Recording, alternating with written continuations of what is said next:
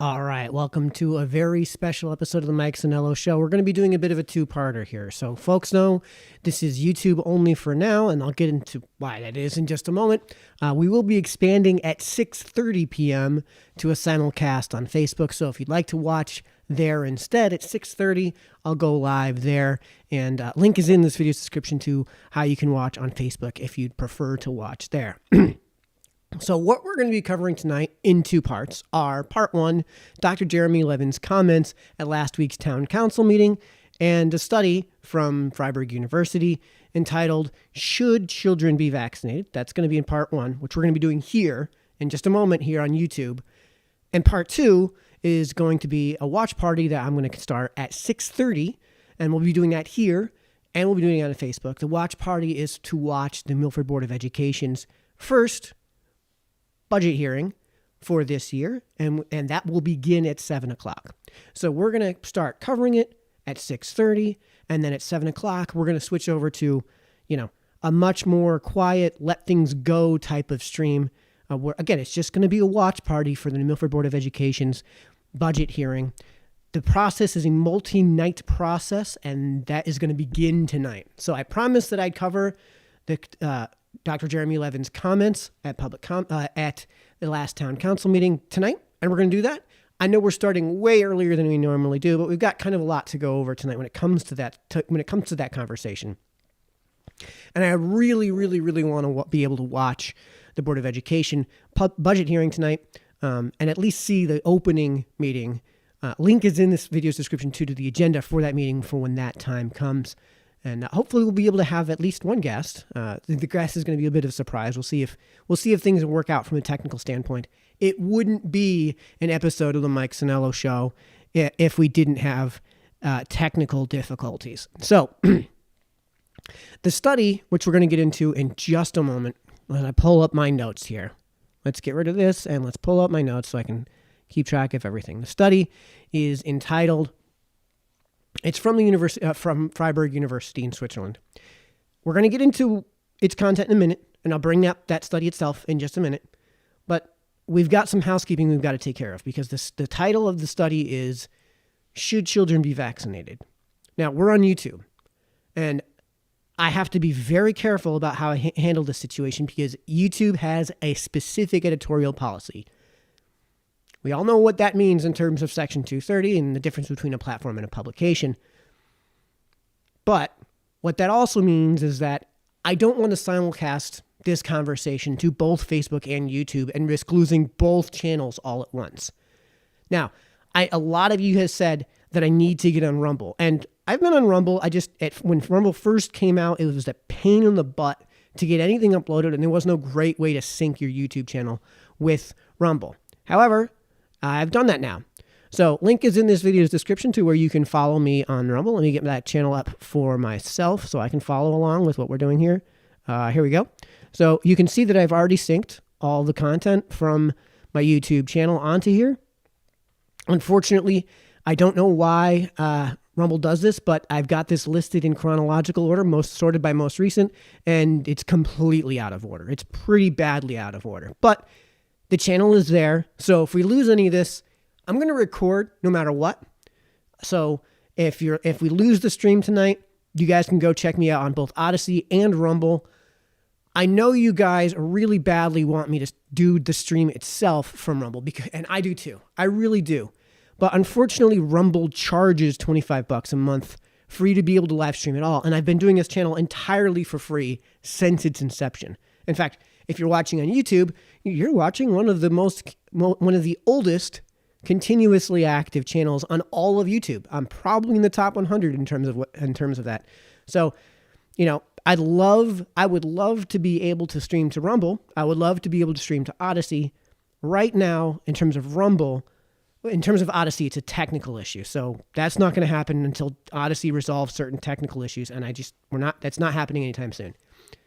And I would have to pull a favor to actually get approved for live streaming on Odyssey. However, with Rumble, again, I'm doing this entirely for free. So I just cannot justify going live on Rumble for even $25 a month. That said, if you guys really want to see my honest takes, because I really want to be able to stream this type of conversation to Rumble, where I can talk about masks.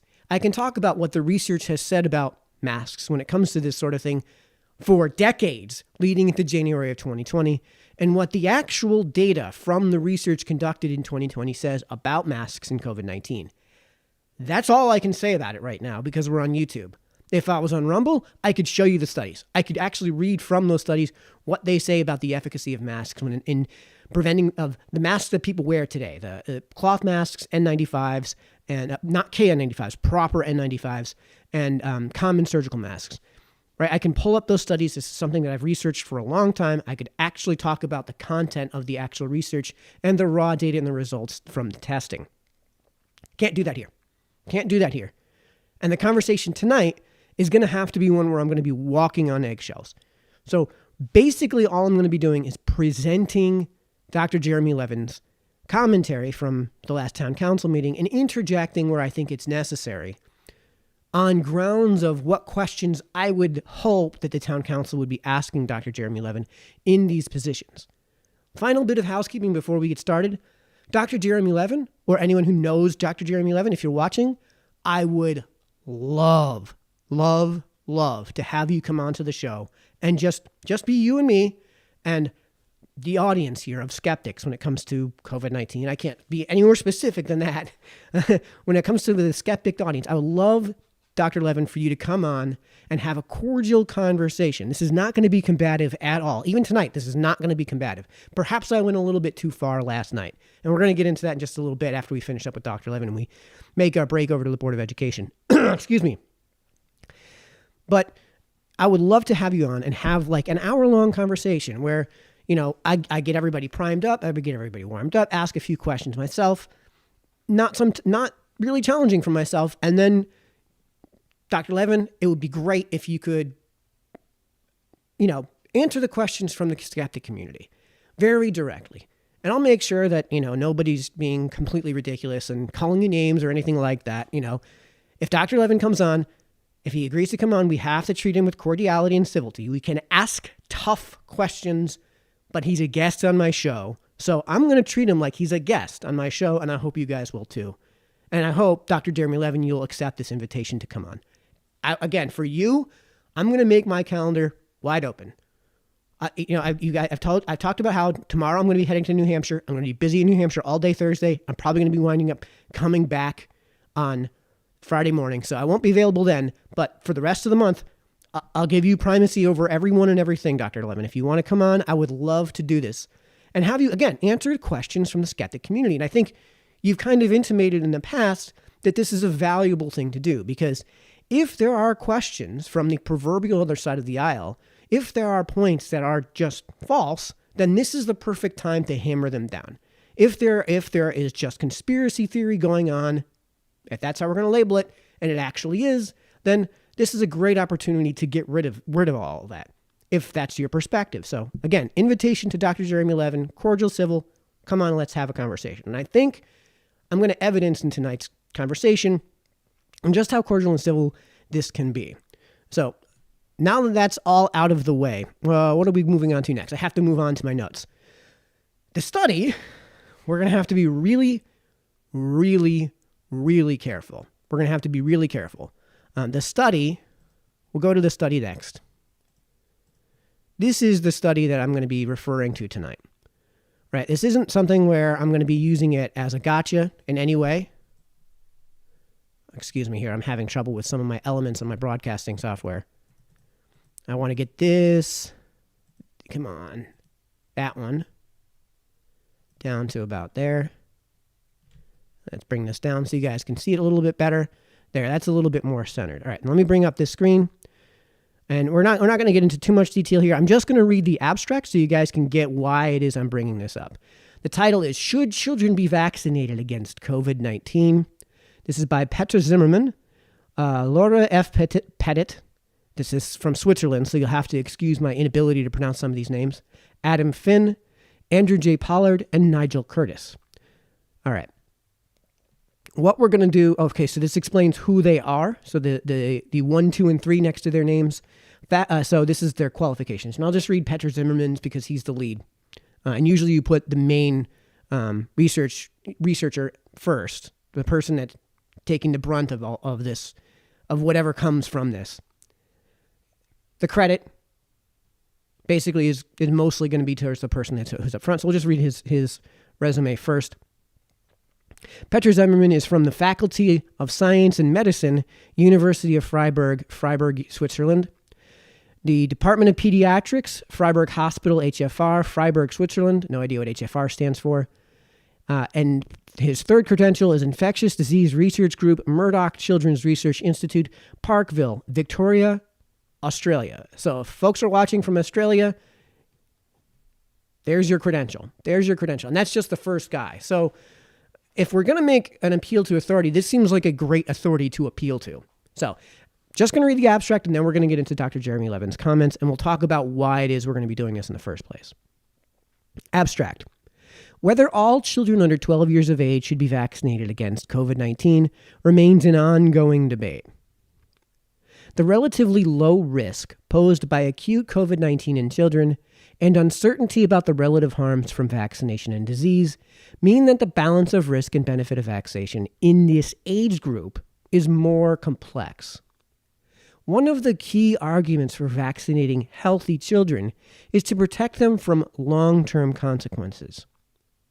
Other considerations include population-level factors, such as reducing community transmission, vaccine supply, cost, and the avoidance of quarantine, school closures, and other lockdown measures. We're going to come back to that sentence in a bit, but basically what it's saying is other considerations for getting kids vaccinated would include population-level factors, and those population-level factors might be, for example, reducing community transmission, vaccine supply, cost, and the avoidance of quarantine, school closures, and other lockdown measures. The emergence of new variants of concern necessitates continual reevaluation of the risks and benefits. In this review, we do not argue for or against vaccinating children against COVID-19, but rather outline the points to consider and highlight the complexity of policy decisions on COVID-19 vaccination in this age group. And quite frankly, that is the main purpose of tonight's video. I can't actually comment on that last sentence. I cannot actually argue for or against vaccinating children against COVID-19 because I'm on YouTube. And honestly, it's useful to have this conversation without even making that argument in the first place. Primarily, the reason I want to have this conversation is because this research is correct, or at least, let me rephrase that. Because this research says, I have to be incredibly delicate with my words tonight. It is important to, as they say, outline the points to consider and highlight the complexity of policy decisions on COVID-19 vaccination in this age group. I don't think that a univariate analysis in this regard is useful.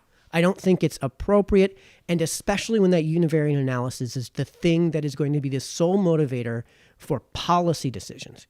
Now, this is a presentation that we're going to be going over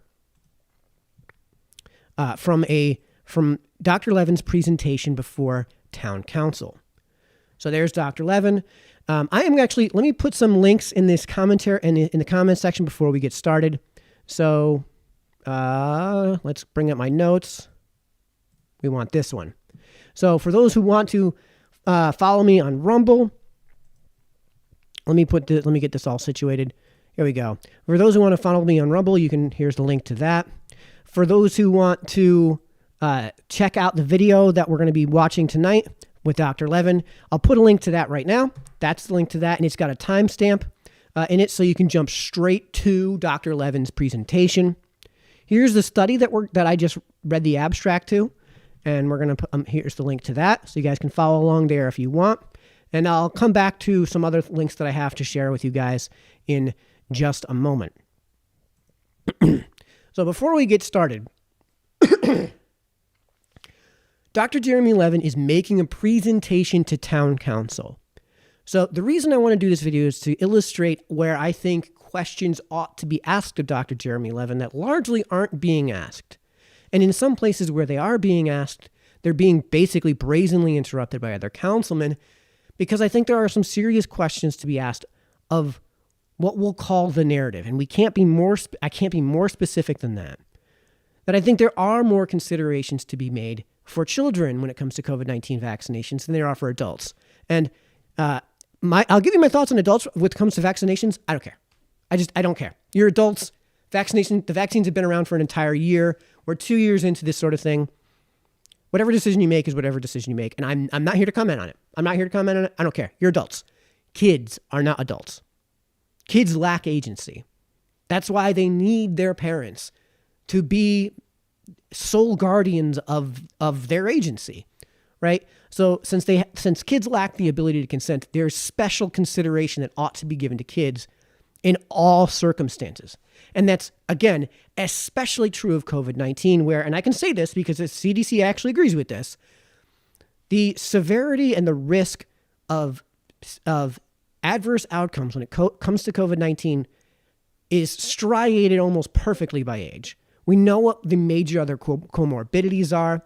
And when it comes to kids, this is Susan Wojcicki, this is what the CDC says. You're way, way, way, way less likely to die of COVID-19, get it, whether or not you contract it, if you're very young than if you are very old.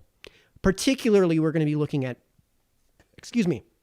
the age group which is in school, the age group which is subject to the whims and of public schooling, right? Because the reason I want to have this conversation is because I want to talk about public policy, right? Dr. Jeremy Levin was presenting before town council. So the questions that should be asked of Dr. Jeremy Levin are those that would meaningfully influence public policy. In this case, I'd be asking questions largely in reference to children. When it comes to vaccines, I'd love to ask him some questions about masks, but tonight that's as far as I can go with that conversation, right? I'd love to ask him some questions, and that's all I can say in the matter.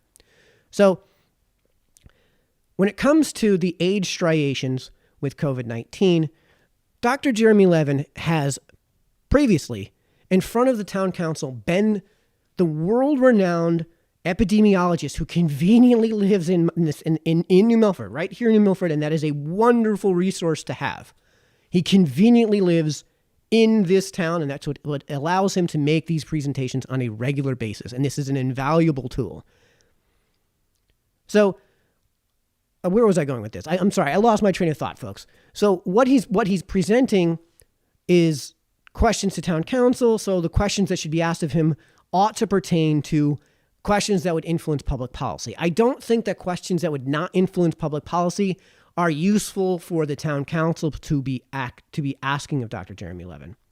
Oh, here's where I was going with this. World-renowned epidemiologist Dr. Jeremy Levin has said in town council meetings, in his presentation to town council, that he said at the time, all of the children anyone who was under 18 and who died with COVID-19, and we do have to use the preposition with COVID-19, all of them had, quote, severe comorbidities. Right now, it's looking like it's at most double digits. And we're going to come back to Dr. Jeremy Levin's speech in just a minute because I want to emphasize the reason we're doing this, and that is because of the age striations. I wouldn't be doing this if it wasn't for the fact that the way COVID-19 affects children is very, very different from the way that it affects adults. And you can see that when it comes to measuring outcomes with children versus outcomes with adults. And here's what we can do. Let me get this pulled up for you guys. You can go to the CDC's website right now, and OBS is being a pain in the butt. Excuse me, folks. Well, I get frustrated about OES. I want COVID-19 deaths by age. And you can just type in to Google, go COVID-19 deaths by age, and you'll bring up the CDC's page right there. There it is. There's your breakdown of age. Let me pull that up for me. And I'll zoom in on this so you guys can see it a little bit better. Here, let me zoom in on this just a little bit more. Right? So it has all of the ages, all of the age groups, and this is the to-date total deaths during the entire 2 years of COVID-19. So across all ages, your COVID-19 deaths, I don't think I can change these. No, I can't. Your COVID-19 deaths are in the U.S., 834,954. And this is, again, according to data.cdc.gov. So this is according to the CDC. There have, for the whole of children in this country, for everyone who's under 18, over the course of this 2 years, been a grand total of 710 COVID deaths. Again, deaths with COVID.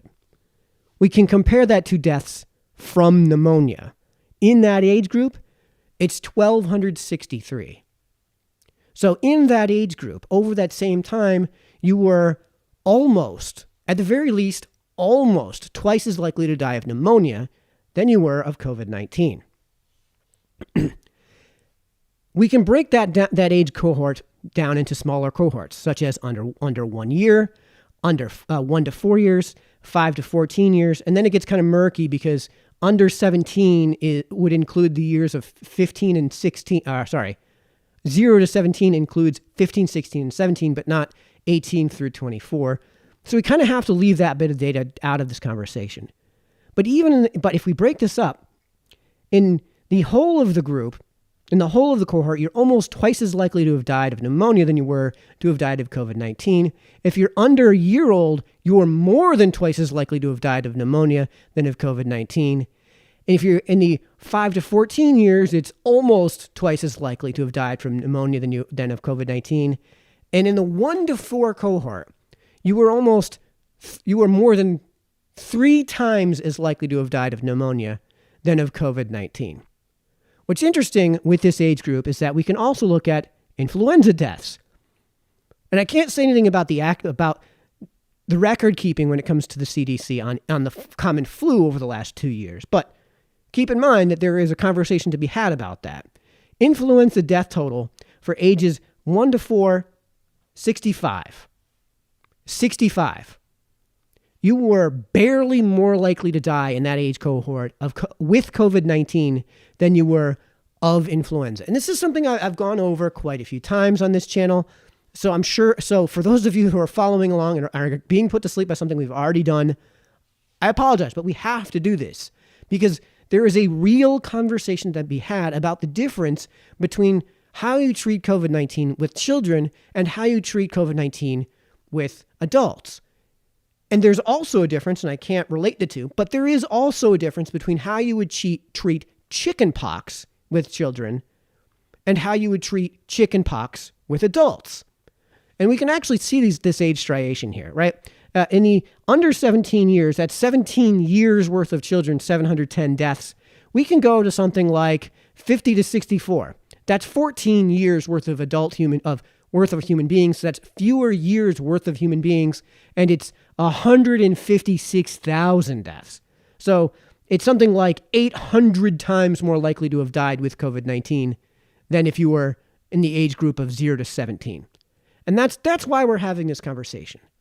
Now, we can actually extrapolate what that risk factor is by simply going to the U.S. Census Bureau, finding out how many people are in that population, which you can do. I just pump it into Google, and there it is.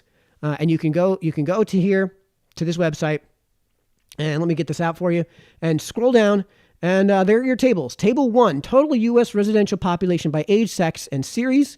And I actually have done this. So we can pull up the Excel spreadsheet. Now you'll see that I've done some work on the side, okay? So what we have is a breakdown of ages. Let's move over just one cell so you guys can see this. On the left-hand side, you have the age, right?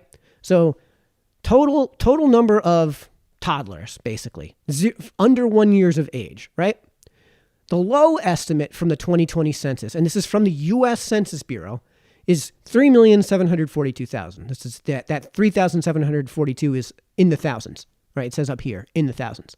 The high end is 3,748,000, and the middle is 3,745,000. So to make this simple, we can work with the middle because we're not talking about a whole lot of variance. We're talking about 3,000 kids at each age group. And we can have a rolling running total population if we just simply take that middle and add it to each year. And what we find is that there are, at the age of 18, by the time you get to the age of 18, inclusive, 78,968,000 kids. Now, I've got this in bold. I've actually done something just kind of wrong here. So excuse me while I fix this real quick. We'll take this, move it up there. Okay. All right. Because I actually did 0 to 18 inclusive, and it should be 0 to 17, 0 to 18 exclusive. And there's some kind of funkiness that happens when you do things like that. But we can also do the same thing for the under 1 population. There's 3,748,000 kids who are under the age of 1, and we can total these numbers up here in the ages group 1 to 4, find out there's 53 million people. This can't possibly be right. 5 to 14 can't possibly be right.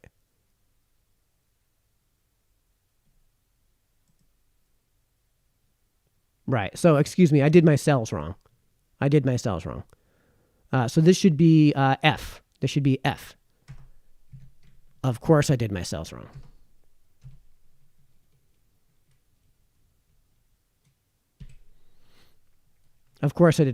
So this actually should be 19 million minus 3 million. So this is going to be equals this minus this, right? And this actually should be equals this minus all of the children who are under 4, which would be right here. Right? Yep, there we go. Okay, so now we got more realistic numbers. Now I've got my numbers fixed. Excuse me. You'll have to bear with me. Okay, I don't know if you guys can see all this, so I'm actually going to zoom in just a little bit on the work that I've done. So this is the rolling total population. So we know that there are under the age of 1, 3,748,000 kids.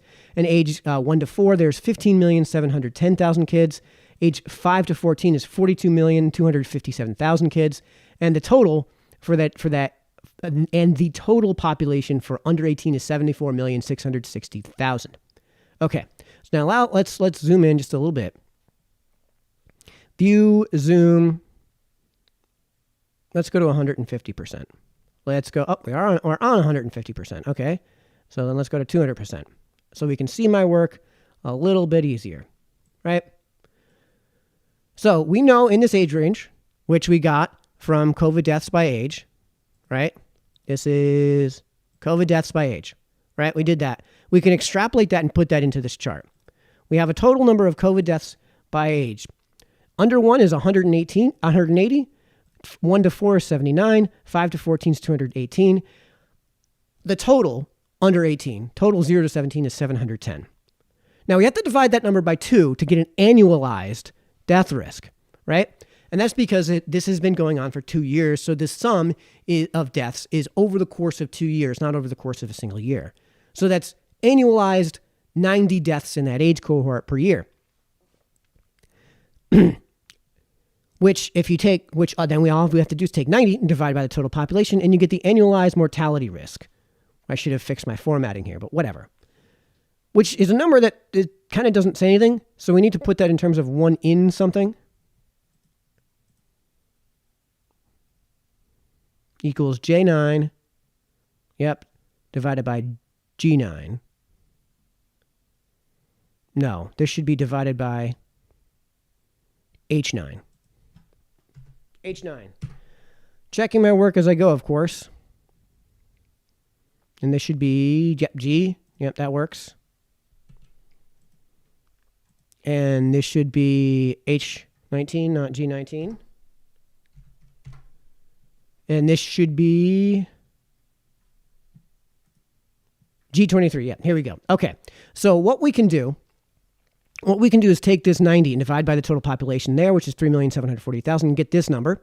We can take 39.5, which is half the deaths of COVID, half the number of people who have died in that age cohort with COVID-19, which is 79. Divide that by the population, and we get the risk of mortality. Now that number is a decimal, so it's kind of tough to put into terms the common person understands. So you inverse that and you say if you're under 1, with or without a vaccine, in this case it's without a vaccine because vaccines haven't been approved for this age cohort, the odds of having died with COVID-19 over the last 2 years is 1 in 41,644. In the age group of 1 to 4, it's 1 in 397,722. And in the age cohort of 5 to 14, it's 1 in 387,679. And for the total, it's 1 in 222,445.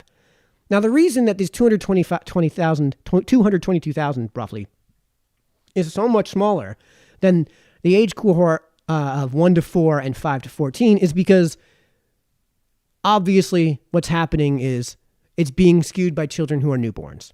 And yes, newborns, surprise, are way more susceptible to viral infection than any of the other age groups under 18. It's not a surprise. It shouldn't come as a surprise to anyone about any disease. This is why it's been common practice for as long as it's been possible to have basically your newborns in effectively isolation for a few days until you release them from the hospital or until you release them from whatever medical facility in which they were born, right? So that kind of makes sense. 1 in 41,000 is really going to skew this. So for the most part, when it comes to school-aged children, what we're talking about is a risk that's going to be somewhere in the area of just under 1 in 400,000. So what does that relate to? What can we say is something close to 1 in 400,000? This is, again, from the CDC, this is the odds of being struck by lightning. 1 in around 500,000. So we're really not that far off from the odds of being struck by lightning. 1 in 400,000 isn't really that far off from, again, 1 in 500,000. So to put things in, so this is hopefully going to have the effect of putting things into perspective when it comes to your children, right? It is known that there are certain risks to getting the vaccine. And it is also known that children are way, way less likely to die from COVID-19. So whatever benefit you're gaining by having gotten the vaccine is kind of really not that great. You're going from astronomical odds to astronomical odds, right? So if we're talking about a Powerball ticket, right? If we're talking about the odds of you winning a Powerball ticket, right now it's 1 in 185 million. Now, I know they don't scale together, right? 1 in 500,000 is nowhere near 400,000 is not 1 in 185 million. But if the odds of winning the Powerball are 1 in 185 million, how would you characterize playing a lottery? Would you characterize it as just a plain tax on stupid? Would you characterize spending your money on Powerball tickets as just setting your money on fire? How could you hyperbolize that to say that your odds of winning the Powerball are, for all intents and purposes, 0? Okay, let's make those odds now 10 times less than what it is. Instead of it being 1 in 185 million, let's say it was 1 in 1.85 billion.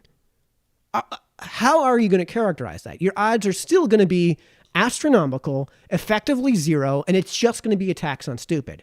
If the odds were previously 1 in 1.85 billion and the risk increased tenfold to 1 in 185 million, you would improve your odds of winning the lottery, winning the Powerball,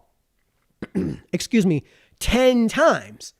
But you'd be going from completely impossible to completely impossible odds. So that's what I mean, right? I've shown you the data. The odds of children having died with COVID-19 over the course of the last 2 years are incredibly low. They're very close to the odds of having been struck by lightning.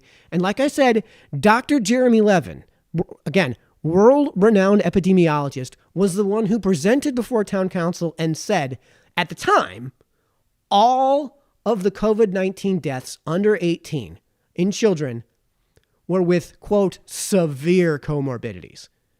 And there's research out there now that says that without comorbidities, we're talking about somewhere in the area of somewhere in the area of double digits, right? Very low double digits in all likelihood, in that 20 to 30 range. So if we then take that 710 and make it 20 to 30, because we're controlling for the independent variable of comorbidities, those numbers then do explode to near Powerball numbers, to near lottery ticket numbers. And again, we've done this before on this channel. Things really haven't changed. Of course, when it comes to the disease, things have changed. We all know, and again, this is from the CDC's mouth, this is from the experts. I showed you guys the clips on this show. We all know that that the trend is the general prevailing wisdom, the heuristic guideline, if you will, when it comes to infectious diseases, especially when it comes to the infectious diseases caused by viral pathogens. The disease doesn't want to kill you. What it wants to do is incubate in you, which means if it kills you, it has nowhere to go. It has to find another host. And if there are no more hosts, it just dies out. So what viral infections tend to evolve to do over time, not consciously, of course, is become less virulent, less deadly, and way more transmissible. Way less deadly, way more transmissible, right? The common cold is unbelievably transmissible, but it's also hardly deadly at all. Hardly deadly at all. And these are extremely rare cases where somebody dies in the US of the common cold, or even with the common cold. That's not true. Extremely rare cases of people who die because of the common cold. And it's usually because they were major complications. And by the way, when people say major comorbidities with COVID-19 amongst children, I don't want you to think something along the lines of a kid who's a little chubby. It's what these words are used to mean, generally speaking, is stand-ins for something severe, like the child was born without an aortic valve. So that means that as they grow, that mechanical valve that had to be surgically installed in their heart, well, just outside their heart, technically, that had to be stored in their coronary artery system and inserted, surgically, and shortly after birth, needs, of course, to be surgically updated. So it kind of, meshes with the growing body of the child and the growing size of and flow of the heart and of the flow of blood throughout the circular system. That's what we're talking about. That's a severe comorbidity. Somebody with childhood leukemia who's got really bad childhood leukemia and is somebody who's going to be in isolation in the first place. Somebody who's going to probably be dying from the common cold in the first place. These are the severe comorbidities we're talking about in children, not just generic comorbidities, not somebody who also had pneumonia, right? That's not a severe comorbidity in terms of what people are labeling severe comorbidities when it comes to COVID-19 with children. So with all of that now out of the way, I hope you guys understand why I want to have this conversation and why I have some questions for Dr. Jeremy Levin that I think when it comes to policy, when it comes to children, how he answers those questions might influence that policy decision-making process. So, Dr. Levin, without further ado, let's introduce the world to you and you to the world. Important with regard to vaccination. Excuse me, hold on. This volume is nowhere near loud enough. There we go. And let me, did I share the link? Okay, actually, before I get started, I'll share the link to some of the research some of the stuff that I just showed you guys. Here is COVID-19 deaths by age. Put that in the comment section now. Here's how you can find the U.S. population. I'll put that in the comment section now. And this is the odds of getting struck by lightning. I'll put that in the comment section now as well. Bam. Now you guys have all of that yourself. And again, let me re-update this so I get exactly the right timestamp. Dr. Jeremy Levin, say hi to everybody.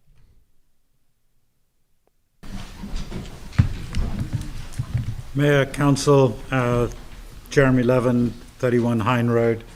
And what a privilege it is to be speaking after colleagues who are veterans. Terrific privilege to be in the city, in the town with them. Happy New Year to you all. I'm sorry that I haven't seen you in a while. I've issued you a report. I'd like to bring out some items on that report which are pertinent to the town.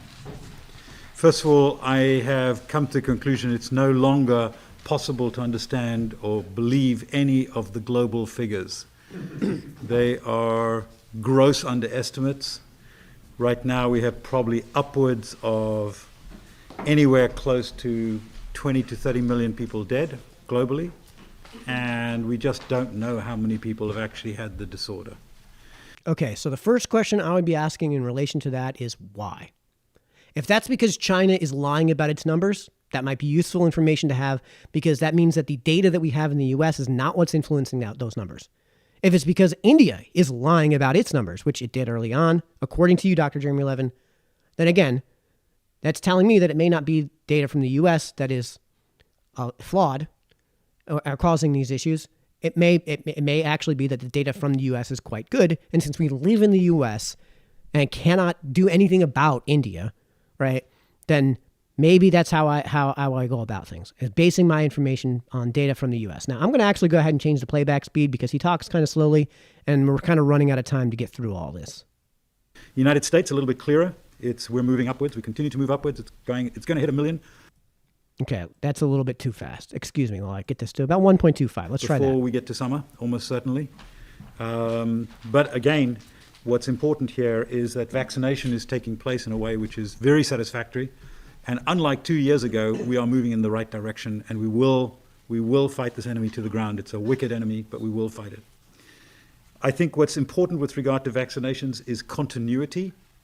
We see this. Israel has decided to do its fourth vaccination, fourth injection.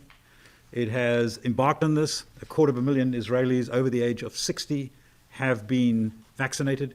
They have a nearly normal day-to-day life in Israel as a consequence of this. They've dealt with it very, very firmly. They deal with this. The army is running it with the Prime Minister and the Health Ministry, the three. Okay, so this sounds like a policy position. So I would ask Dr. Levin, could you not have a normal life if you just simply enacted policy which would allow for a normal life, regardless of COVID-19? If there is a common cold going around, then do we need policy to alleviate the spread of COVID-19? Again, this seems to be a policy position. Also, if Israel is on its fourth booster and it seems to be alleviating things, if it seems to be that rolling and continuous vaccination in perpetuity is what's allowing this to happen, I think that's a question that ought to be asked of Dr. Levin. And if that's the case, then at what point do we start treating this thing as though it is just in the ether, as though it is just a continuously running disease, just like, well, I can't say just like the common flu, but at what point do we start using things like early treatment methods? At what point do we start advocating for policies like going to the gym and losing some weight and getting healthy instead of strictly and exclusively advocating this one policy point of vaccination? This is actually a point that Mike Nahom's brought up. I would love to know, what is the threshold for beginning to actually focus on advocating for advocating in that manner rather than advocating in this current manner? What would be that threshold? Arms of government are actually treating it as an enemy. Consequence of that, Israel's economy is booming, and the number of deaths, while they do have deaths, they are very limited. I expect fully, and I hope that our government takes note of that example and starts to think about when we all need to have the next vaccine. You might say, why do we need another vaccine? The answer is very simple. This was much like the first generation automobile. It didn't go very far. It used a lot of gas. This is exactly the same thing. They will improve these vaccines, and they will have a longer effect. Nevertheless, I think the lessons are very clear. Some people have stated that the Omicron is benign. I would like to, that statement has implications for public health. And how it actually does. So my question for Dr. Levin would be, where are these coming from? Where are these claims coming from? Because I'm not hearing any claims that it is benign. I am hearing claims that it is significantly less severe than the Delta variant, and that when it comes to things like children, if it is significantly less severe in terms of outcomes, right, and hospitalizations being part of those outcomes, if it's significantly less severe for children, At what point do we start treating it like it's significantly less severe? In the same way that we treat something that's significantly less severe than other diseases like the common cold. So at what point do we start doing that? At what point do we start actually advocating, in the case of children, that the age striations are so vertical, and it's so, and the detriment to children is so limited that it is just simply better to have something like a pox party and have everybody get it all at once, so that after a temporary period where there's I can't say those two words on YouTube, but the immunity that might not come from a vaccine. If everybody all has it at once, even if it only lasts for a day, then there's no host for the vaccine for the disease to go to, and it dies out.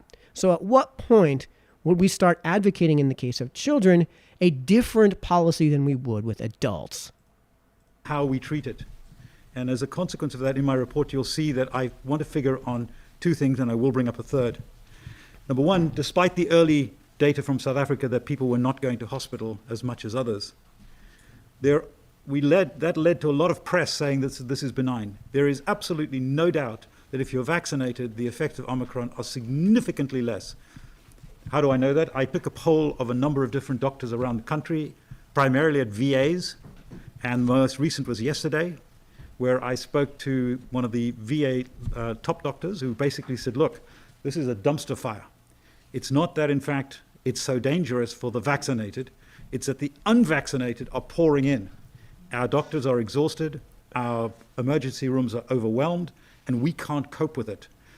So this is so if this was actual research, then there's no way it would pass peer review. No way. Because this is simply doing a poll based on anecdotal evidence, which is not necessarily reflective of the population, right?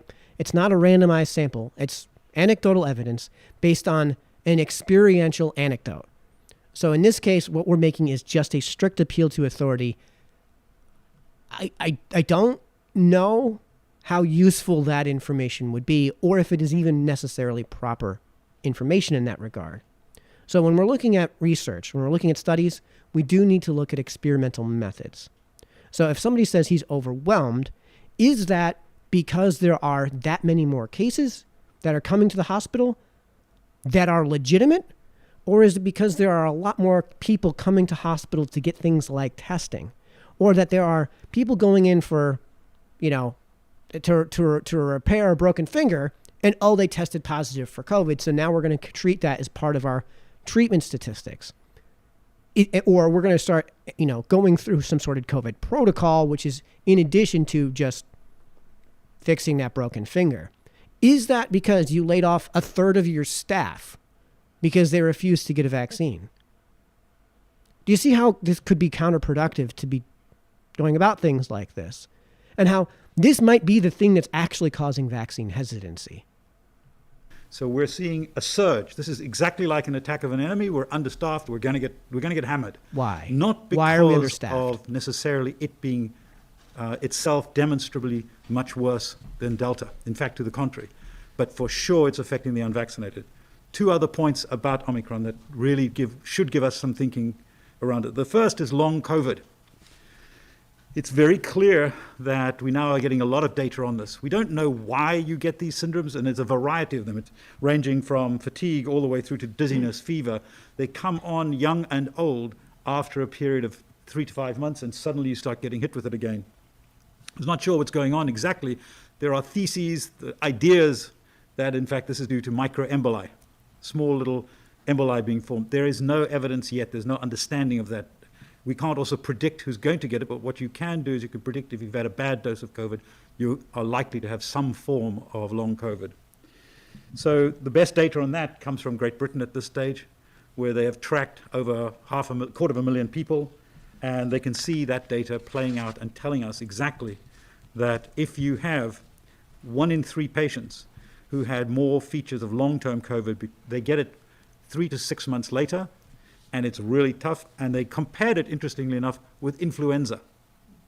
And it's much worse. They compared the data with what happens 3 to 6 months after influenza, because that's another viral infection, which I think is a fair analysis, and came to the conclusion that this is something which will be a problem. Okay, remember what I talked about when it comes to age striations. So this is a serious case of, I want to see the data then. How much more likely is this to happen, and especially among children? Again, if we're talking about 1 in a jillion becoming 1 in a billion, right? If we're talking about 1 in a quintillion becoming 1 in a billion, well, then we're still talking about 1 in a billion odds. So I would want more specifics on that. I would also want to question Dr. Jeremy Levin on the nature of the hypothesis here, because it sounds, I'm not going to accuse you of being this, it sounds like an ad hoc hypothesis. As in, if it weren't for this hypothesis, would we be able to, at least among children, start treating this thing completely differently from a policy standpoint?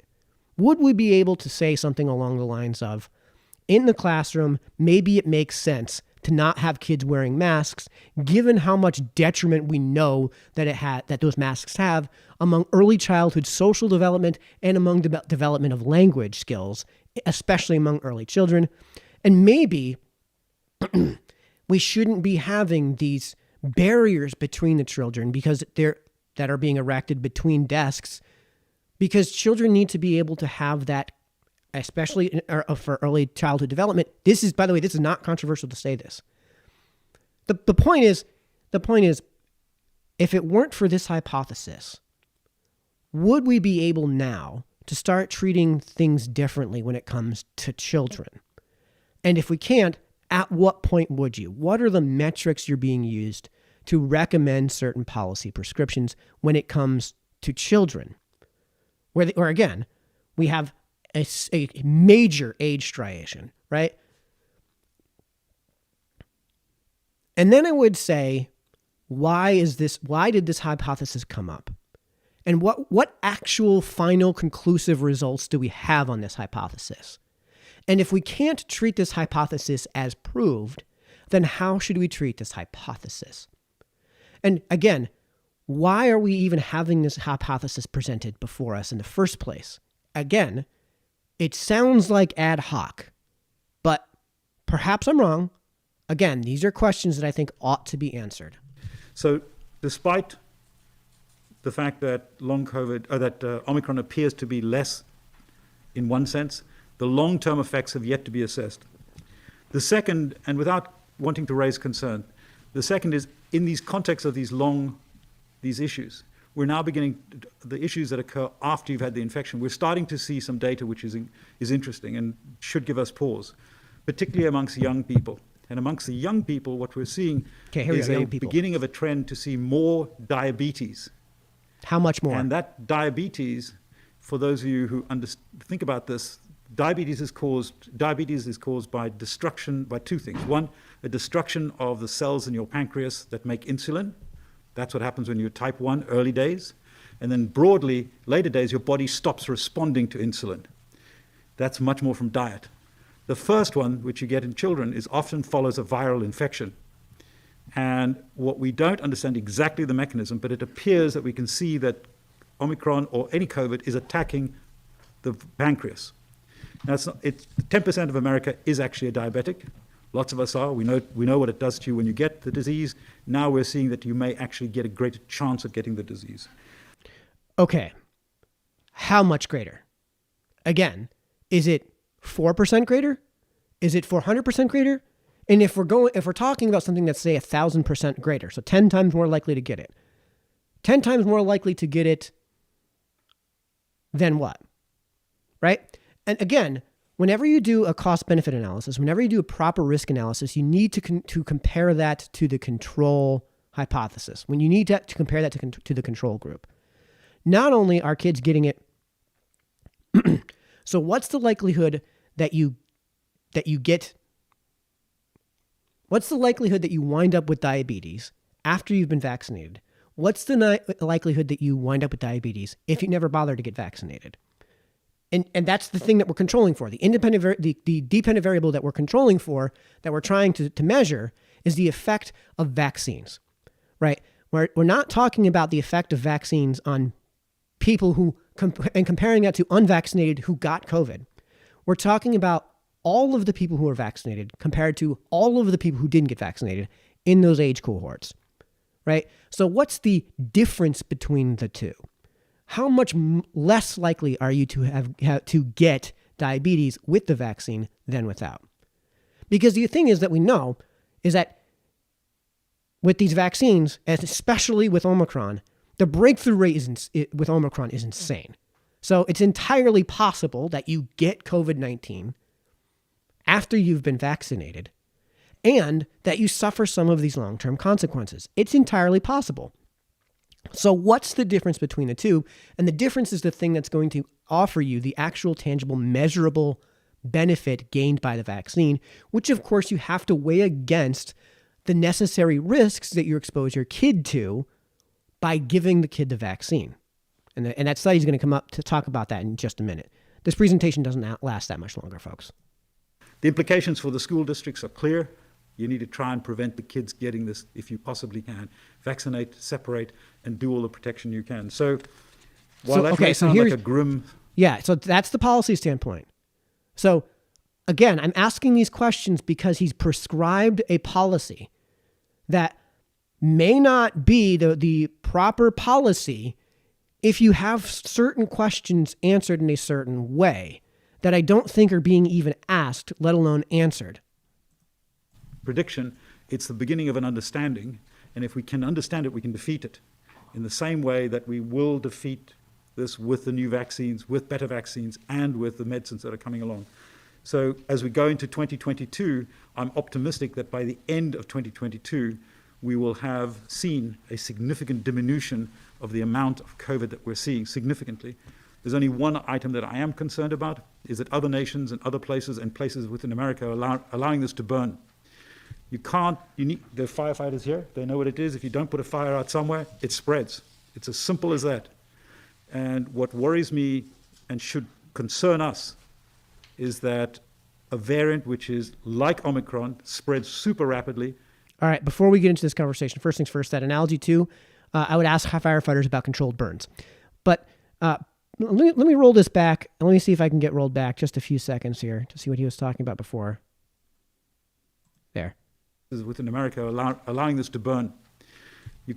Yeah, so then that to me implies a closed-door policy when it comes to our U.S. borders. That's what that implies. And I would love to know if that's what he's implying here is a closed-door borders policy. And I do have to go back just a tad more because there was something he said earlier that I wanted to quickly talk about. Oh, the medications that are coming out. So I wonder how much that would influence his recommendations for policymaking when we have when the FDA finally gives the rubber stamp to these post-contraction treatments. Now, this is especially important with children because one of the things that you could do instead of getting your kid vaccinated is, if they catch COVID, apply one of these post-contraction treatments. And if these treatment medications, if this medicine in treatment seems to be nearly as effective as the vaccine, then what have you gained by getting vaccinated versus simply using those treatment methods that are, he said, going to be rolled out soon? Of COVID that we're seeing significantly. There's only one item that I am concerned about, is that other nations and other places and places within America are allowing this to burn. You need the firefighters here, they know what it is. Remember the word controlled burn. It spreads. It's as simple as that. And what worries me and should concern us is that a variant which is like Omicron spreads super rapidly and is much more virulent. I've said this now for a year and a half. That is my biggest concern. Okay, I want to know what this concern is based on, because we talked about ad hoc hypotheses again. This sounds like speculation, because with all of the research throughout all of human history has suggested, and this is again coming from the CDC, is that generally speaking, and what we've seen from COVID-19 is that viruses evolve to become way more transmissible and way less deadly. So I wonder where we're going to get this variant from that's way more deadly and also way more transmissible. And I wonder what this hypothesis is based on. Again, it sounds based entirely on speculation, which would make it an ad hoc hypothesis if that's the case. Again, a question I would love to ask Dr. Jeremy Levin if he was willing to come onto the show, and that I think the councilman should be asking him. And the only way to stop it in America is for us all to get vaccinated and all to be sensible about this. So, all. Remember, no qualifiers to that. All. So people who have life-threatening children, who have life-threatening and serious allergies to one of the inert ingredients in the vaccine should also be vaccinated, if we're going to talk about this in absolutist terms. Now, I realize I may be being obtuse, but again, I wonder if he would walk back that position and where he would be willing to walk back that position from and to, right? Where he would be willing to say it's appropriate for you to not get vaccinated, right? Not just don't get vaccinated if it hasn't been approved. Where would he say, if I went to him and said, listen, my doctor said that there's an ingredient in there, and I can't pronounce any of these ingredients, these inert ingredients, but there's an inert ingredient in that vaccine to which I have a severe and life-threatening allergy to. Now, you've presented an absolutism. I'm taking it as an absolutism because I'm going to take him as literally as I possibly can in this. But if he's willing to say then that not everybody should get vaccinated, then we have a serious question as to, okay, where does that line end? Where would you recommend people not get vaccinated? And again, what are the conditions you would like to see when it comes to COVID-19 here in the U.S., or at least here in Connecticut, or at least here in New Milford, where you would say it is no longer necessary to advocate that children get vaccinated? but I am optimistic. I know, despite that dire warning, Mayor, I am optimistic because 2 years ago we had nothing. 1 year ago we started to have something. Now you've rolled out in the town a beautiful program, and it's working really well, and it might be tough on all of us, and we're living with it. But I do know that we can learn from places like Israel, where you actually can have an economy that runs with COVID, and we're going to have one. So I'm happy to answer any questions if you'd be interested. Okay. So, Dr. Levin, I would love for you to answer my questions. I'd love for you, this is a good faith request for you to come onto the show and answer to some of these questions. Because the study we're about to go over, and we're going to have to go through it pretty quick, but the study we're about to go over is the study that's going to raise some of these questions. So let's go over that study. You guys heard the questions that I asked of Dr. Jeremy Levin, and that I was hoping that councilman would ask. Mike Nahom does ask some of these questions. We don't have time to go into that. And again, the response from the rest of the council, he is a lone wolf in questioning what I'll call the narrative, the prevailing narrative when it comes to COVID-19. He is the absolute lone wolf on this council. And although he definitely asks some questions that I think are kind of irrelevant to the position and to the presentation, because I think the questions he should be asking are those questions whose answers would necessarily affect policymaking, because that's his job. You're in a town council meeting. Don't waste the public's time. Don't waste the other councilman's time. Ask questions whose answers would affect your policy-making policy decision-making as a member of the town council. He does that routinely. He asks those questions routinely that are pertinent to the town council meeting, but he also asks some questions that probably go outside those bounds. But I would love to have somebody question Dr. Levin on some of these elements, and I'd love to have him answer some of my questions. So again, Dr. Levin, if you'd like to come on, love to have you on. These are some of the other questions I'd love to see answered too. And this is a study I mentioned. So for those of you that have stayed on, I'm going to reward you guys by jumping straight to the conclusions page, right? We're going to go through the whole thing real quick. And it's really not that long. The whole thing is 6 pages plus a whole bunch of annotations. So we'll barrel through the abstract, which we read earlier, and then we'll go straight to the conclusions. And then if you want to stick around, we can go through the whole thing. Abstract. Whether all children under 12 years of age should be vaccinated against COVID-19 remains an ongoing debate. Now remember, this study is isolating children under 12. This is from November of last year, by the way. So it's not that old. I gave you data on all age generations under 18. And again, if you exclude basically newborns, then the risk of death with COVID-19 under 12 is actually lower than the rest of the cohort under 18. So remember the statistics I showed you were for under 18. This is more specific to under 12. Whether all children under 12 years of age should be vaccinated against COVID-19 remains an ongoing debate.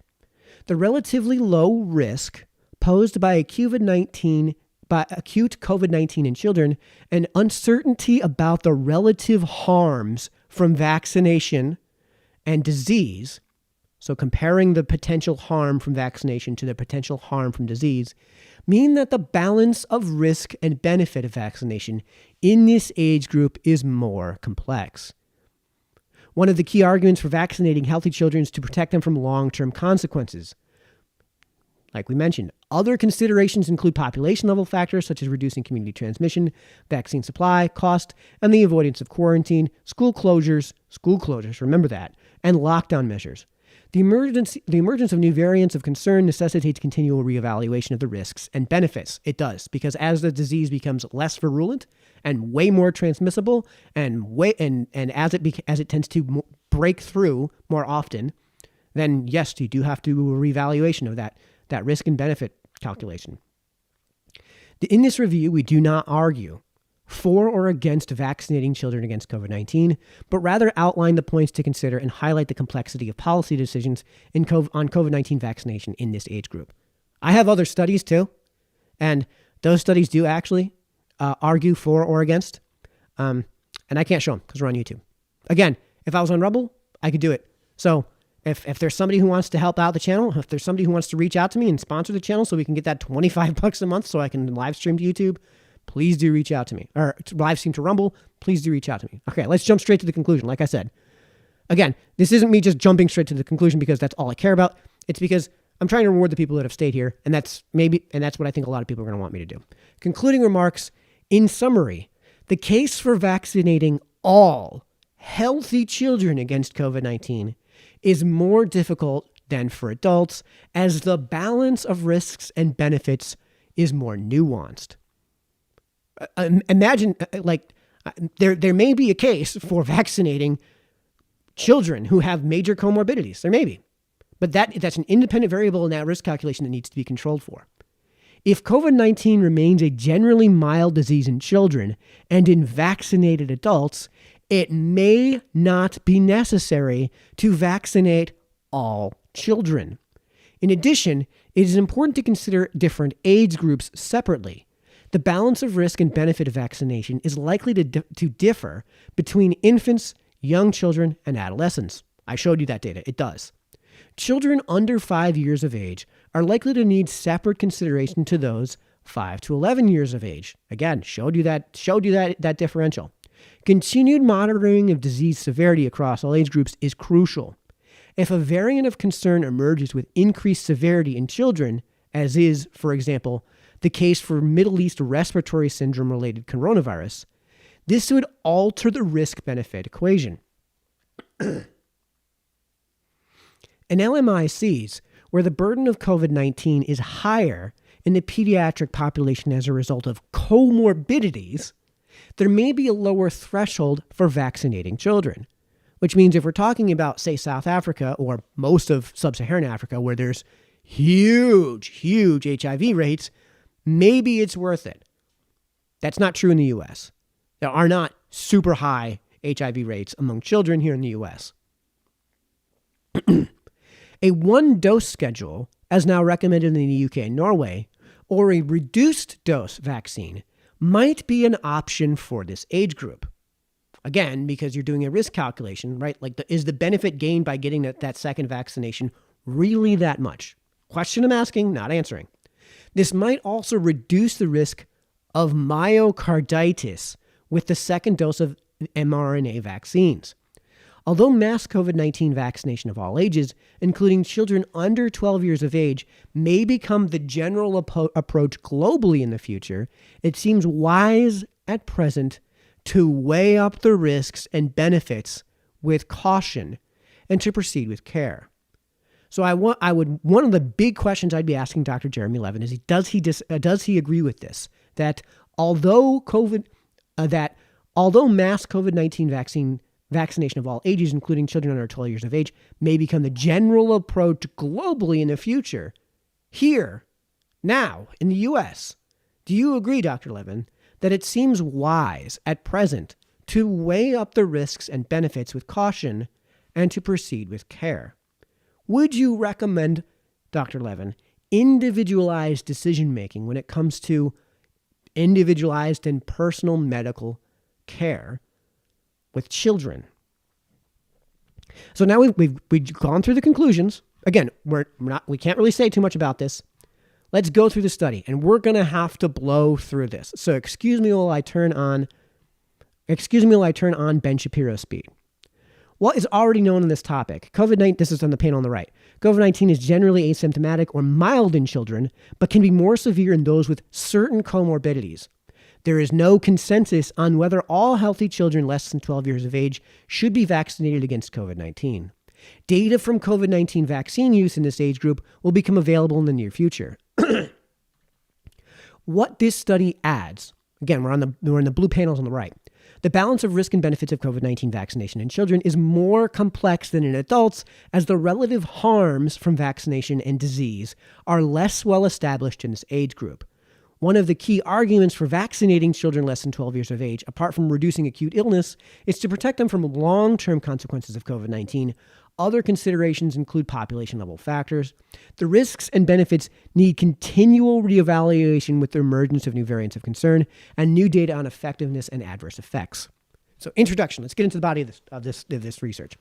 Whether all children should be offered vaccination against SARS-CoV-2 is SARS coronavirus 2 has been controversial in children aged 12 to 15 years old and remains so for those under 12 years of age, partly because of the balance of risk and benefit in this age group is more complex. See Figure 1. We'll get to Figure 1 in a minute. Actually, let's just go to Figure 1. Where is Figure 1? Summary of benefits and risks of vaccinating children against COVID-19. And then it cites its sources. PIMS, TS, Pediatric Inflammatory Multisystem Syndrome, temporarily associated with SARS-CoV-19. 4. This is a reason to get a vaccine. Protection against COVID-19, protection against severe COVID-19, impact of new variants uncertain, protection against PIMS, TS, protection against long COVID, contribution to reducing community transmission, avoidance of isolation, quarantine, school closures, and other indirect harms of lockdowns. This seems like a policy issue, not an actual disease level issue. Faster return to pre-pandemic activity and economic stability. Again, policy issue is what it sounds like, rather than a disease level issue. These are the arguments against getting a vaccine. COVID-19 is generally mild in children. Getting a vaccine for your children, for your child under age 12. COVID-19 is generally mild in children. Risk of adverse effects, long-term safety unknown, efficacy against PIMS TS unknown, efficacy against long COVID unknown, impact on transmission uncertain, large proportion already immune, limited vaccine supply, impact on routine immunizations, cost. Can't get into detail on any of that. Unfortunately, no commentary, folks. The risk of severe acute COVID-19 in healthy children infected with SARS-CoV-2 is much lower than in adults. All right, let's say that one more time, and we're going to barrel through the rest of this. The risk of severe acute COVID-19 in healthy children infected with SARS-CoV-2 is much lower than in adults. And we show the data on this matter. By the way, this is what I'm talking about. I have never in my life seen anything that has said that claimed that COVID-19 in children is benign. Just that it's significantly less severe.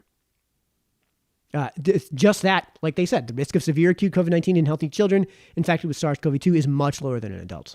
2, longer-term consequences of SARS-CoV-2 infection might therefore be more of a concern in this age group. The first is, quote, Pediatric Inflammatory Multisystem Syndrome, temporarily associated with SARS-CoV-2, PIMS TS, end quote. Also known as multisystem inflammatory syndrome in children, end quote, an immune-mediated disease that occurs in a small proportion of children 2 to 6 weeks after being infected with SARS-CoV-2. The second is long COVID-19, the persistence of symptoms following SARS-CoV-2 infection, a heterogeneous group of conditions. Aside from potential long-term consequences, other considerations in deciding on COVID-19 vaccine policy for children include safety, both common reactions and rare serious side effects, population-level factors such as reducing community transmission, vaccine supply. So if you've only got one jab left, do you jab the 85-year-old or do you jab the 5-year-old? Cost of vaccination, the avoidance of quarantine, school closures and other lockdown measures, again, a policy issue, and the potential impact on routine immunization programs. In this review, we do not argue for or against vaccinating children against COVID-19, but rather outline the points to consider to highlight the complexity of policy decisions on COVID-19 vaccination in this age group. Benefits and risks of vaccinating children against COVID-19. The main question for implementing any vaccine is, quote, do the benefits of the vaccine in preventing the harms of the disease outweigh any known or potential risks associated with the vaccine, end quote. Great question. To date, 2 COVID-19 vaccines have been shown to be effective on children aged 12 to 17 years and have been authorized for emergency use and subsequently recommended for this age group in many countries. Both vaccines are currently being evaluated in children aged 6 months to 12 years, and it is likely that emergency authorization will be sought in this age group soon. Nevertheless, COVID-19 vaccine trials in adolescents so far include less than 4,000 participants and appropriately focus on efficacy, immunogenicity, and the rates of common reactions. A phase 2 to 3 trial in children 5 to 12 years of age recently reported that a messenger RNA, mRNA vaccine was safe, well tolerated, and induced robust neutralizing antibodies. Results from the same trial in children under 5 years of age are expected by the end of 2021. Rare adverse effects are difficult to detect with such sample sizes and are often seen only after large-scale use. So when you have a sample size of 4,000, the rare side effects, which are, say, like 1 in a million, don't necessarily show up as much. Or if they show up, it may not be a reflection of population level trends because you just don't have a large enough sample size. It may require getting, say, 1 million children into that sample to understand what the rarer adverse effects are. Outside clinical trials, millions of adolescents between 12 and 18 years of age have been vaccinated, including 13 million in the U.S. Arguments for and against vaccinating children against COVID-19 are summarized in Table 1. We just went through that table. Table 1. We went through Figure 1. Let's go to Table 1. Arguments for and against vaccinating children against COVID-19. Arguments for COVID-19 vaccination. 1. Protection against COVID-19. And the rationale is good justification of risk of SARS-CoV-2 infection is high, risk of harm from vaccination lower than risk of harm from COVID-19, clear benefit for children with risk factors for severe COVID-19, risk of hospitalization and death from COVID-19 is commensurate with or higher than diseases in routine immunization program, higher disease burden of COVID-19 in children in LMICs with comorbidities that impact immunity, higher immunogenicity of mRNA vaccines in children might mean one or lower dose sufficient. Adolescents have a higher frequency of infection and disease burden than young children. Arguments against COVID-19 vaccination. Children are less likely to get infected after a SARS-CoV-2 exposure. Most children have asymptomatic or mild COVID-19. A large proportion of children might already be immune to SARS-CoV-2 in many regions of the world. Risk of COVID-19 in children might be less. And this is a really great point. If large proportion of adult population is vaccinated, here's the benefit of. So let's just go through this. So you guys can go through this chart at home. I'm sure it's a long table, so I'm sure it's going to go through that in the body of the text. So let's go back to the body of the text. Potential benefits of vaccinating children. Protection against COVID-19. COVID-19 is generally mild disease in children with less than 2% of symptomatic children requiring hospital admission. The rate of intensive care admission of hospitalized children ranges between 2 and 13%. Higher rates, 10 to 25%, up to 33% in some studies, are reported from the U.S. However, these numbers often include children who are hospitalized with COVID-19 and not because of COVID-19, and therefore overestimate the severity. In children and adolescents, the risk of death from SARS-CoV-2 infection is 0.005%, and in those who are hospitalized with COVID-19, it is 0 to 0.7%. Again, we went through the numbers. Come to your own conclusion. However, again, these numbers often include children who died with SARS-CoV-2 infection and not because of it. A recent population-based study showed that only 41% of child deaths reported from SARS-CoV-2 infections were from COVID-19. And they have a source that they link to. Therefore, the prevention of SARS-CoV-2 infection is not as strong an argument for vaccinating all healthy children as it is for adults. Nevertheless, this might change if new variants emerge which cause more severe disease in otherwise healthy children. Of course, the question is, what do we do now then? There are insufficient data to estimate the risk of myocarditis in children and adolescents with COVID-19, although one report from the U.S. suggested a risk of 876 cases per million.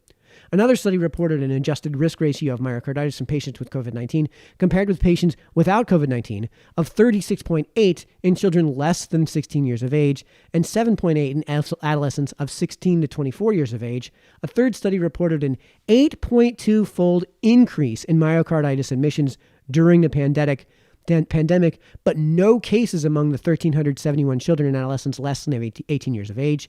Information on the long-term outcome of myocarditis resulting from SARS-CoV-2 infection, for example, progression to fibrosis, is currently lacking. In the U.S., with the emergence of the more transmissible Delta variant, a recent rise in infections in children has led to overcrowded hospital and intensive care units. For hospitalized children, intensive care admission and mortality rates are currently stable at 23% and 0.4 to 1.8%, respectively. Of note, this has occurred in settings with low vaccine coverage in adults and suboptimal preventive measures in place. There are no reports indicating an increase in the severity of COVID-19 in children since the Delta variant became dominant. At this time, COVID-19 vaccines only have, quote, emergency use authorization, end quote, in children between 12 and 16 years of age, which is for interventions that address a serious or life-threatening condition. It has been argued that unless children are at high risk of severe COVID-19 because of an underlying condition, it is unclear whether the benefits to the individual outweigh the risks in this age group, and approval through the standard regulatory process should be awaited. Again, a question I would love to ask Jeremy Levin on. There are good reasons to consider offering vaccination to children and adolescents at higher risk of being hospitalized or becoming severely unwell from SARS-CoV-2 infection, as, in their case, the risk of harm from vaccination is estimated to be lower than the risk of harm from COVID-19. This includes children with neurodisabilities, Down syndrome, immunodeficiencies, malignancies, some cardiac, respiratory, and renal diseases, obesity, and poorly controlled diabetes. The low risk of hospitalization and death from COVID-19 might not be a good argument against vaccinating against this disease, as the risk of similar or even higher than that for other diseases for which vaccines are routinely given, such as varicella, rubella, hepatitis A, and influenza. In addition, if a higher proportion of children are infected, even a very low rate of severe illness might translate to a high absolute number of cases.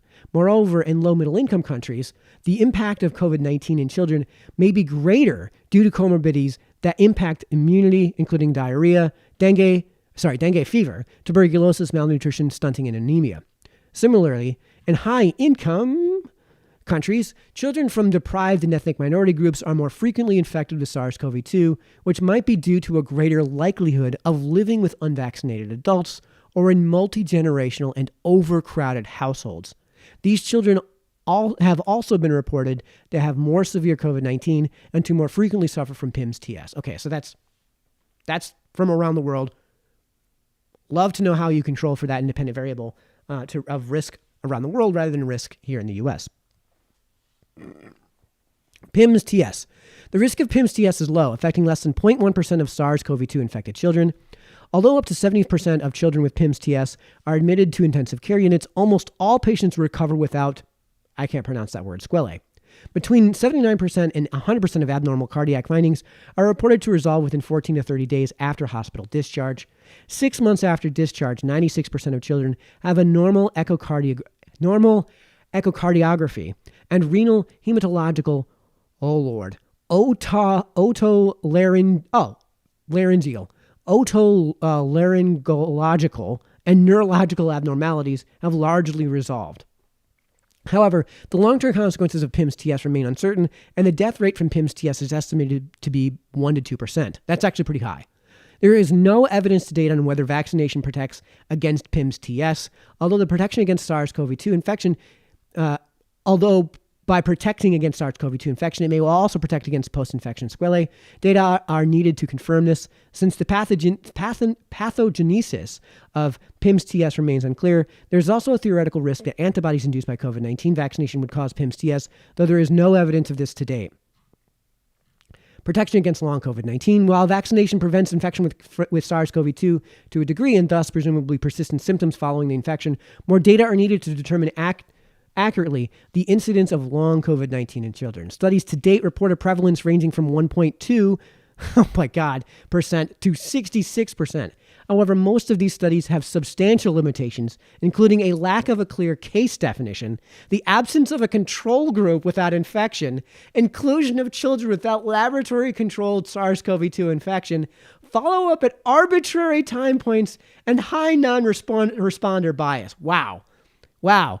If you want to, remember what I said about it's important to review methodology. When you actually read the research, it's important to not just go right to the conclusion, but to read methods.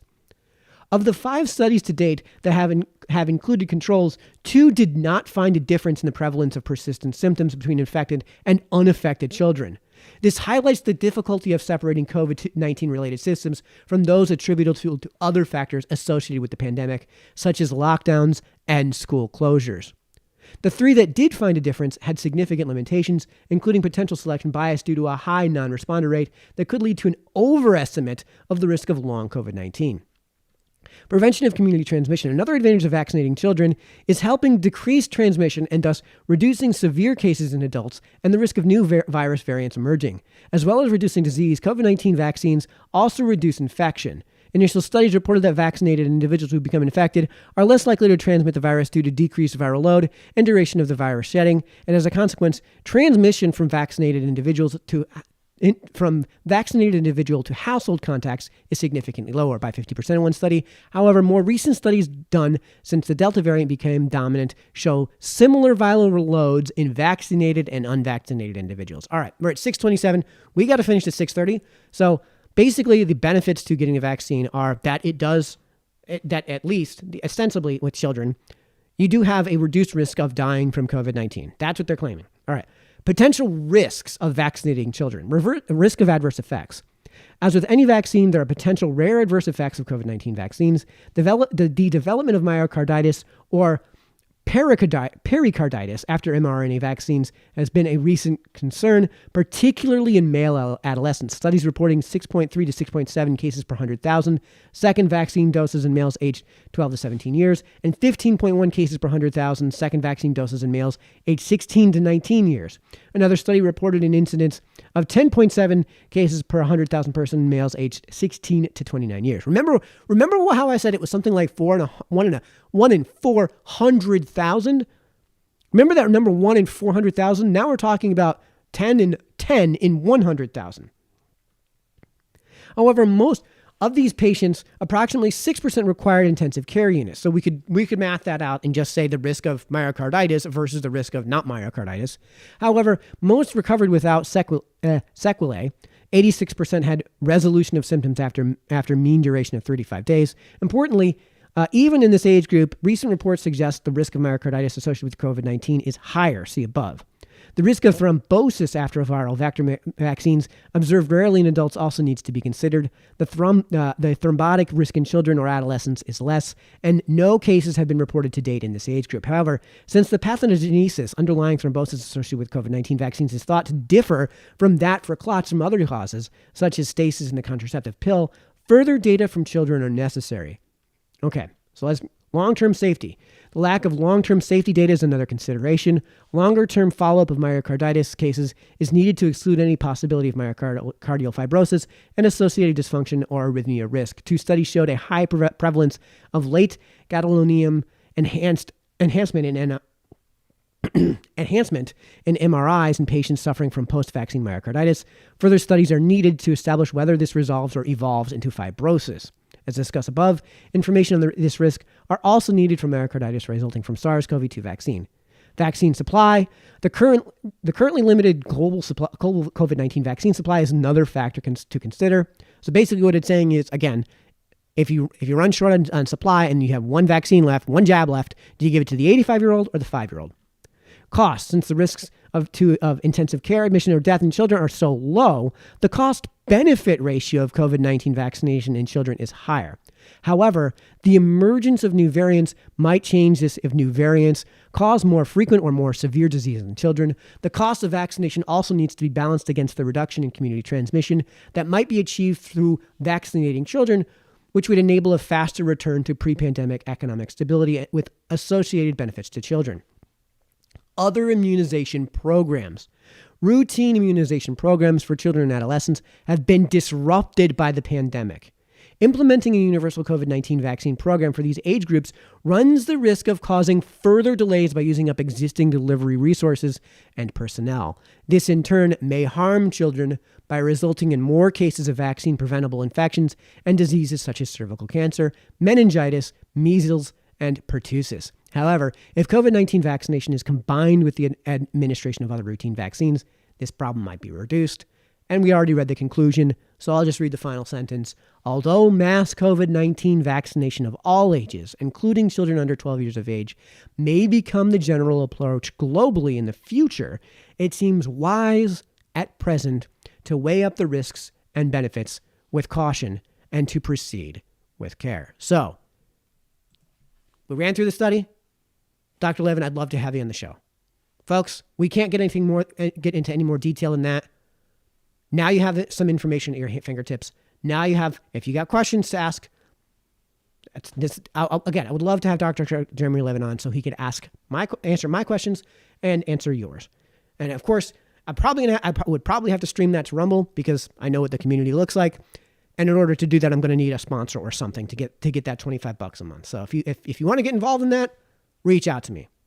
And that's all I can say about that. We've burned through our time. I'm actually running late on our next topic, which is where we're going to start streaming to Facebook. So if you guys just give me a moment, I'll go ahead and get everything connected into Facebook. So we're going to be bringing things into Facebook as we discuss tonight's Board of Education meeting. Okay. So it looks like we are now live on Facebook. Guys, I need to take a brief intermission while I get things loaded up. So we will be back to discuss the New Milford Board of Education budget hearing tonight. And we're going to be watching that in just a bit. So for everyone who's just tuning in on Facebook, be right back in just one moment. Brief intermission while we get everything lined up there.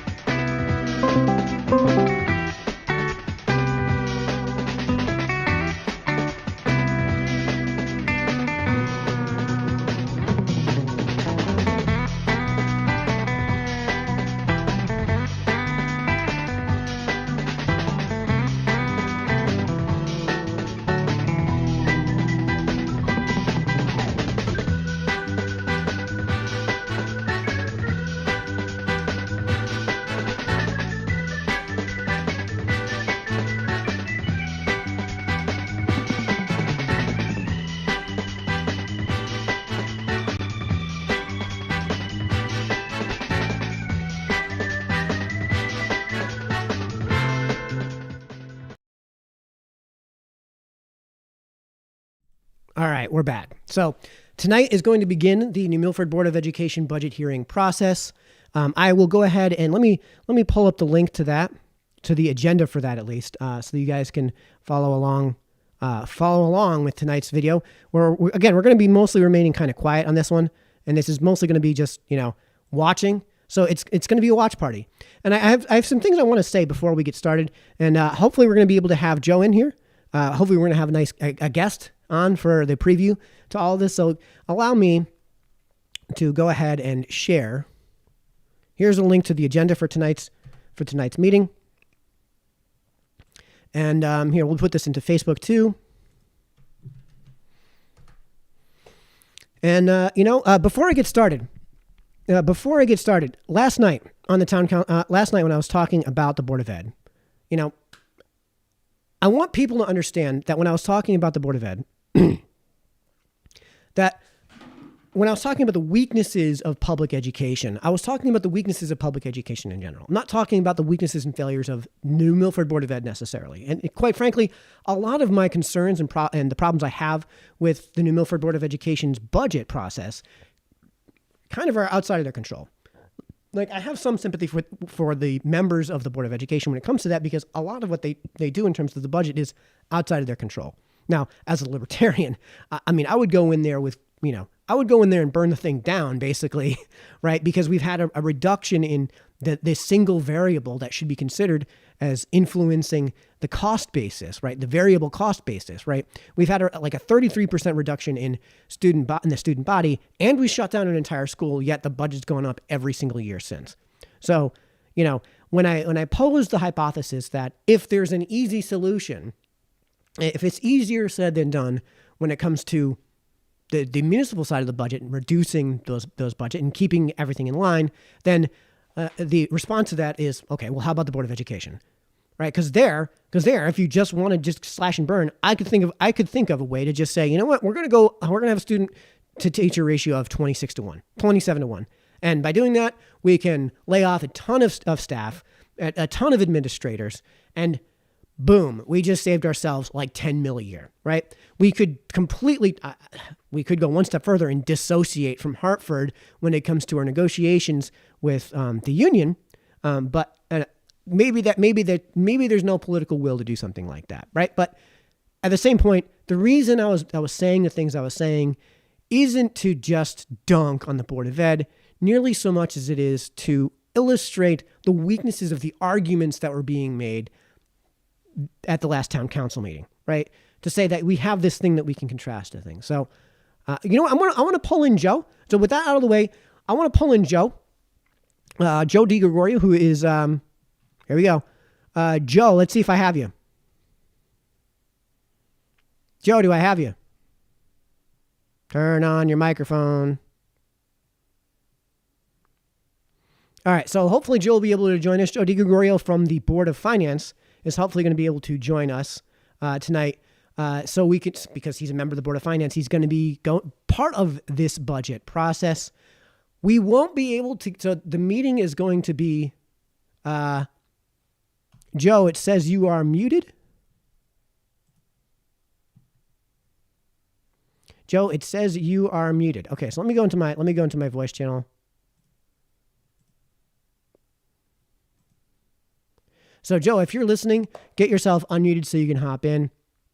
But yeah, so when it comes to this whole process, this is going to be a months-long process, which will eventually end with a referendum to vote in favor or against of the approval of both the municipal side of the budget and separately the Board of Education side of the budget. As far as tonight is concerned, it's impossible for me. You're going to have to bear with me from a technical standpoint tonight, because there's going to be no way for me to pull the Zoom meeting in where the budget hearing is going to be held until the Zoom meeting launches. It's just not possible. So you guys are probably going to have to bear with me when it comes to the technical side of things for tonight. So as far as my thoughts on the matter, I really don't have any. I really want to see the process. I really want to see how it takes place. I really want to see the kind of questions that people are asking in this matter. Now, there is one political side of the aisle that has basically had a position of unfortunately, both sides have largely succumbed, unfortunately, to the fallacy of, won't somebody please think of the children, right? It's this appeal to emotion fallacy that just doesn't hold water against the existing data that's on this matter. So if you guys are watching on YouTube, you guys can go right into my channel. I've already talked about, I have a video on my channel right now that is the truth about public spending in public education, what works in the classroom and what doesn't. And I need to be able to share this real quick. So excuse me while I go onto Facebook and share this real quick. And Joe, do I have you yet? It says you are still muted. Do I have you, Joe?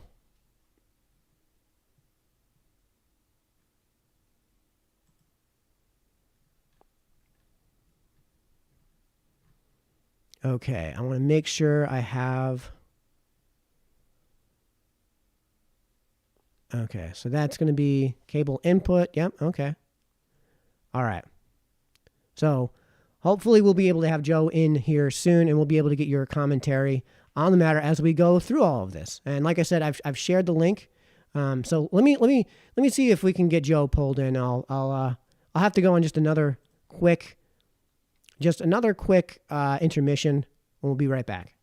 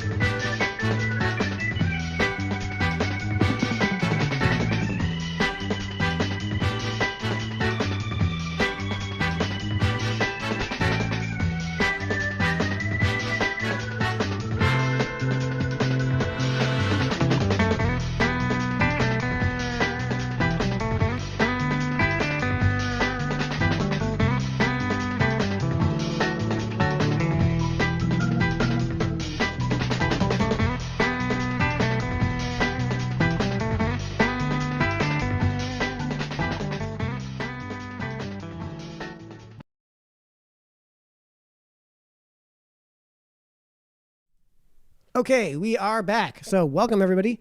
to, again, a special episode of the Mike Sennello Show. We're going to be doing a bit of a watch party, so there's really not much to go over here as we introduce this topic tonight. This is going to be a little bit of a lead-in, just a bit of an AMA, if you will. So if you guys have been following along, thank you so much for staying tuned. If you guys have been watching on YouTube, thank you so much for watching on YouTube.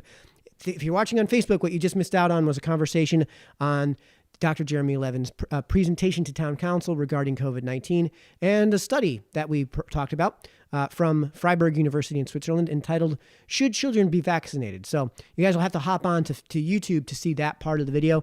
I really wanted to get into much greater depth than I did, and I really wanted to say my actual thoughts on the matter and not have to tiptoe around the issue and walk on eggshells the entire time. But unfortunately, I couldn't do that. And the reason I streamed that part of the video to YouTube only was because if I'm going to get yeeted, I only want to get yeeted off of one place, right? And it's YouTube has an editorial standard. Section 230 comes to play in here. I can't say exactly how, but yeah, I'm of the belief that Section 230 absolutely should come into play here. Let's see. And excuse me, I'm just exiting out of certain things here, closing certain things down. But yeah, so if you guys want to see that video, I am recording this whole thing on OBS, on the broadcasting software. So you guys will have to check out that content on my YouTube channel. As I mentioned, I did actually back everything up onto Rumble, like you guys have been suggesting. Link is in this video's description to where you can follow me now on Rumble. So my YouTube channel has been connected to Rumble, but unfortunately it costs $25 a month to live stream to Rumble, which honestly, since I've been doing this whole thing for free and eats up so much of my time, I can't afford to pay anything really for any of this. So if you guys want to see me going onto Rumble and saying the things I actually want to say that I can't say on places like YouTube and Facebook live, at least, then I'm going to need some help. And if you guys know anybody who wants to consider sponsoring this show, we can do some sort of sponsorship deal. If you've got somebody, friend who's just going to donate the $25 a month to make it happen so we can get onto Rumble, that's what we'll do. But for now, I get it. I get it. You guys all want me to get onto Rumble. I've done it. Let me pull up my notes here so I can give you guys I'll put the link to my Rumble channel in both of the live streams. Here, I'll put it in YouTube, and I'll go ahead and put it into Facebook right now. This is where you guys can follow me on Rumble. So again, everything's just backed up there. So if the YouTube channel winds up getting nuked, you can go to Odyssey or you can go to Rumble. Both links are in this video's description. I'd love to get onto Rumble, but unfortunately, it's just for live streaming. Unfortunately, it's just not going to happen at this point. Let me exit out of this, and let me go ahead and bring up my channel on Rumble so you guys can see what I'm talking about. Rumble, we want this one. Yep, that'll work. So yes, I am now on Rumble. You guys asked me to get onto Rumble. I'm on Rumble, but no live streaming there just yet until I can get that $25 a month. You can see here I've got everything synced up from YouTube, from my YouTube channel. Unfortunately, I don't know why it doesn't sort properly by most recent, but that's how I've got everything presented here today. So you guys can follow me on Rumble if you want to follow me there as well. So again, tonight we're going to be covering the New Milford Board of Education's first budget hearing. It's going to begin a multi-meeting and multi-night budget process. As far as I know, what happens is the superintendent, Alicia DeCorpo, presents to the Board of Education her recommended budget based on what the departments have based on the information she's gleaned from her departments and department heads. That budget then goes to hearing, which is what's happening tonight, and the Board of Education then has the presenters for each of these subsections of the budget come and basically make their case. Once all that happens, then there's a special meeting that the Board of Education sets to debate the budget itself. Once the budget has been kicked around by the Board of Education, then they decide on an actual number. That number then goes to Town Council as a whole number. It sounds like Joe is with us. Joe, are you with us? I'm here. Hey, talk to me, buddy. Oh, dude, it's been a freaking nightmare trying to get my computer up and running. I was cloning one of my hard drives earlier today, and then I reinstalled it, and apparently, I don't know, something's loose in there because I tapped the computer as I was trying to log on, and it would like no longer sync to my Bluetooth, and then I was messing with the Bluetooth, and the whole thing just, I don't know, it all but turned into a pile of smoking rubble on my floor. So, so here I am. I finally made it. So Joe, Yep. we were talking about the whole process here, and you Yes. know, I'm sure you heard the whole situation. I didn't hear most of it. I literally just got back on now, so you can keep going ahead. I'll jump in as soon as I catch up. Let me adjust your volume here because you're coming in way high. So let me get you down to about there. All right, go ahead. All right. I was just saying that I just got everything up and running. So Yeah, and I understand you really can't stay with us throughout the whole thing. I'm gonna do the best that I can. I have some tiny people upstairs that are running around the house like tiny people. Yeah, that's So kind I of what might they have do. to- So Joe, you're Yeah, as a that- member of the Board of Finance, tell us, because I just explained how this goes from Alicia DeCarpo, the superintendent, to the Board of Education. She presents her budget. The Board of Education then holds these hearings to hear from the department heads and the various presenters on that budget, right? And then they have their budget deliberations after the presentations are done in a separate special meeting. Once they've concluded their deliberations, which concludes by definition when they have settled on a total number, the total number goes to town council, and the town council can then, throughout the course of their processes, one of the things they can do is with the Board of Education budget is make amendments to the whole number, the total number, $60-something million, whatever they're going to produce this year. And then after that's done, it goes to the Board of Finance, which Joe sits on as a member of the Board of Finance. The Board of Finance holds at least one public hearing, usually, sometimes more, to get public input on both the municipal and Board of Education sides of the budget. Once those hearings close, they conduct their own deliberations, and usually what's a special meeting. Once those deliberations are finalized, it goes to you, the voters, to vote on at referendum. You can vote, and the two budgets of the municipal side of the budget and the Board of Education budget are wholly bifurcated, and you can vote to approve either one separately. If one passes, it gets put into effect.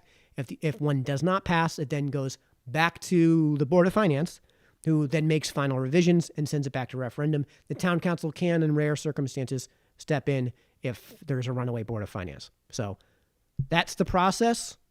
So, Joe, what are you looking forward to tonight? Yeah, no, that's you covered the process. Tonight, I'm just listening to see where their heads are at.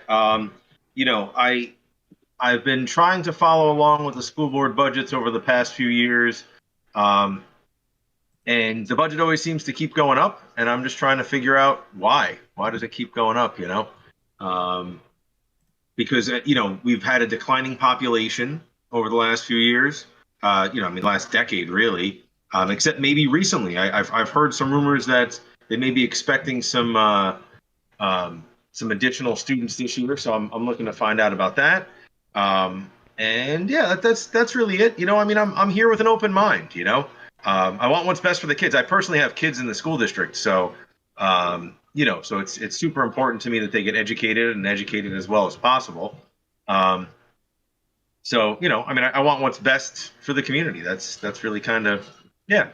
I've always kept an open mind. So, what questions do you expect to ask when it comes time to actually do your part with the Board of Finance? Well, the things I have on my radar are what has been done with the COVID funds they've gotten.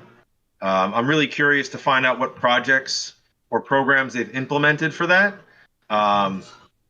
What the plan is moving forward in terms of COVID. I mean, these are really not necessarily budget related, but I think that they kind of are, because if we're supposed to be, mediating, air control systems, water fountains, those sorts of things, are those things being taken care of in the budget? I want to know which direction enrollment's going. To me, that's a huge deal.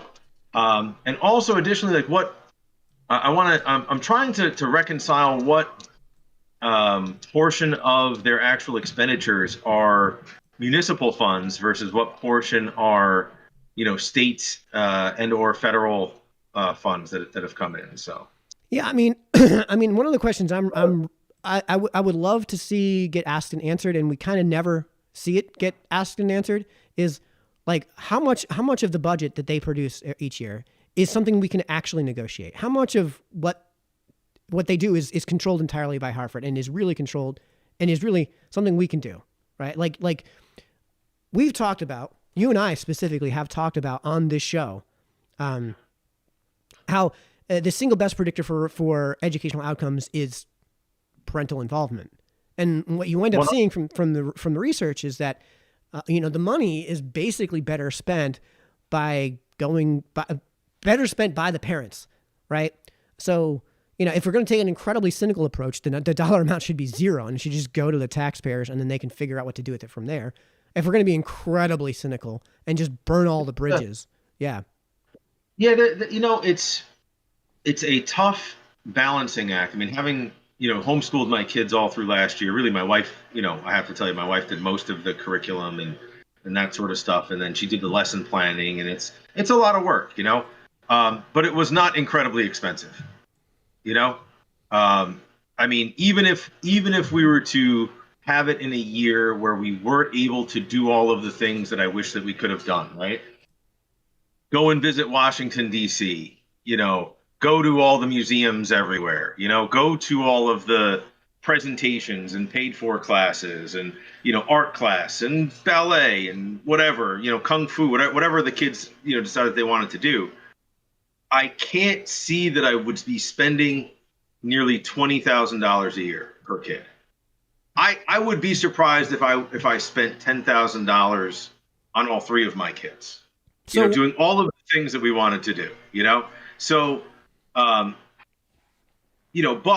that being said, right, the cost of the teacher is zero, effectively zero, right? I mean, unless you're going to look at opportunity cost for my wife not working or me not working or whatever, right?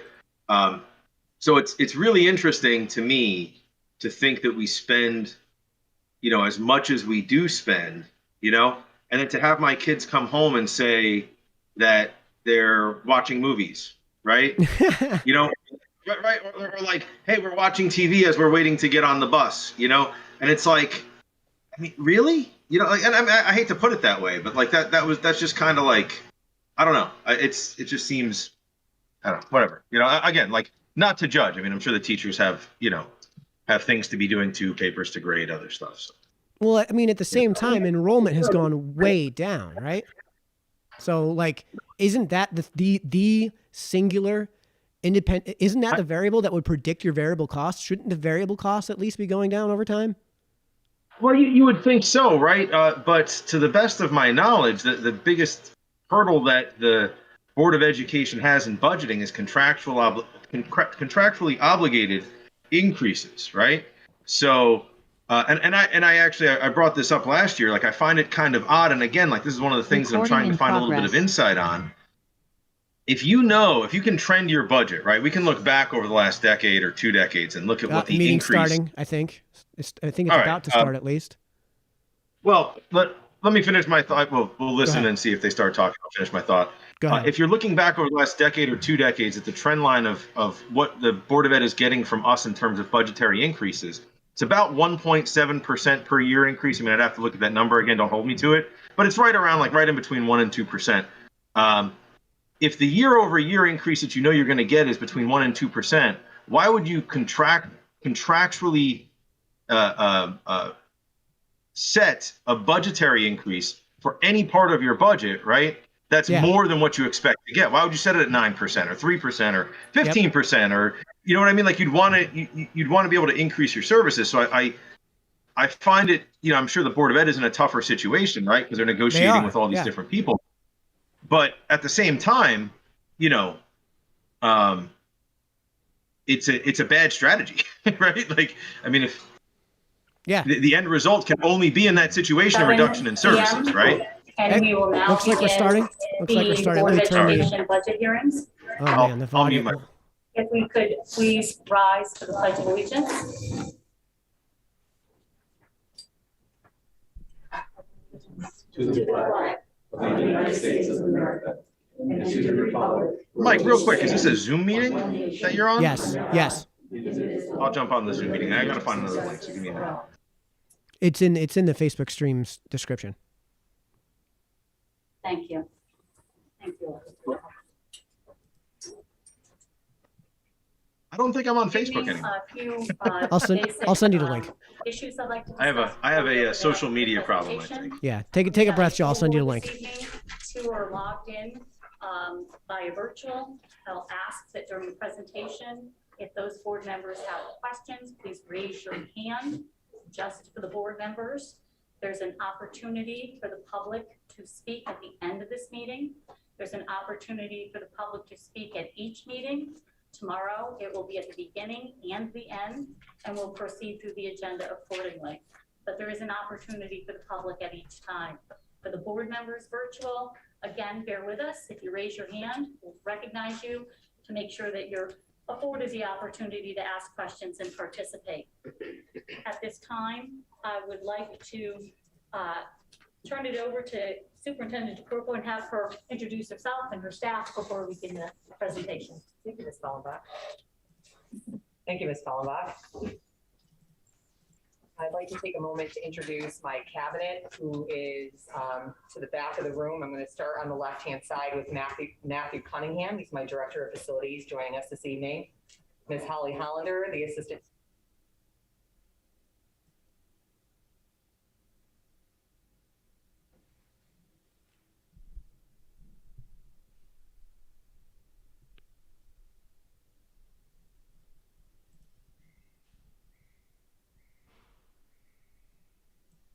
Done this without the team that's behind me, in front of me. They did a wonderful job of coming to the table, addressing the needs of each of their departments and sharing with me the why behind that. So I'm grateful to be here with you tonight as I present to you my proposed budget for the 22-23 school year. So my proposed budget increase is $2,359,925 over last year, or a 3.58% increase. We began the budget build in September, believe it or not, reviewing all of the data, including our enrollment internally, as well as the SLR projections that were presented to the board back in September. Thanks to the town of New Milford for funding that enrollment study, gave us a real window into where we're headed in future years with our enrollment and how we might look to use those numbers for kindergarten and preschool, which are always volatile numbers when you're building a district budget. We also use that enrollment as the basis of everything that's included in our budget. So the enrollment is also directly connected to our staffing needs, which are directly connected to salaries and benefits. We also drill down and look to align supplies with the number of students per school. We looked for efficiencies in this budget as we built it as well, after we were able to reduce at least one staff position based on enrollment. And I listened to what board members had requested, as well as residents in the town during the last school year, as I've been sitting in this seat since February of last year, with regard to safety and security needs in the schools and support of students to pursue their passions as directly connected to our mission statement. As I share my proposed budget this evening, I'll also provide a background on how New Milford funding is allocated, how we compare to other districts with the same economic reference group, or DERG, New Milford's ability to pay, how inflation has affected our budget over the last 10 years, and how its impact will be prevalent this year. We are looking at these requests, and we're hoping, as we look to acquire these requests, we're looking for the board's full support, recognizing that there may be challenges ahead if you choose to reduce, as you make some tough decisions about the future of New Milford Public Schools heading into next year. Our focus, as shared in our mission statement, is on students, and we have begun our strategic planning process. So what you'll notice is that we haven't put a lot of requests in this budget proposal for student supports academically or behavioral health, because the team and myself have done a really nice job of using ESSER funding to provide mental health needs in terms of mental health clinics and medical clinics, which will be opening up shortly across the district. We've used ESSER funding for intervention positions and coordinator positions to better support the Department of Instruction and directly impacting kids. On night 3 of the budget, I'll review how we spent ESSER funding so that you can see how it better aligns. And as a reminder to the board, ESSER funding cannot be used to offset costs of a current operating budget. They must be used for resources that have not been budgeted for. So as we finalize our strategic plan in the upcoming months, heading into the 23-24 school year, those goals and of the strategic plan will be aligned directly in the budget to support the needs of what the community and the school district is requesting academically and socially, emotionally moving forward. I just want to take a minute to thank all the Board of Education members and every single individual member of the public school system and all of our contract service employees, our transportation vendor. The last few years going through this pandemic have been incredibly difficult, but we've risen above so many challenges together and continue to do so while keeping kids at the forefront of everything we do. And I want to thank you because we wouldn't be where we are today without your support. I want to start the budget presentation this evening with a second look at the projection data that I showed you during my budget workshop just a few short weeks ago, actually. So as a reminder, this is the projection data that was built by Malone and McBroom. The last study that was done was in 2014, and the town refreshed this for us in September. We received our numbers. If you look down to the 22-23 school year, we're anticipating 3,809 students according to SLR. They use census data, they use employment data, birth rates, home sales, and permits of where future housing developments may fall. And the reason for that is they actually use the metrics to tell us if our classrooms would be at capacity and to help us better understand the enrollment variations in each of the schools, which I know is really important to the board. Wherever there was more current and reliable data in our internal database, we use that. And you'll hear me referencing that data as rollover data, meaning that those are the actual bodies of students and seats that we have a head count for. And in areas such as kindergarten and pre-K, this is where we resorted to using SLR's data in the budget build. So as a reminder, our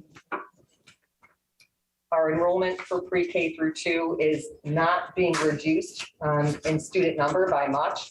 Northville is down 1 student next year overall, and Hill and Plain is actually acquiring 47 additional students. So as you look at the Hill and Plain budget, when we go through it line by line, you will see corresponding increases for supplies for students at Hill and Plain that's more significant than at Northville and Sarah Noble because of the increase in enrollment there.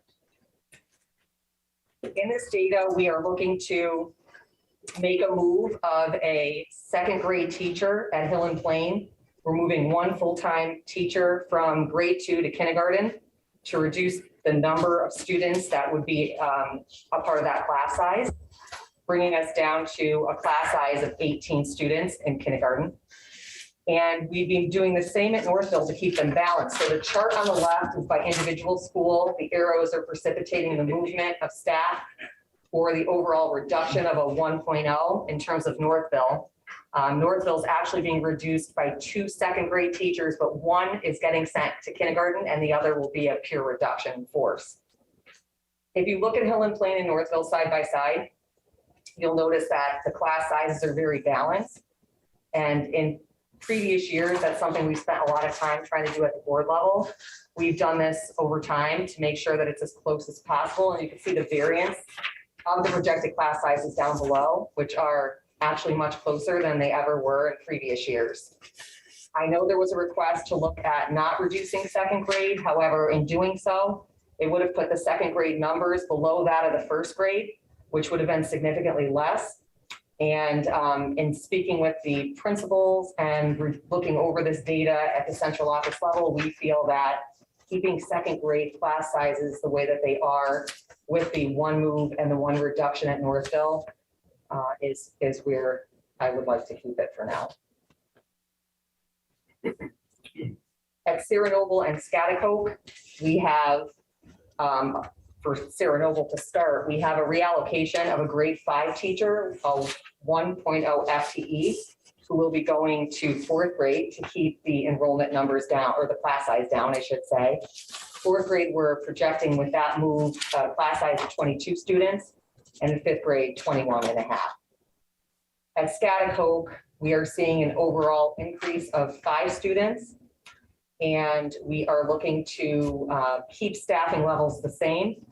As we look at our grade 6 enrollment internally, we made sure that we looked historically at how many students exited the Danbury Magnet School and came back to New Milford.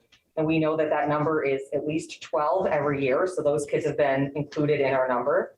And as I shared during the enrollment presentation, we always have about 5 or 6 students who move in with their families from Brazil in January when their school year ends and make their way to Schaghticoke 6th grade. And we've seen that now for the last few years and made sure that we incorporate those students into our historical data. It's important to note that all of this enrollment data is based on an October 1st report that we produced for the state of Connecticut. It is different than in the previous budget year where we used the March 1st enrollment number because of COVID-19. So when you look at a reduction of enrollment of 49 students at Sarah Noble, that's not a pure reduction of 49 students within the last few months. That's a reduction or an adjustment between the March 1st and October 1st number, as well as a reduction of students as well in grades 3, 4, and 5 where applicable. But one of the main indicators for a successful budget, in my opinion, is keeping class sizes low with respect to the needs of students in classrooms coming off of this pandemic. So you can see that the current class sizes at Sarah Noble are very much in line with, or a little bit higher than the 2nd grade numbers coming out of Northville and Home Plain. But throughout Sarah Noble, they stay pretty consistent, and they're actually reduced a little bit more than they were last year at this time. Schaghticoke, I anticipate next year having to potentially reduce staff as the Sarah Noble bubble, so to speak, is making its way to Schaghticoke. And so we're going to be looking at all different designs for scheduling and structures to see what's permissible. There aren't any guarantees, but it does look like that could be a possibility for next year. When we look at the data for next year and the projections, grades 7 and 8 are pure rollovers, meaning that those were student bodies in seats. And as I shared with you, the 5th to 6th is not a pure rollover because we do have students who leave the Magnet School in Danbury, and we recognize that we do get students who come from Brazil in January. When we look at the high school, Litchfield Hills, and overall across the district, we're projected to be up 8 students at New Milford High School. And if you were able to make the budget workshop, you might recognize that the reason why we're reduced by 21 students in grade 11 looking at the various reasons, such as early budget document, they're on like page 78. some students get retained in grade 11, maybe because of COVID, they didn't earn enough credits. So the high school is working closely with Ms. Hollander to make sure that we're getting kids on track to graduate. The board made a move last year, and I thank you for anticipating student need, and we did put in a summer program into the operating budget for New Milford High School students, and that is continuing into this budget for next year. We also have some students who come to us from Sherman. In grade 9, we added 12 students from Sherman versus the 15 because Sherman is also experiencing a decline in enrollment. And we wanted to make sure that we adjusted our numbers for Sherman entrances into grade 9 as such. It's not that New Milford is not a school of choice. We continue to be that for Sherman. However, we just know that overall they have less children eligible to come to New Milford Public Schools as 9th graders. Other adjustments that we have to account for 9th grade are students who might attend the agri-science program and also students who choose to go to Henry Abbott Technical High School. There's about 17 kids who on average go to Abbott Tech. And currently in the budget, I'm asking the board to consider 8 seats to the agri-science program, and I'll get into depth a little bit about why later on. Grades 10, 11, and 12 are informed by pure rollovers. So that's our internal data. And in grade 12, we do remove 4 students who go on to adult education on average each year, some pure dropouts and transfers based on historical data out of district or some moving into New Milford in their senior year. Litchfield Hills, we are anticipating 8 students, so our projected enrollment is going to be 22. Now that the MAX is in order, they have a great space and can have easy access to the community. Recognizing that there's a need for us to educate 8 additional students, you will see that there are some increases in the Litchfield Hills budget, which will be discussed in depth, I should say, on night 3. We also have transportation needs for Litchfield Hills, which we've included in a grant, which I will also cover on night 3 as well. And overall across the district, we have an enrollment change of 18 students. So you can see that our projected number of 3708 is lower than SLR's projection of 3,809 because we used our internal data coming off of COVID. Also from Litchfield Hills, we recognize that we're going to have to move a teacher from a school in district to be determined to go and support the students over at Litchfield Hills. And there is a request in this budget from me to you for 2 paras full-time to support the needs of the students at Litchfield Hills. And as a reminder, that program's age was extended up to age 22. And it's on the student's 22nd birthday that they are able to graduate from the program. This slide should look very familiar to you. This is showing the steady increase of students needing free and reduced lunch. There is 11% disparity between Hill and Plain and Northville regarding students who are on free and reduced lunch versus Northville from Hill and Plain. In 2021, 40% of our elementary students received lunch assistance, and we had already had qualified for Title I funding, but that year, out of our 5 schools, 4 of our schools became Title I schools, making them eligible for funding that, again, cannot supplant the budget, but is used for summer programming at Sarah Noble and funds some of the salaries for a few of our positions in district. Fortunately, the government did support the needs of our kids across the nation and made sure that every kid had free breakfast and lunch last year and this year through the pandemic. So we're not really certain what our free and reduced numbers might look like because we don't have that right now because everyone got free lunch and everyone received free breakfast. So in the event that they discontinue, the government discontinues that in the future, we may actually be able to get some numbers internally about what's going on in New Milford outside of the pandemic. But I think this is very telling that our kids are coming to us with a lot of needs. And one of those needs is basic needs, making sure that they're fed and that, you know, they have a warm place and a place to concentrate and be with a teacher that is warm and welcoming in a school that makes them feel safe. This slide, as you know, you might remember, I showed you this last year. And this is the comparison slide that demonstrates how per pupil expenditures affect your school district. Last year, I spoke to the board about New Milford being ranked 152 out of 166 school districts. And this is the money that you spend per pupil. If you're at 166, you spend the least amount per pupil. That's Danbury Public Schools right now.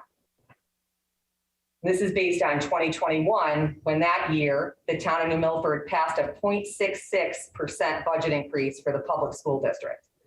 And I had shared last year when the town supported a 2.14% increase that I was concerned that our number was going to be reduced based on that 0.66, and I was right. Unfortunately, New Milford now ranks 155 out of 166 school districts in the state. The districts who rank beneath us are Naugatuck, Woodstock, West Haven, Enfield, Ledyard, Ellington, Wolcott, New Britain, East Hartford, Meriden, and Danbury. Bridgeport is ranked 144, and Waterbury is ranked 150, both urban centers. And we're often compared, New Milford, to surrounding districts. So if you take a look at nearby districts, Bethel, who's in our DIRG, New Fairfield, Sherman, regions 1, 12, and 14, they had increased their per pupil expenditure by $2,539 a few years ago, making that a 10.74% increase. And since they were already positioned higher in this ranking per pupil, that percentage actually moved them up in the ranks rather than reduce them, which is what happened to us. What's important to note about this is I often get calls from parents and I also get questions, and I've heard from board members, I'd really love to see this program in the schools. Why don't we have this? Getting compared to area districts. We can't compete with what area districts have if we don't have additional funding to use to put into programs. And so that's what makes this slide an eye opener, I think, for where we stand and why we're having difficulty producing things outside of using grant funding. The next slide is even more bleak, I think. The overall percentage, the 10-year average of the final budget adoption in New Milford is 1.34%. Last year, the town and board worked together and were able to pass the 2.14, which was very close to what was mirrored by the superintendent's proposed. This is the board adopted versus what the town supported.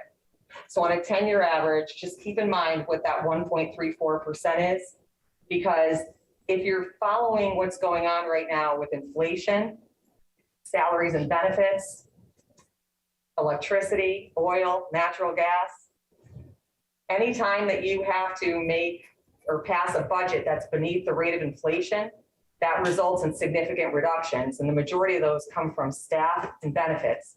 I've taken the liberty of looking through all of those alignments with my team to see what the district could support.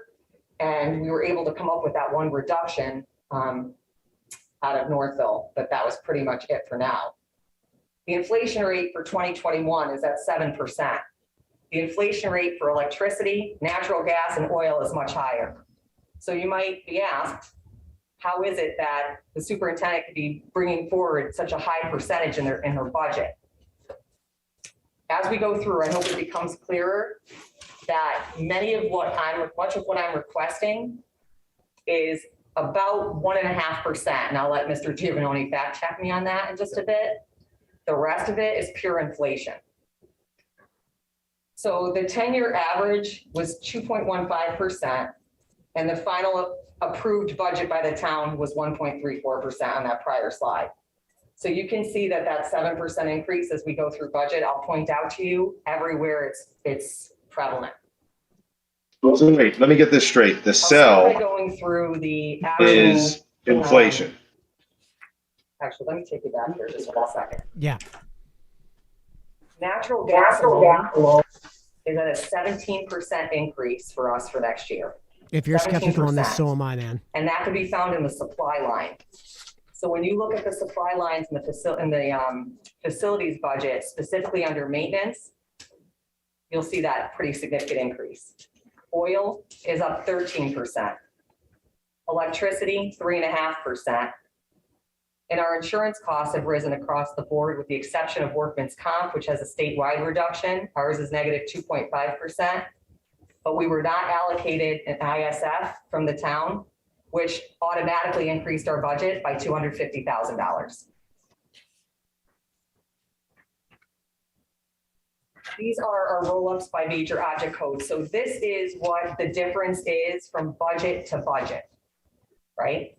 So you can see the adjustments to the right of the actual change from budget to budget for salary, which is based on our contractual obligations for the most part from every bargaining unit. The corresponding benefits and that increase of 5.60% does include the $250,000 increase from not having ISF. Our professional services line at 6.09%, which is mostly contractual obligations, the costs that have increased by doing business with vendors. 4.16% for property services. Other services are up. Supplies are up slightly. And then we have our capital other, which is our small capital. That seems like a very large budget to budget change, but I'll get into what that $8,380 is for. And then a reduction for dues and fees, which I'll go into in a few minutes as well. So this is the overall budget increase of 3.58% and how it breaks down by object code, major object code. So in putting together this slide, I added together the salary and benefits increase. So you can actually see the percentage increase overall, which is 66.84%. even if you're just doing some quick math, that's $1.5 million out of the $2,359,000, $925 budget. In addition to that, professional services is up 10.18%. Unfortunately, some of these services have been driven up because of COVID, but they're not necessarily directly related to COVID, which is why we haven't been able to use our internal funding for it. And I'll talk about that in a little bit as well. We also have copiers, copy machines that are in dire need of being replaced. I'll show you an example of something that happened when the copier got tired today, wasting a bunch of paper. This is prevalent across the entire school district. Our copiers are at end of life. They are, I have teachers begging for them. They want to know what the timeline is for when the copiers will be coming in, because they're tired of sending materials to the copier, wondering what's going to come out okay, wondering what's not going to come out okay. And we have been working with the town to figure out what are their needs, what are our needs. We've gone out to bid. We're waiting for those bids to come in, but we're projecting there's a 30% increase in our budget in order to maintain or to purchase the copiers. I have offset that cost, and part of the issue here is you can't see how I've offset the cost, but I'll talk about that as often as I possibly can. I've offset the cost of the copiers by reducing our toner line by over $20,000 to make that happen. So if you decide that you don't want to support the copy machines, we're going to have to put more money back in for toner, because those go hand in hand. We can't reduce the toner without having new copiers. We also talked about our ODP, or out of district placements, increase in costs and the transportation that corresponds with that. And I did work hard to see what we could do to reduce the parking fees at the high school for students, because I know that was really important. Several parents came out to speak about it and asked what can be done. So it looks like we'll have a $10,618 savings there, or actually, we won't have that savings. Well, it'll cost us more because we're reducing the revenue. All right. So here's the breakdown of this slide here. So the salary, we have added a few new positions, which I'll talk about. These are positions that were brought to the board in the past, and in my opinion, they're very much needed. Many of them are for safety and security of our schools. And the other is a position in human resources that was asked for years. We have an office that manages over 650 employees with one director and one secretary. That person is responsible for managing all of the contract obligations. And there is a hiring, scheduling interviews, processing applicants, fingerprinting. It's just a lot for one person to bear. And I know I'm often asked, Alicia, how could we retain people? We need to make sure that we're adequately supporting each of the district offices so that the work can get done and there's not a high level of burnout, because I can tell you from experience that with all of the turnover that we've had in central office, by not having a backup in some of these offices, the work gets picked up by the superintendent and the assistant superintendent, and other offices also feel the impact. And then you're onboarding, you're trying to support and train, and it's nearly impossible when you're dealing with everything that's coming out of your office. As much as you want to help, it's really difficult. The adjusted stipends under salary, $18,500. That's for the theater program. Similar to what I just shared with you about central office, there was a turnover in the theater lead, and the person who was in that position was pretty much the jack of all trades and could do a lot of things. This individual is incredibly talented, but to ask, and I'll show you this on tomorrow night, to ask this individual to continue to do what they're doing doesn't really position us to have a long-standing theater program. So I'll speak about that when we get to night 3. Health insurance, it's increased by $597,300. And again, of that, it includes the $250,000 that we're not getting for ISF. The pension has increased, and again, that's out of our control. The town gives us this number, $11,168. Professional services, legal fees. We have seen an increase due to COVID. And I know that we have, or we will have, a carve out of what legal fees can count as COVID expenses. But those expenses, even when covered by COVID, would exceed this base amount of $35,000 that we're asking for an increase. Merlin, I didn't see that requested number. That, Good question if it's well, true. we had some savings due to a obligation that we had, and we no longer have that obligation because the student has graduated. And so we've reallocated some of that money to offset the legal fees of $35,000 in the actual budget. You may recall the athletic trainer position is really hard to come by. I wanted the board to have the opportunity to actually hire someone, as well as hold on to the contracted service so that we have options. We've still not been able to fill that position, even though the board agreed to have it posted to try to find someone individually. When we were building this budget, we were still watching that. We continue to do so, but we think it's important to have that option because this is really important, and we're talking about risk versus actually without having someone out in the fields. Right now, we still have somebody who's volunteering to do it while we're trying to fill the position. Fingerprinting, we had to put in $10,000 because we haven't been funding this line fully since COVID. And we need to get more volunteers in the schools and make sure that they can adequately get their fingerprinting done without a cost to them. Here's the copier amount that we put in our budget. Again, that's offset by the toner line, which was about $21,000. Out of district tuition, our numbers are increasing by $286,000 and the corresponding transportation at $64,000. And for VOAG tuition, I'm asking that the board add 8 freshman seats because currently we have 21 students attending Chapag. And next year, if you don't accept any students, you will have had kids who have applied to attend. The historical data tells me that you've had at least 10 students who have been accepted to Chapag. The board has allowed 5 in on average each year. Of those 10, I'm looking for the board to add 8 freshman seats. I wouldn't recommend bringing this number down to 0 because you won't have any freshmen at Chapag. You would just have sophomores, juniors, and seniors. And you do have an agreement that is worked out between Chapag and the New Milford Board of Education, an agreement that says how many seats you will fulfill during your time in that agreement. Utilities have increased by $96,000. Going back up to VOAG transportation, because I skipped that by mistake, I'm requesting that we put in door-to-door service for students who attend Chapag, knowing that next year we no longer have to run the bus for non-WAD.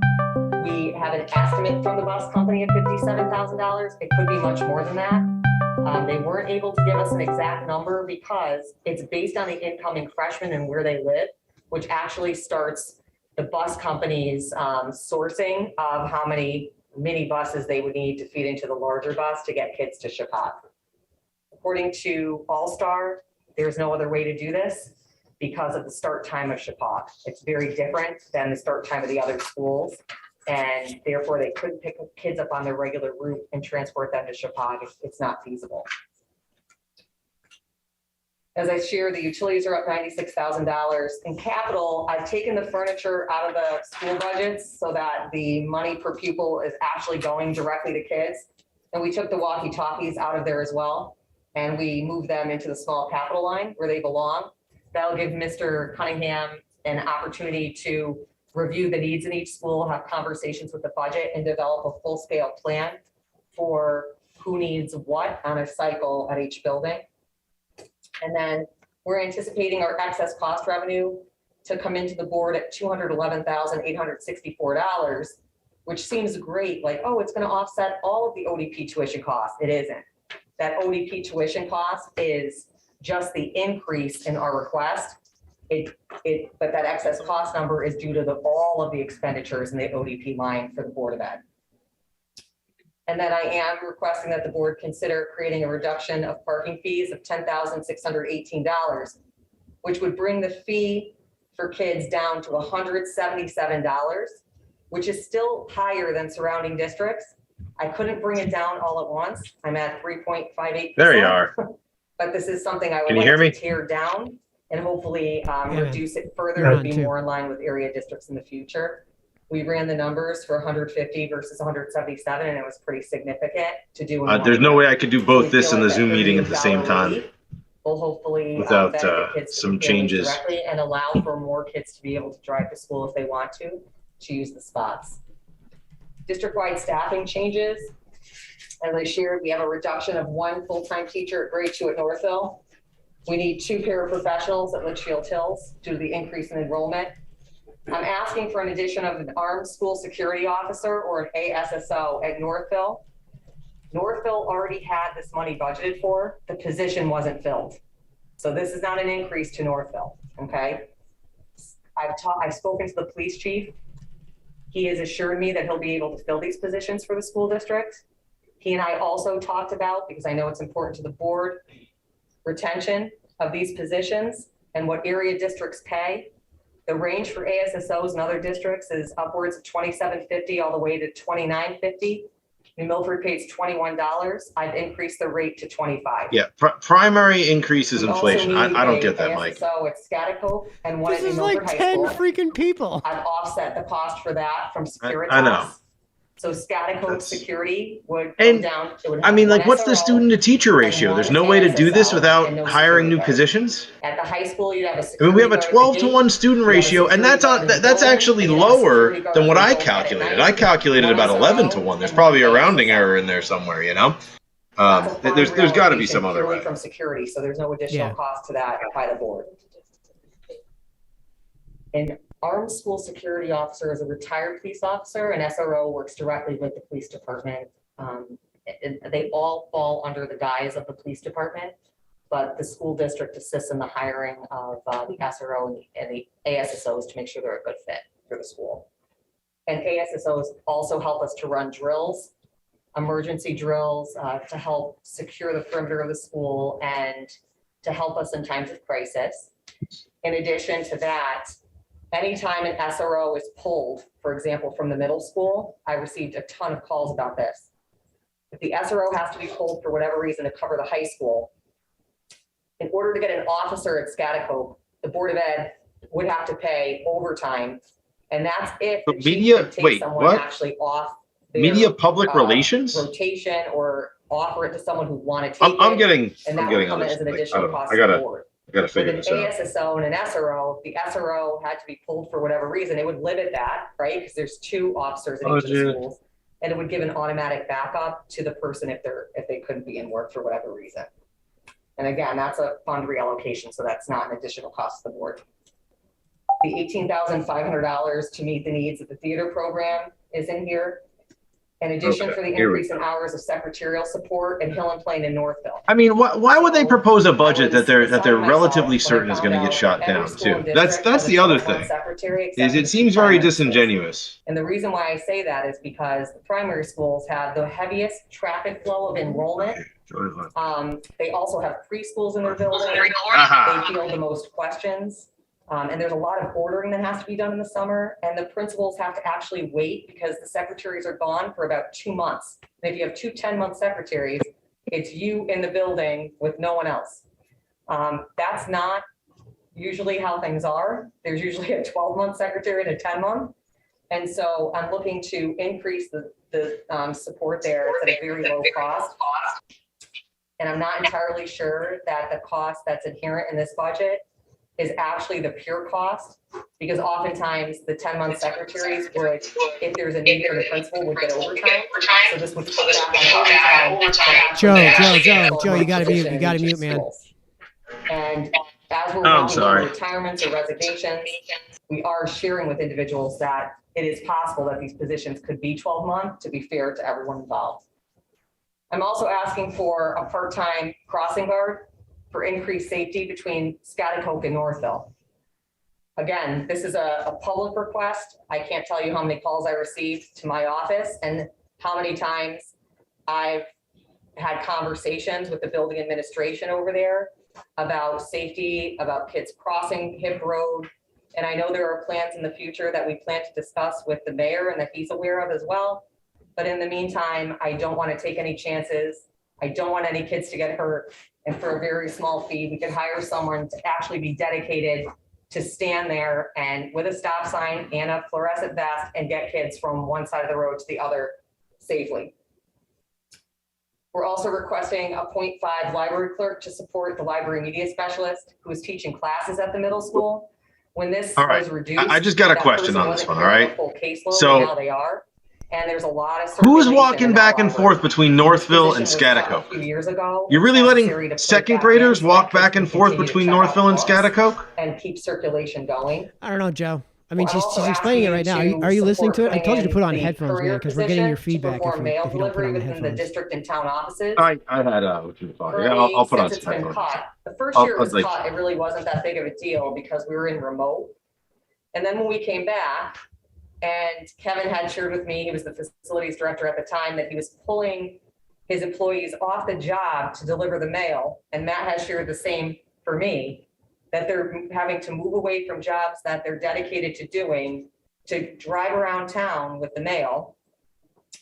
I thought surely there is a better use of our resources. And so this is a very small amount, but to have someone actually going school to school every single day to keep the mail flowing is critical. We have a lot of material that's coming in that's time sensitive, as does a lot of the information that needs to go over to the town. Yeah, turn your mic down too, because I can't control your volume from my end. This next one, this media public relations position, this is not new to the budget. This position has already been approved by the board. It's been posted and we're actively looking to fill the position. So this position was not in the budget last year. And that's why it's listed here as a new position. In pure transparency, we put it in here so that the board recognizes that it wasn't in last year's budget. We need to account for it. We use leftover funds from salary in this fiscal year to fund the position. And in order to carry it over for next year, we placed it here. And this is because, and actually this position is becoming more and more prevalent across school districts. The mayor actually has a position like this.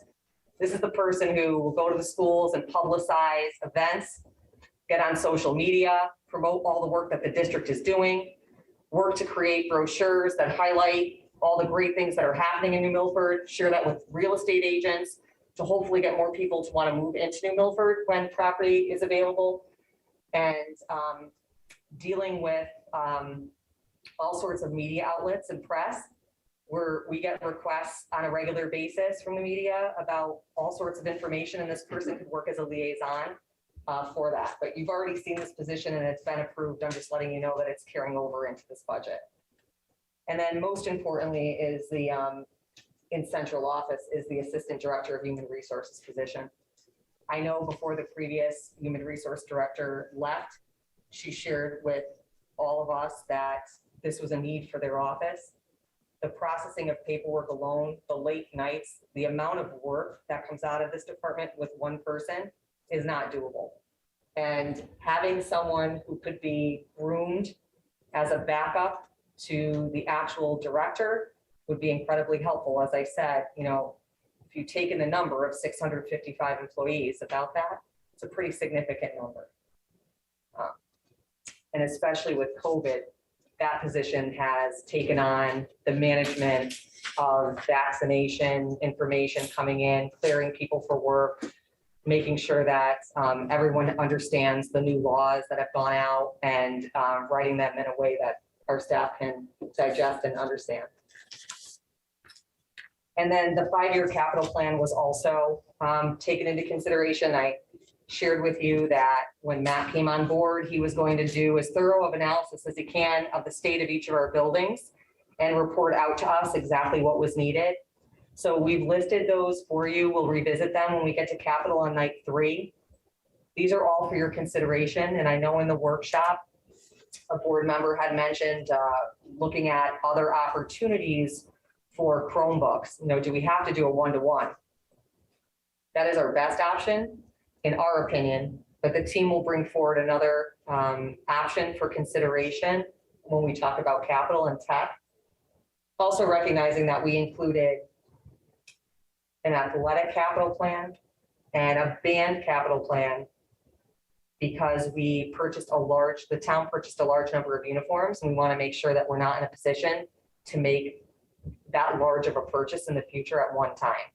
So Mr. Lipinski has done a nice job of carrying through the uniforms over time, as did the band director. And you'll also see in Mr. Lipinski's budget, the boys volleyball team request that was brought forward to the board and the associated costs with that.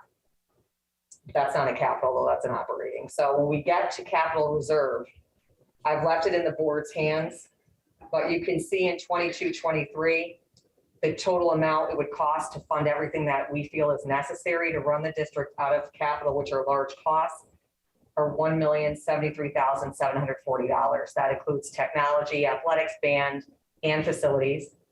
It does not include the additional projects that need to be talked about with the town of New Milford and our ongoing discussions about what we could do together. So that doesn't even include that. The buildings really need focused attention on repair, and some of them are pretty significant, as you may recall. Okay, so before we go on to the schools, does anyone have any questions on the district overview?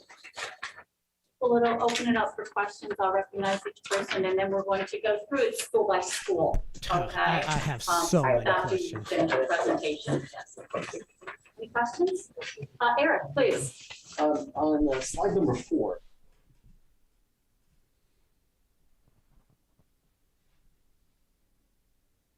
Come on, Eric. Give me a good one. Give me a good question. That actually does correspond with our internal data. So the only surprise, the only variable is always kindergarten. Audio And dropped out. kindergarten Can't more than explain it. ever because of COVID. Parents could keep their children out of school until age 7. So if you decide that you don't want your child to start when they're 5, you can wait, and that makes that number variable. And they could stay in pre-K a little longer. Parents have other options other than sending their children to school, and that could make that. So is that what happened there?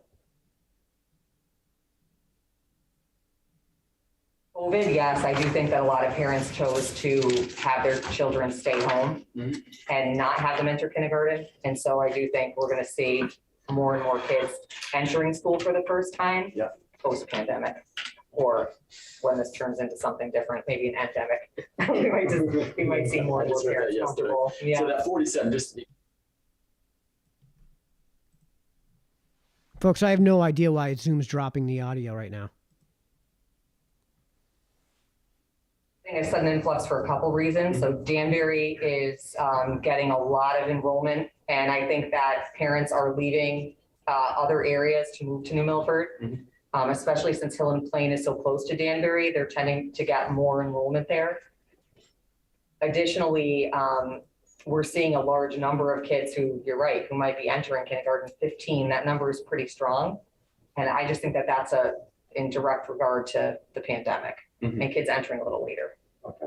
But we watch these numbers. I think I shared this too during the enrollment presentation workshop. I'm watching these numbers all summer, and we're making staff adjustments as we go. If those numbers for kindergarten registration, which usually it starts at the end of January, it might be a little delayed this year. But as those numbers come in, we're watching them weekly, monthly, and then we're making adjustments before the start of school. Thank you. You're welcome. Any other questions on the presentation so far? Pete, sure, go ahead.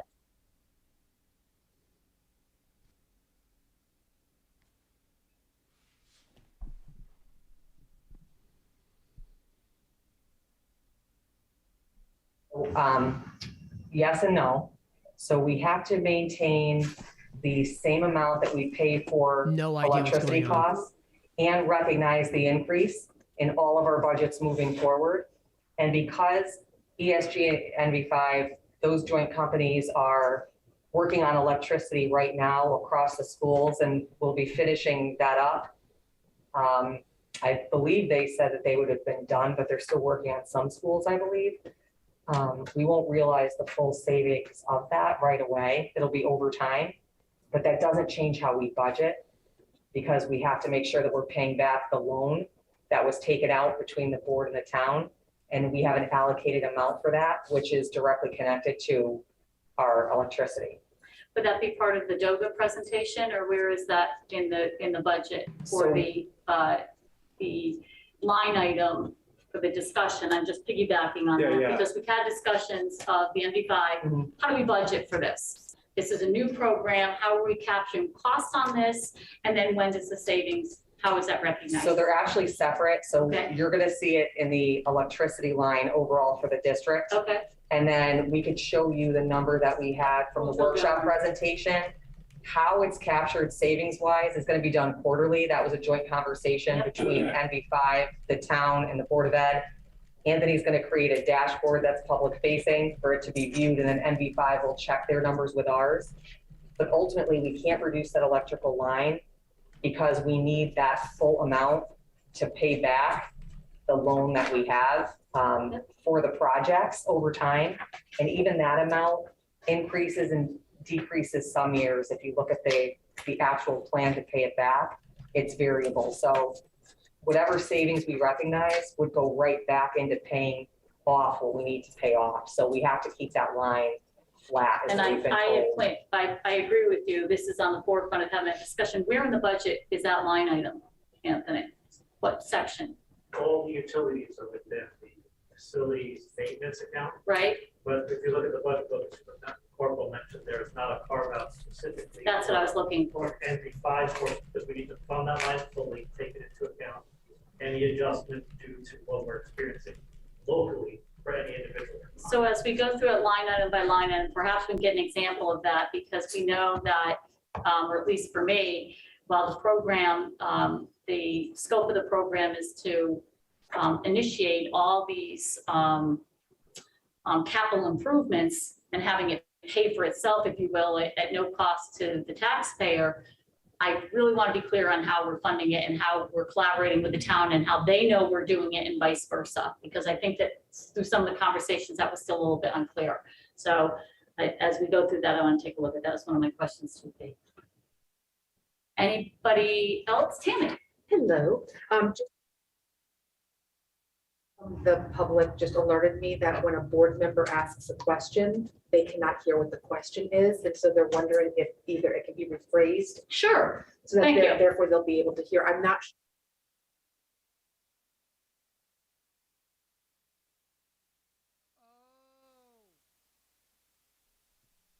So people know, it looks like what's happening is that when Mike Thank you. switches No problem. cameras, Thank he's you for using that. the So the last in-camera question was audio. regarding So when the he switches NV5 cameras, and the cost the other savings cameras are not initiatives that sending we're audio. working on with the town and how we're budgeting that and recognizing that component in our budget, both, in our electricity account, and how are we calculating the savings and when will we calculate the savings? Fair enough? Fair enough. Okay, thanks, Tammy. Anyone else? So we'll let you continue. I got one more. Oh, yeah, sure.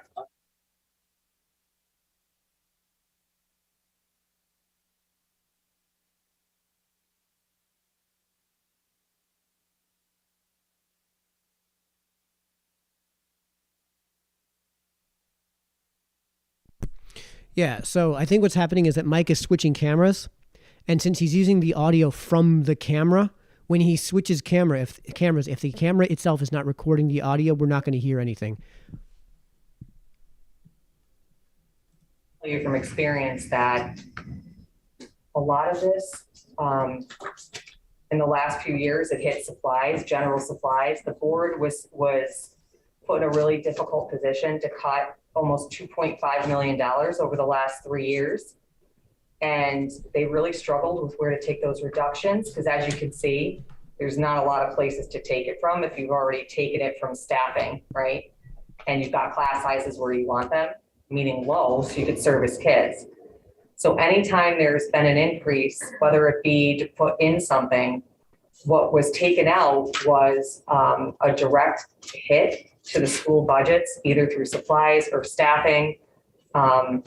And oftentimes it's because of the other drivers that we realize reductions in our overall educational expenditures. So a lot of it has to do with taking reductions where they might seem where they're not going to impact kids. Mhm. But that's why I spent so much time talking about how that enrollment drives everything that we do.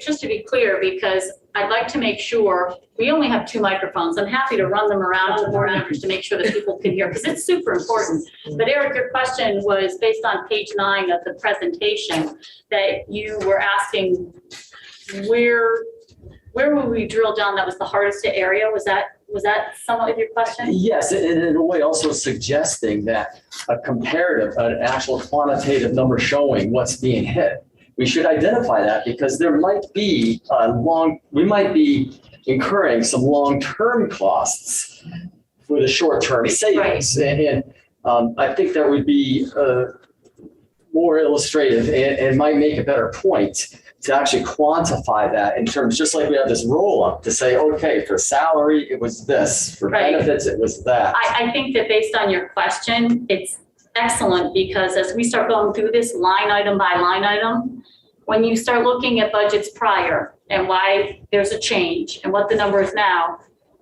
you really do have to drill down on where we are and how we got there. So I think some of that could be answered as we going through. And I think those conversations will get much deeper as we go through, but it's an excellent point, so I hope that's a little helpful. Brian? Going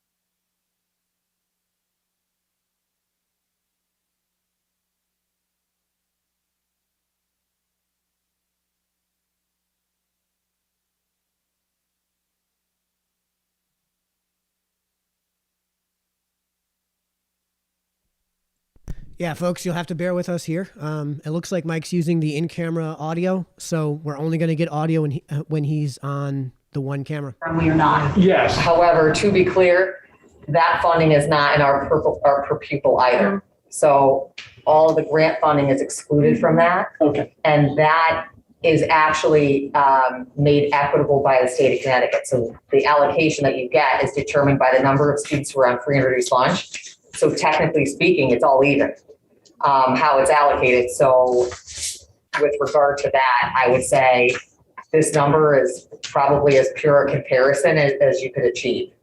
Yeah, you're welcome. Okay, and we'll continue on with the presentation, and then after the presentation, I'll do some basic housekeeping notes, and then we'll start to drill down. Go ahead. Sure, okay. Thanks. So we're gonna start going through the schools. Yep. And this presentation will be a little quicker because a lot of this data you've already seen. I just wanted to put it on here as a refresher.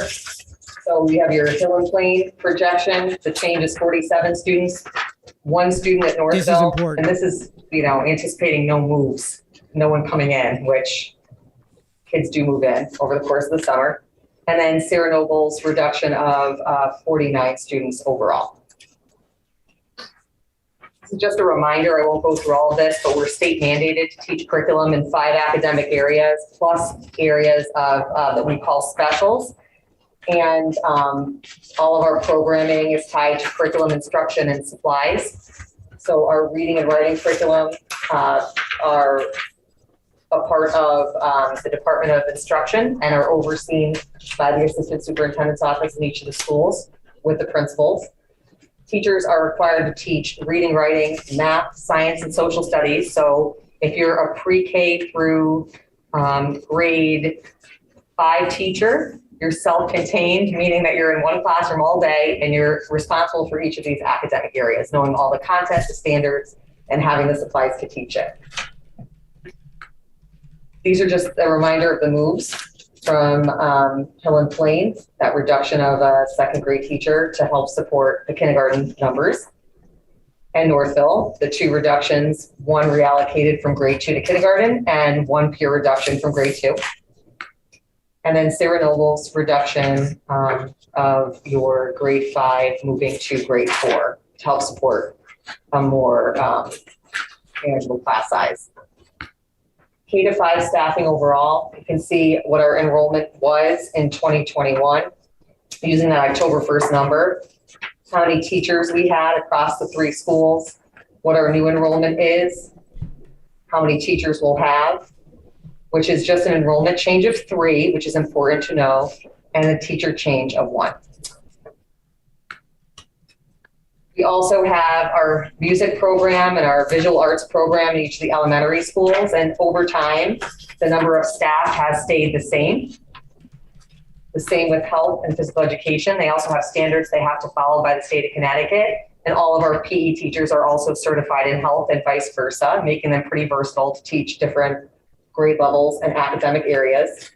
Here's the number of staffing we have at each level for PE and health overall. Between the 3 schools, you'll notice that we have a quarter of a health teacher at Hill and Plain and Northville, and Sarah Noble has 1 teacher, and that just means that the teacher is split, not that they're working a quarter of a school year. For a total of 5.5 health teachers and PE teachers, no increase, and there's our projection staying the same for next year. Again, because our enrollment is increasing slightly, there's no need for us to increase these areas respectively. We also have a gifted and talented program and 1 science enrichment teacher. The gifted and talented teacher covers students who are gifted, talented, or gifted and talented at Sarah Noble and Scatico. And our science enrichment teacher focuses on looking for students who need enrichment in the area of science in kindergarten through grade 5.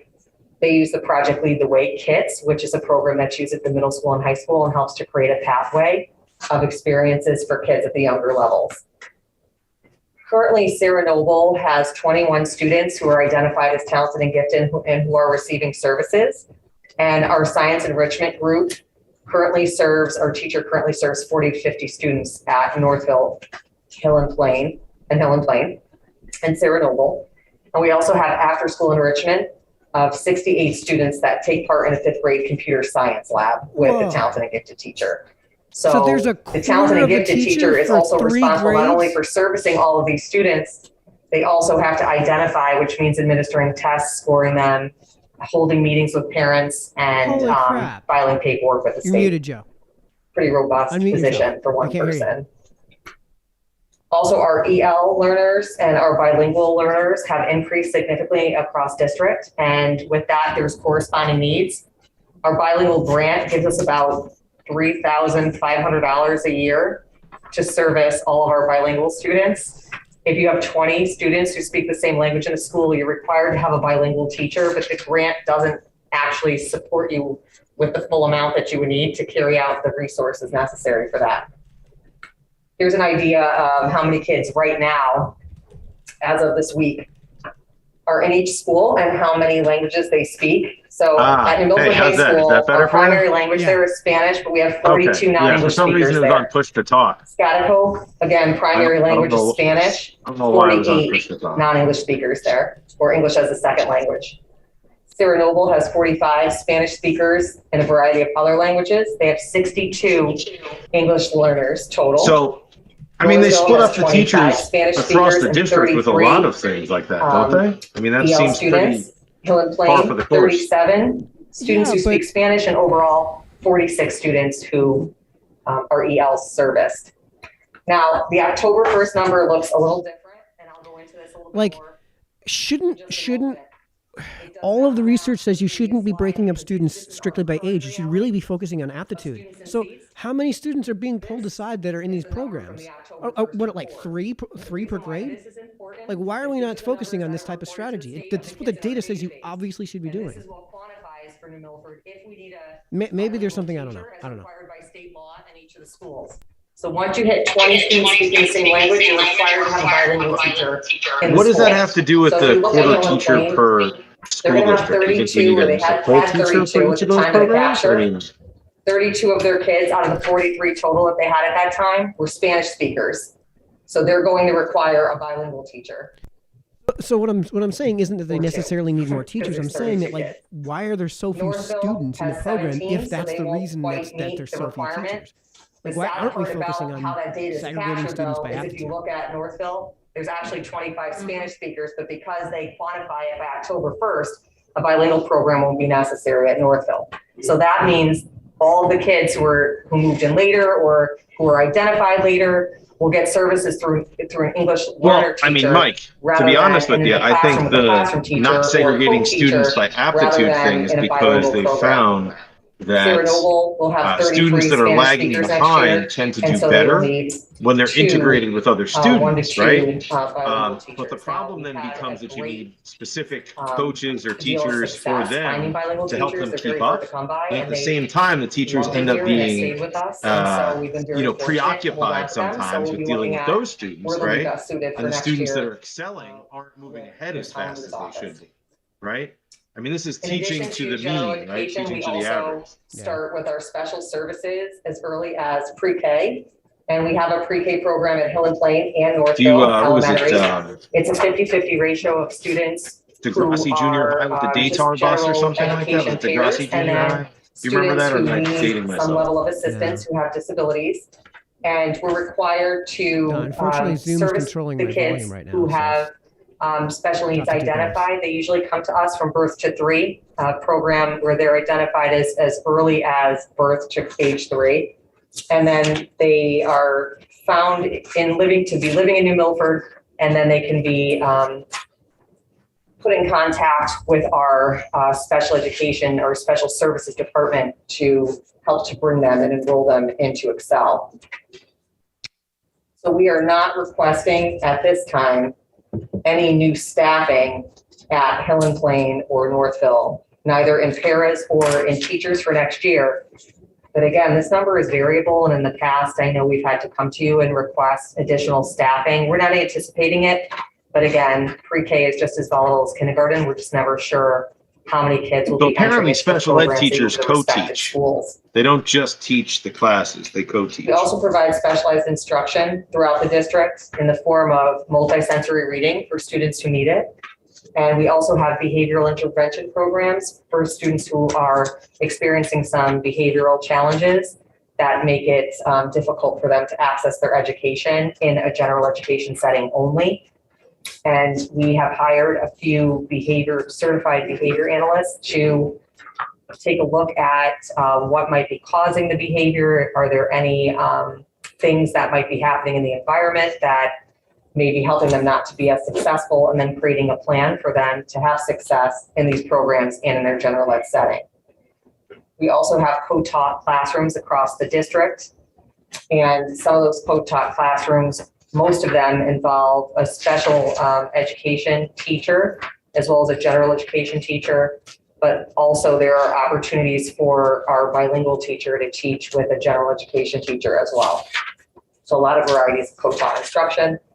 And then we have our developmental classrooms for students who have significant disabling conditions like autism or language disorders, where they can be serviced in a small group setting where their needs can be met.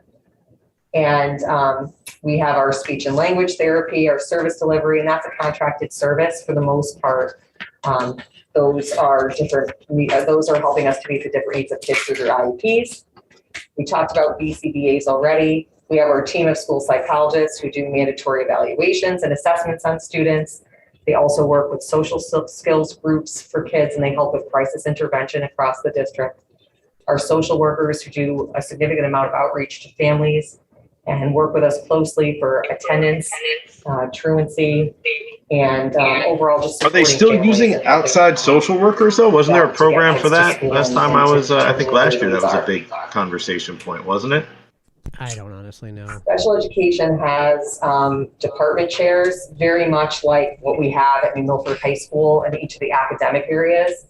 The department chair inclusion teacher is a supportive staff role that works to transition kids as young as age 2, and works only at Northville and Hill and Plain, works with families, works with kids, works with the preschool teachers, and is their point of contact and the overseer and supporter, kind of like a coach for the preschool team. Our paraeducators, as you know, provide IEP-directed services for students. Not all paraprofessionals are one-on-one. Some manage multiple students across a grade level or across classrooms or within the same classroom. And then we have special education tutors who give specialized instruction for kids under the direction of the teacher. These are all of the contracted services that the special services department has. Occupational and physical therapy, intensive intervention for students who have autism. And then we have student care workers from EdAdvance, and there's a significant number of them. They work in a similar way, but different than our paraprofessionals, but have a supportive role in managing students and student behaviors. And as I said, they're a contracted service through EdAdvance. So we'll talk about that on night 3 when we get into the details of the special education budget. So here's the number of staffing across the district. There's not a change at all for our psychologists, our social workers, our Excel teachers, or speech and language pathologists that we have on staff that are not contracted services. We're not trying to include paraprofessionals for Excel or our Excel tutors. We think we'll be okay for next year. And a large part of this, not needing additional supports or even school counselors when I get there, will hopefully be because of the school-based health centers and what they'll be able to do for us as well. So we didn't, as I said, that's an ESSER funded situation, and that does help in other ways to offset costs and budget that we might have been coming to the board for. Speaking of interventionists, out of the Department of Instruction, we have intervention positions in each of the schools, and through the ESSER grant, we have funded additional positions for intervention to support the needs of kids. We have math and literacy coaches that support the teachers at the K through 2 schools and the 3 to 5 and 6 to 8 schools. We have 1 shared coach K to 2, 1 3 to 5, and 1 6 to 8. Half of their salaries are included in the Title I grant, and almost none of them are fully operating at this point. We also have our library media specialists that are teaching classes across the district, and our instructional tutors, who I want to share with the board. We've had a difficult time hiring for these positions because we require instructional tutors to be certified teachers. So I also made an adjustment to their salary, or their hourly rate, so that we could be more competitive instead of actually changing the criteria, because that certification is important. But during COVID, it's been really difficult to hire people when we're at a lower rate than other districts. School counselors, their role is multifaceted. So they work on teaching lessons, meeting with small groups of students, and they have academic goals and career development to be concerned about at every level. And then our breakdown of administrators It's actually interesting that they're saying that they're having a hard time hiring. So I know some people that have applied to the district and haven't gotten positions. So it's like, maybe they're just not the right people. But like, Helen Plain, you have 1 principal, I don't know if you need people that a bad. part-time assistant principal at 0.6 who shared with the middle school. Oh no, she's just 0.6. And then 1 part-time special education supervisor. Maybe there's a certain requirement for entry that people are refusing to adhere to. That shared with Scottico, and 1 part-time special education I think that was it. And the reason why that there's a 0.25. I mean, just like the people that I know that are applying. Sarah Noble has It's just 0.5 as a interesting. special education supervisor, making that. Hopefully they didn't put me down as a full-time reference. I position, might not be a very good reference K for through 5. the Board of And Education. Sarah Noble, because of their enrollment, has a principal, 2 full-time assistant principals, along with that part-time special ed supervisor. I'm oftentimes asked, or I'm told, So what was the special ed supervisor? I think I missed heavy. that. And I can tell you that that's not true. When we looked at the ratio of building administrators to actual So they break up the administrators into district-wide positions, and then they have like school-level positions? Recommendations on a regular basis. And I can tell you that it's been exacerbated by all of the demands placed on the administrative team by COVID, such as contact tracing, contacting families, overseeing mitigation strategies on a regular basis. They're no longer contact tracing. Dude, I get an email like every day. They're like, another student was found with COVID in the school. And that's it. It's not like the bus, it's not the grade, it's not the class. It's just like, hey, 4 kids have COVID. Helping to Like, support their secretaries with power. that's not contact tracing. And an understanding, getting an understanding for us about what their needs are. Not so to that we can mention what the provide masking professional has learning done to to my them. kids. I They mean, have to collaborate dude, my with the son coaches like and the walks around with the department mask on. They have If he to gets make off the sure bus, that he doesn't they're want to take it overseeing off. field trips and We go everyone out that's in listed public, he there. just doesn't want to take it off. And He's just like, Yeah, because the mask is now becoming part of the face. But the scary thing is kids are like genuinely like mapping the mask onto a part of the face, right? So it's what's horrible about all that is that when that mask finally comes off, they're going to have a hard time mapping in their minds the mouth and the rest of what's underneath there onto the concept of the face, because this is happening at just the wrong age, at the absolute worst age. Well, dude, my 3-year-old doesn't want to go to preschool because she doesn't like like she can't tell emotions from eyes. Like she has to see the whole face. It's not just the eyes. And for the longest time, what she would say to me is, I don't like going because their eyes look at me all the time. She can't conceptualize, you know what I mean? That it's just a mask over the bottom part of the face. Which is incredibly important, and working directly with parents. So these are just a few of the things. I could never really capture everything that an administrator does in a school building, but rest assured, they're always on their feet and they're never sitting down. Yeah. District-wide staffing overall, this is just showing that we're not requesting an increase heading into 22-23 in any of the schools. We're maintaining the staffing levels in each of those areas. And then in the actual Hill and Plain budget itself, these are the increases that you'll see by major object code that mirror what you saw at the district level. Oh my God! Certified salaries, that's the overall increase. What's that? We're recognizing from contractual obligations. Non-certified salary, you're probably thinking, how is that, Alicia? You just said that you were going to increase secretarial support. That secretarial support in Hill and Plain comes out to be about $5,100. That's exactly how much it is per school. Right. We have a retirement in it's salary for certified whatever, certified professionals, certified teachers. So, not even the non-certified. The non-certified went down. But then they're out. It looks like they're outsourcing part of that because the professional services went up by almost exactly the same as the salary non-certified teachers. Right? And how come the salary non-certified teachers line went down? The other services, the $36 is for the phones. And the supplies, $6,626 is going to support the 47 students that have increased enrollment at Hill and Plain. Northville, similar in major object code, but not identical. Supplies went down. Their areas supplies went down, certified salary. That's okay. Now we're moving on to salary. Again, those are purely contractual, right, with the exception of the $5,000 increase for by the rate of inflation support. Out of that total, the remainder of it are salary increases. Professional services, again, that would be the increase for the ASSL because that it's all salary increases, dude, every single time. But when you contractually obligate yourself to a 3 or 4% increase every year, that's what you're going to get. Because the principal at Northville, actually the entire administrative team, when they met with me back in September, combed through all of their instructional supplies and counted to see what they needed and what they didn't, and then reduced as such. And then that small capital is a result of me moving walkie-talkies and some small district furniture over to the facilities budget. So overall, budget to budget at Northville is 0.70% increase. At Sennello, again, certified salary line increasing by raises, non-certified is the same. Professional services are up slightly, $3,460. Professional services across the board seems to be up 10%. From where we're at. Services are down by $500. Look at that, 10%. Other services have been reduced. The supplies have been reduced to account for the reduction in student enrollment. The capital is some furniture that's been moved into facilities and maybe a couple the supplies of are down. Another one down 6%. And Sennello's overall increase is 2.12%.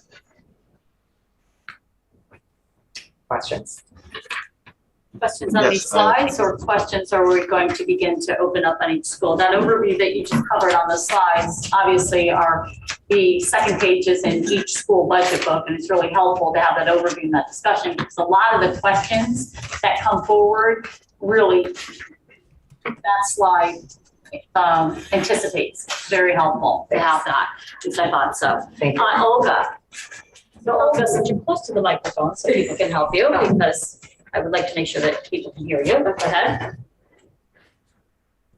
So in all 3 schools that we just went through, the professional services line, is that strictly for the ASSO? Yes. Okay. So nothing else is in there? Nothing else. So the increase is the ASSO. That's the increase. But there are other things in there, but the increase. Yes, Right, I just wanted to put it. So you're proposing that we have an ASSO and a police officer in each school? no, Just the ASSO? I'm I'm, a little confused. okay, I'll go through it. Glad you asked that. So Northville already had money in their budget for an ASSO, but the position, it's my understanding, the position was never filled. There's a police officer that's on site for a few hours a day. But like I said, I've spoken to the chief and he believes he'll be able to fill these positions next year because he has enough lead time to do so. So Northville would have a full-time ASSO only. Hill and Plain already has an ASSO, so that would remain. Sierra Noble has an SRO, and that would remain. Scottico will have a reduction of one security officer, an addition of an ASSO, and the SRO would remain. So that's the contract that expired for the security guard. Yes, and we have to renegotiate a contract though for security because we do have a need at the high school and for adult education. So I used the savings for the ASSO for the middle school and for the high school respectively, maintaining security needs at the high school as much as I possibly could. So one security guard at the gate, one in the school, one ASSO, one SRO, and then one security officer for adult ed. Okay. Question about that position that you want to add for a crossing guard between SMS and Northville. Mm-hmm. That need is really only in certain times of the day when the students cross. Mm-hmm. So couldn't the ASSO take that responsibility of just being out there?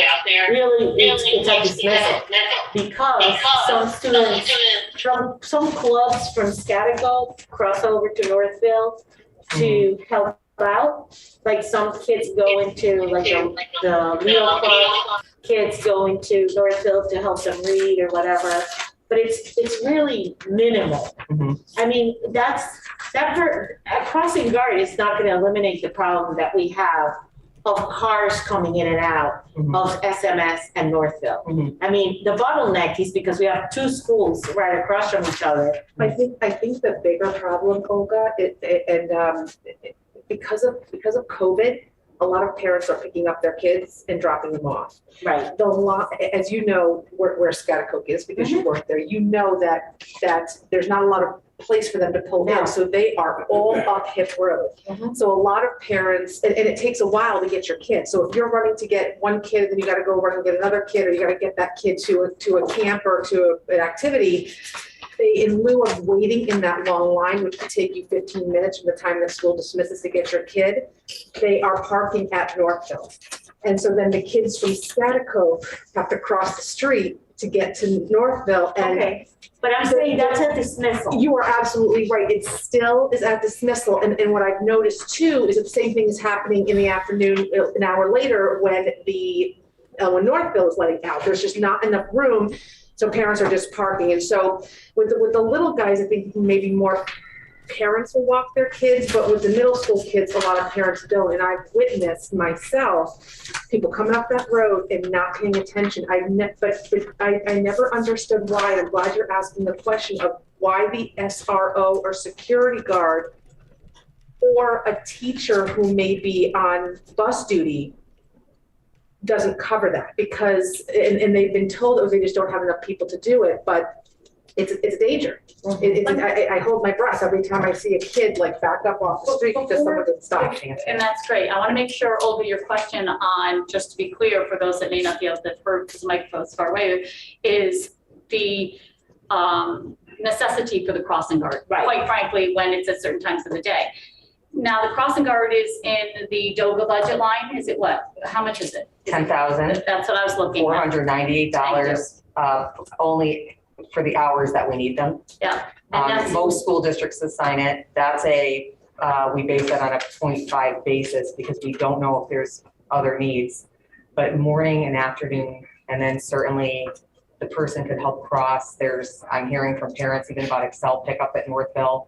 The parking lot configuration is something that I've brought up, and as has Mr. Cunningham, to and the mayor was already aware, and the police chief, and they met together and took a look at, the situation at hand. But I wouldn't be putting in a crossing guard if I didn't think it was a dangerous enough situation to warrant it. To Tammy's point, we have tried putting staff out there. As a matter of fact, we had administration out there, and they were telling me that they were afraid because it's a tight area over there. Cars are trying to come in. They were coning off the area. They actually had the SRO park the car on a certain angle to make sure that it's one way in and that the traffic is manageable. The problem with putting an SRO out there to direct traffic, they've done it, is then they can't work on securing the rest of the building during a time when it's incredibly busy and you've got people on campus that might not belong there. And so if there were an imminent threat, to have the SRO out in the street, managing traffic is not really where I would want them to be ultimately. Not to say that they haven't helped out, but I do know it's been all hands on deck, and it's still reported to be a very dangerous situation, no matter what the administration has tried. All I'm saying is if we hire I don't know all these names, an ASSO for Northville. So maybe we can use that person to cross people over. Right, this is it's one person for Northville and Schaghticoke. Okay. Yeah. We're trying to get the biggest bang for our buck with the potential of 2 mornings and 2 afternoon dismissals.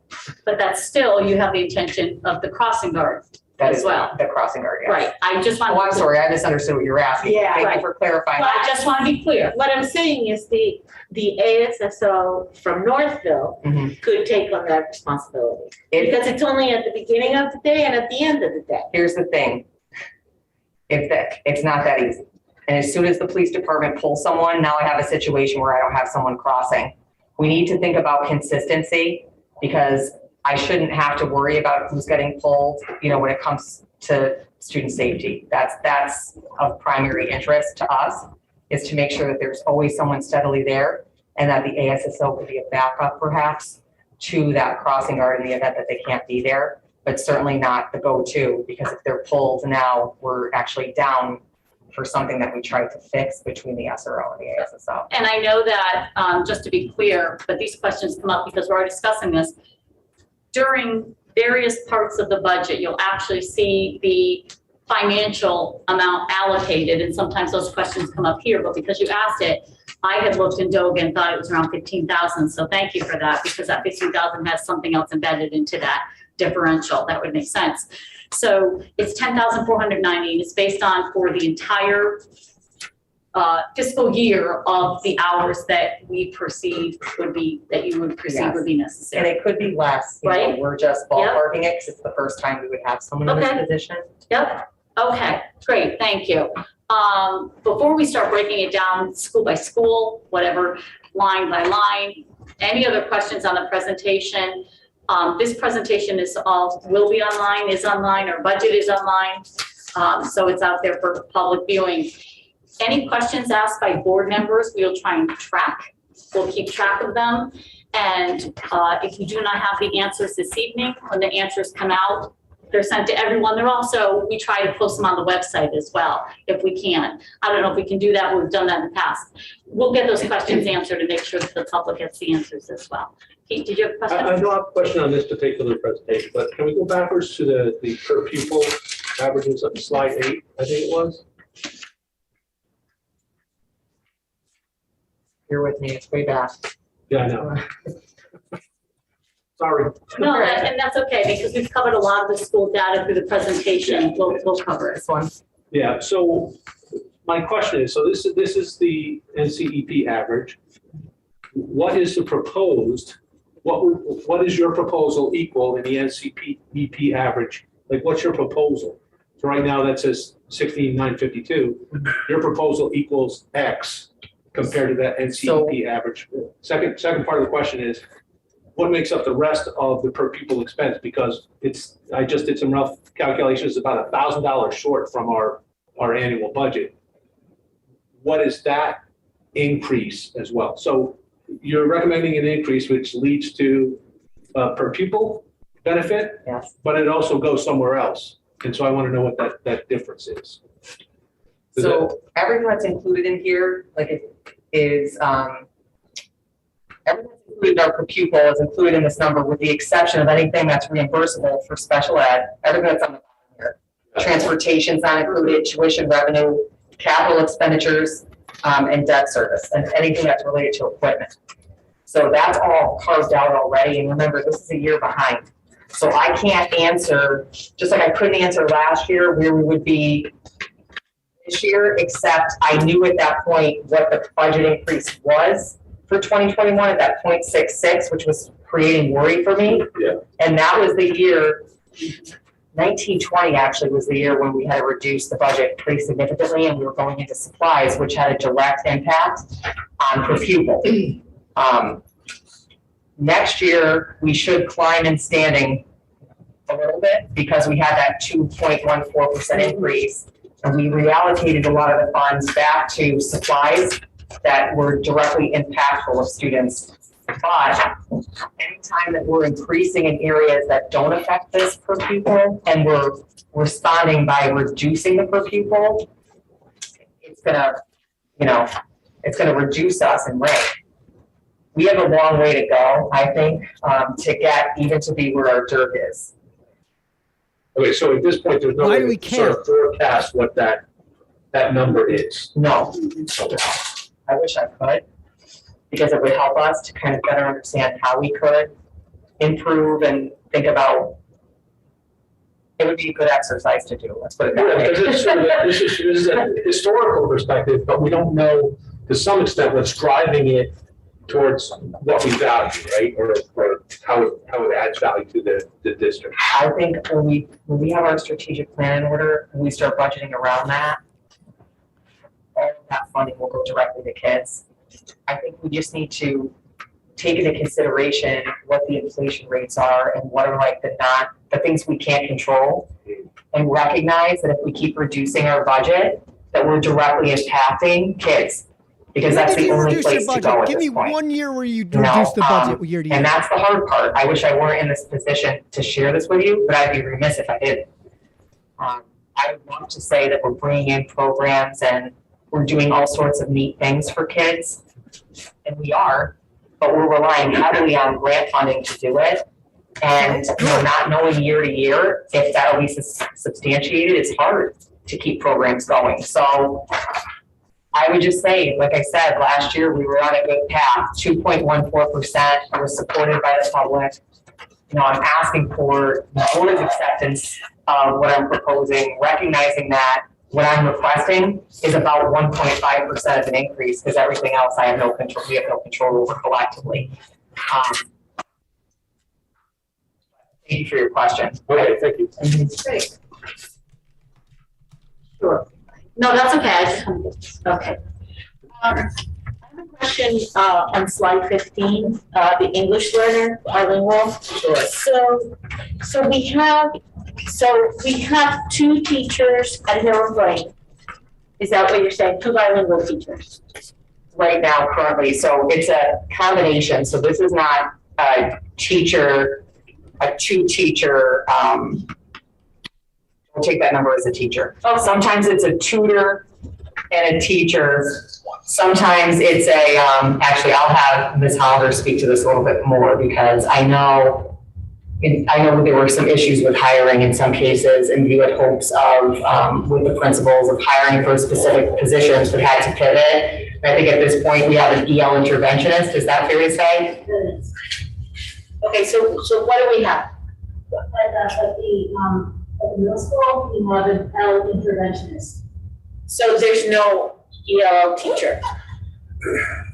I did talk to the state about this because there's a shortage area, and it was an acceptable way to ensure support. So it's a certified teacher working in collaboration with our district PAL coordinator to support those students. So got to focus on it here, just to be clear. Okay, so Hill and Plain, what do they have? I can't recall those numbers off the top of my head in terms of the. Eric, you have one teacher. So we have a bilingual teacher and then CSOL certified teacher as well. Okay. So previously it was one.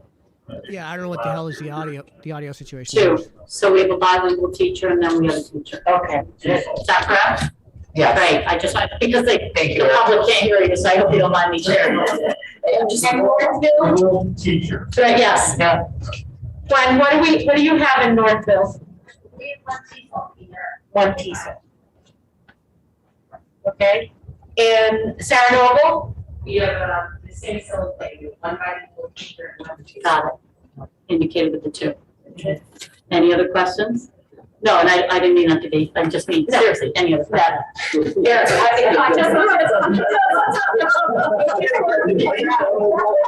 Oh man, this audio. Jesus. Just, it's kind of a follow-up from before. Sure. I didn't see in this one, in this particular section, I went through this pretty thoroughly. Yeah. I still think that we need to see where in particular we are underspending. Now, unless I missed it when I went through these pages the other day, they show percentages over year, but it doesn't show a comparison like that on slide 9, where we're saying, okay, this is what the other towns are spending, this puts us at 163. I think that we need to roll that down and identify where we are if any. I know we're underspending probably overall, but we want to make sure that we want to identify where we are underspending the most. You want to target where we're underspending? That we want to, and you also have to sell it to people, and that general number is not going to do it. And I don't see it in here. Because I know you've got the information, and I hear you're speaking knowledgeably of it. We need to put that down so we can really see it. Mr. Giovanni, how, is that something that we can make a reality? Just to be clear, are we looking for changes between, I think we're talking about previous reductions between the board adopted and the. And the town adopted, and what the town supports. No, that's not what I'm talking about. I want to, we do a comparison from town to town. Like we Yes. are 163. Thank you. 155. Per pupil We're 155. 155, whatever. Yeah. But what I'm most concerned about, and I want to see where in our budget, I want to at least roll down one level to see what comparatively are we, if we're underspending really bad in one area, or if we're low in another area, and maybe even high in some area. But we need to identify that so that we can actually make the point that, yeah, this is why we need the increase in budget, so we can spend here, and here's why that's important. But right now, just the general, the goal is not to spend more than the other towns. The goal is to spend it efficiently, but we have to show that to make that case. And so what I'd like to see is, rather than that number, I'd like to see the number broken down a little bit. Okay, we spend this much more or this much less than all the other towns in the physical education. But just to be clear, you have to take this entire budget book, at least if what I'm hearing you say, and you have to say, no, okay, we're spending X in salaries. How do we compare throughout all the other districts in the state of Connecticut? Yes. We're spending X in transportation. How do we compare to other districts? That's almost impossible to do to 170 districts, to go through all of their budgets and our budgets. Some of that comparative data is, and it may be, just my perception, when you look at I'm gonna have to be the one to do it. I'm gonna have to do it. Year to year, board to town, board to what the town approves, and our per pupil expenditure, and also some of that other data. What are our contracts in comparison? What are other districts coming in with budget requests and their approved expenditures? I hear what you're saying, but I'm not quite sure how we could take a line item, and maybe we can, if we can, let's certainly try it, and say, how do we sell it to the public that we are underspending in this line item? I'm suggesting this is slide number 11. Right? Thank I'm you, sure Eric. every other school has a slide 11. Absolutely. That's the one I want to see compared. Why isn't this data being collected by the state in the first place? You want to look Not every other town, but comparative. Let's look at our peers right now. Yeah, Let's set a goal. We want to get to 150. We want to be number 150. What does number 150 look like? We want to know what success looks like. If we don't know what success looks like, we'll never get there. So I would just use on that basis right there. go to another school board from our comparative talent. And That's the question. That's the question he's asking. We've done that in budget What is the discussions primary in the motivator past. for the trends in Exactly expenditures year to what we've year done and before from town compared from council. time to I time? know that That's what he's you've asking. heard some of these discussions of saying, here's within our DERG, here's what their budget has been for the last 5 years. Here's where they are. Here's a comparison with enrollment. Here are the similarities. I made some of those comments in the past. I didn't prepare it, but Okay, so it is doable. I think that you would be hard pressed not to discuss a budget and do comparisons to some degree. The DERG is like 30 It's not just schools. our budget. Some of it is comparisons to other within our DERG, for example, ratio of administrators to students. Where do we compare within our DERG? Where do we compare within the state? That's why Good we're looking at question. that data. Those are those comparisons, I would argue. Generally what you'll see are increased staffing levels, right? So you'll see, and I used to have a slide on this, and I think I decided to remove it, but maybe I'll put it back in on night 3. When you look at the assistant superintendent's office, for example, and all that person is in charge of, and they have nobody working underneath them, okay? Thanks to ESSER, we're able to add in some coordinator positions, but when that goes away, I'm gonna be coming back to the board and asking for a director. I've been very clear. I need to free up that position to work alongside the superintendent and allow a director to take care of everything related across the district on curriculum instruction assessment and work directly with the principals. Right now, that person is acting not only as the assistant superintendent who's in charge of, I'll show you the slide when we get there, various responsibilities, many of them legal in nature and state mandated. But then also having to come over to my office where I'm trying to, at the board's request, help her see what's on the side of the superintendent seat so that it's not a surprise, right? If she ever wanted to become the superintendent of schools one day. That's very challenging with the current setup. And many of these districts have many layers on the general education side. I think we're built up pretty well on the special services side. You saw supervisors, you have a director. We're looking for a nursing supervisor position. But on the general instruction side, you have the assistant superintendent, a few coaches if we're able to fill those positions.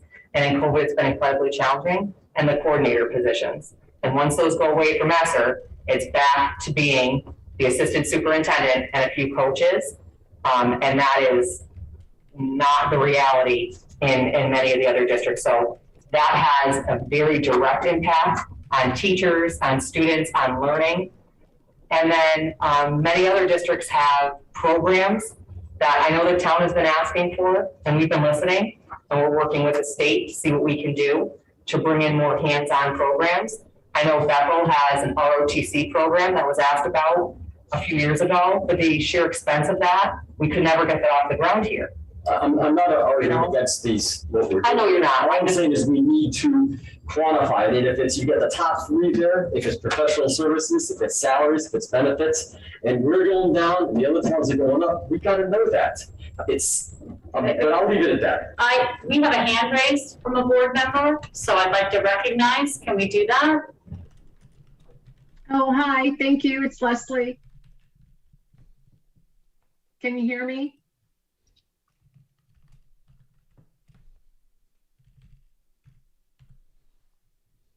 I can't hear you guys, so I'm not sure if you can hear me.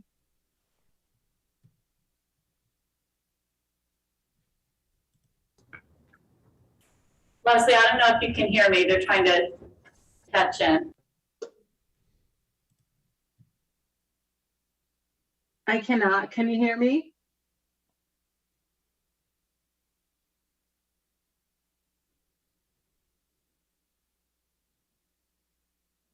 Okay, so I just wanted to piggyback, thank you. I just wanted to piggyback on what Eric was saying.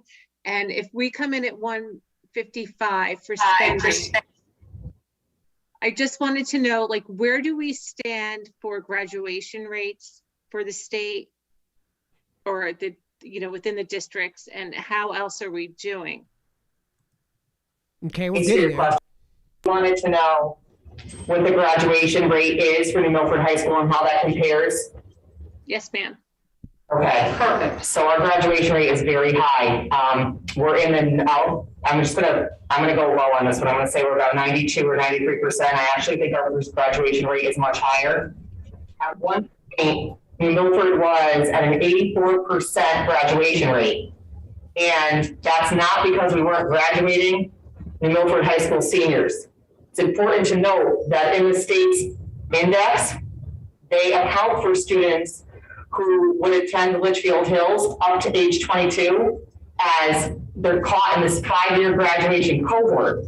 So if they were set to graduate in 2022, for example, to go to Litchfield Hills, that's not counted as a high school, they're not counted as a high school graduate until they're actually 5 years out from that date. And that reduces the overall state number and the percentage of graduates from the Milford High School, even though that's not necessarily the case.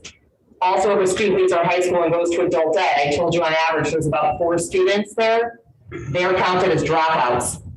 And so we worked with the high school to make sure that, yes, that can be shared as an option, but we want to do all that we can to keep kids in the high school and support them with their needs. So our graduation rate is very high, and it's in direct alignment with the area school districts. Thank you, Alicia. How are the SAT scores? There we go! So I can't speak to the SAT scores off the top of my head today, but when we get to the New Milford High School budget, I'll show you the impact it has on student athletes versus the average total score. I think it's hard to compare SATs. Normally I'd have that response for you immediately. The problem is COVID impacted everyone's scores across the state. And right now, you know, what you would see in New Milford, you would see elsewhere. We talked about our Smarter Down scores when they came out, and what we were seeing as impact. Those are the assessments that are given to students in grades 3 through 8, and then in grade 11 for the science assessment. And across the board, we saw significant reductions in kids' achievement, but we don't, we think it's in direct correlation to the fact that they were out on remote instruction for so long. And so that data, I don't know how reliable it is. It's going to take a few years for us to kind of grow together with area districts to become more comparable down the road. So That's it, right? Yes. yes, Yeah, so Thank the SAT scores in New Milford dropped less than the state average, but everyone dropped. Right. It was a horrible drop. Thanks, Pete. So can I make one comment here towards Eric and Leslie's question? Sure. So here's my, and I'll make it a little bit facetious, because this is New Milford, so people will understand this. As the budget wants to be 0%, because that's what's best for the taxpayers. Against outcomes, SATs or graduation rates or whatever, it's hard to match those dollar values against those outcomes. Yes. See something like that, but I've not seen it. So to your point, what's success look like? Success looks like the outcomes. How much money you spend to get that success, the less you spend to get the same amount of success is a better outcome than spending more and getting the same level of success. Finally! That's what we're fighting here. Finally! You know, how do we gauge that? well, what I'd like to try and Finally, do somebody is, rather says than it. get into some of the budget formats, is recognize the questions, see if we can come up with a formula without, no disrespect, reinventing the wheel. There should be a way that we can get some information that might be helpful. So let me give it some thought, okay? Because this is our budget format, but as always during budget, whatever information we can gather and put together to give us more data and more informed information and makes this budget even more Useful. will. And what we're doing, why we're doing it, why we're asking for it. Let me talk to you afterwards and see if there's a format that you might be looking at, because but I don't think it's that simple. So we may be on different pages, but that's okay. Not any other further questions, because we would like to get to the schools. We also, I don't want to rush anyone. We can always come back. Budget books and at different times come up with a question.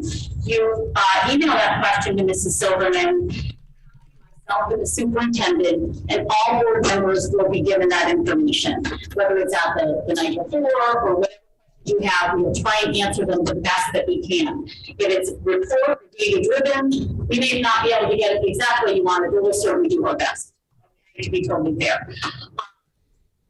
Comfortable? We covered a lot of information with your overview, Alicia. There was a lot of questions that you most likely anticipated, coming our way. So I do appreciate that. Line item by line item, just to make a question. But I'd like to make sure when we go through each school overview, if there's a general question or an actual percentage question or a budgetary concern, that they're addressed appropriately. With home planning. And just go through. Go ahead. So I'm on page 7. Okay, page 7, which is the very, very first page of home planning. Yes. And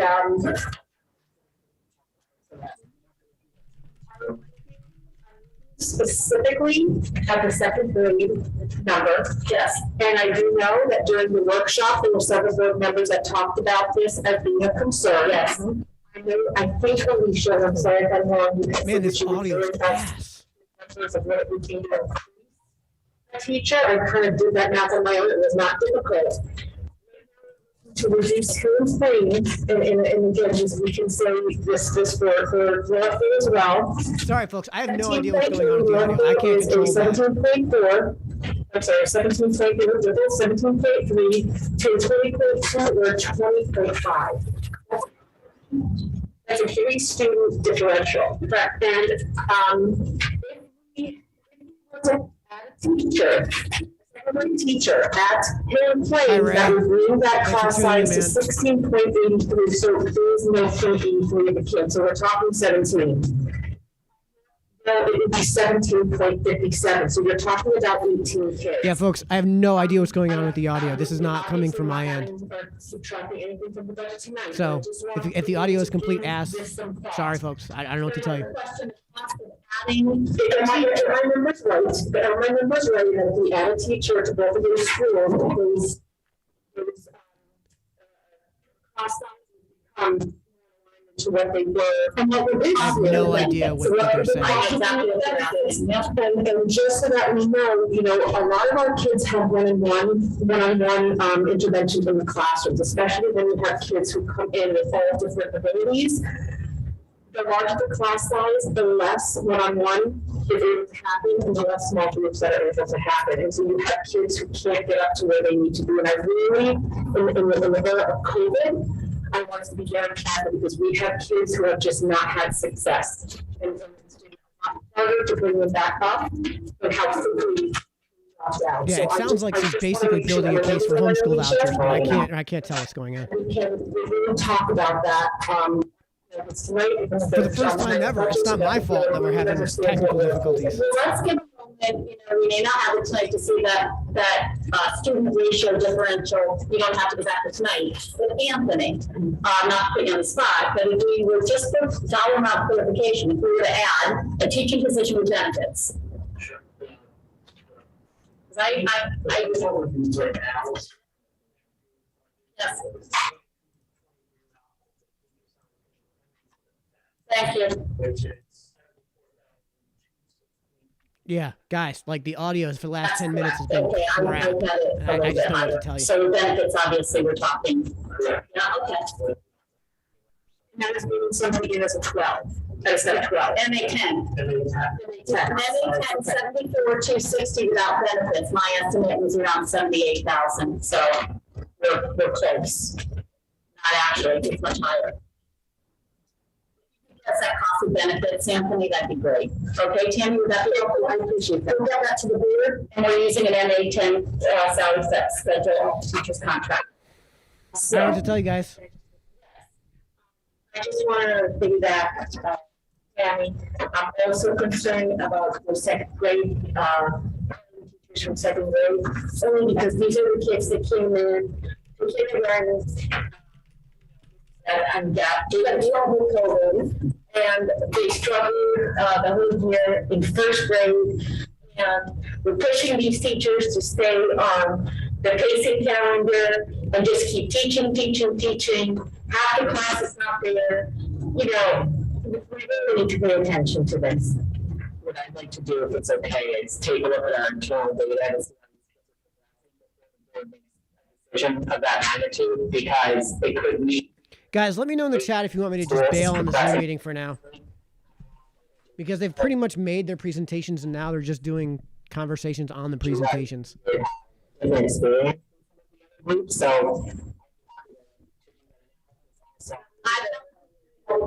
I think that would be, and Tom, I see your hand, I'll call you in a second, but that would be very helpful. I'm sure that, I think we're all, that none of these decisions are made lightly. They're made with conversations and data and not just moving things around. The Hill Plain enrollment, basically, it's staff neutral. There's no change.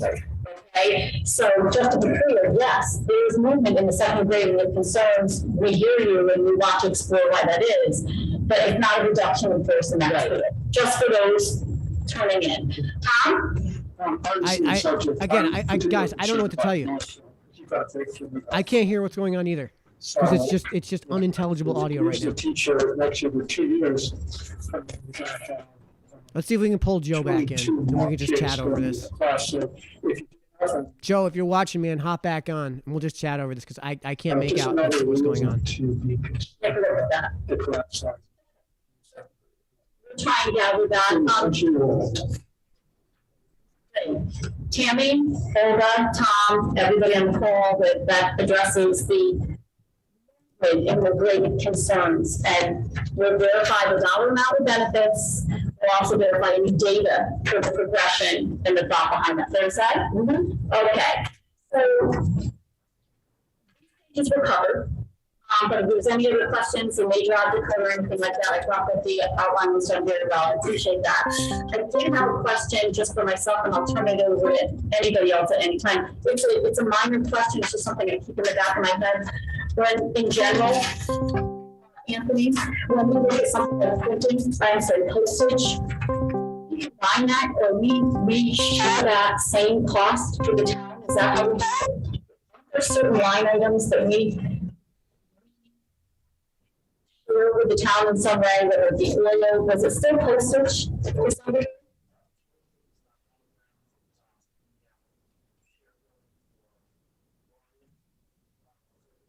Joe, I don't know if you're watching my stream, man, but get on here because we can talk about this, because like the audio from the Zoom meeting is completely garbled. For example, on placing oil, we work with the town.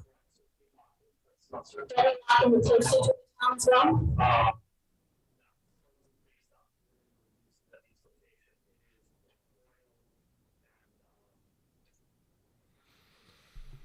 All right. You know what we're gonna do? We're gonna meet this. I thought at one time we were doing postage for some reason.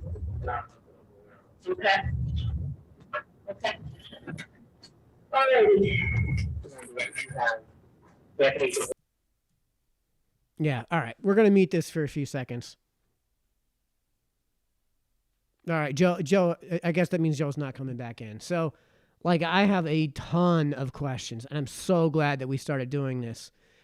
Praise to praise should be offered. I'm gonna let me come in. Let me get rid of this meeting, because honestly, it's such garbage. Maybe we'll check back in on it in a minute, but it's such garbled up garbage that I can't hear what's going on. I have no idea what's going on. I can't make out what's going on.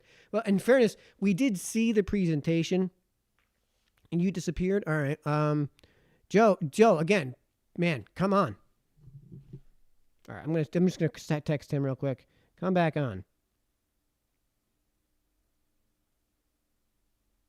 Bam. All right, hopefully we can get Joe back on here. But yeah, I mean, one of the first things that the corpo says in this meeting is that here, one of the measurable success metrics is keeping class sizes low. What based on what? Based on what? And this is I think the point that Eric was getting into, and it was, I mean, pretty obviously getting into, right? Like, obviously, if the other schools in the Derg are spending all that money on the football team because they have a huge football program, like if it's, Danbury High School blowing money on the football team, or Greenwich High School blowing money on the football team, then, I mean, then clearly then what we're doing is just not blowing money on the football team. If the difference in expenditures per student, the per student expenditures is that they have way more teachers per student, then that's the thing that's driving that cost basis. And as Pete Helmus said, like, well, then what we should actually be measuring is performance measures, actual outcomes.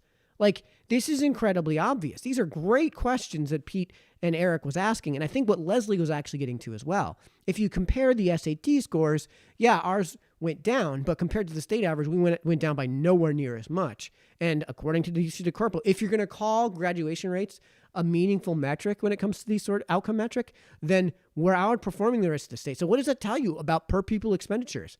It tells you that they are not, just like the research has said forever, has said that they are an overall spending on public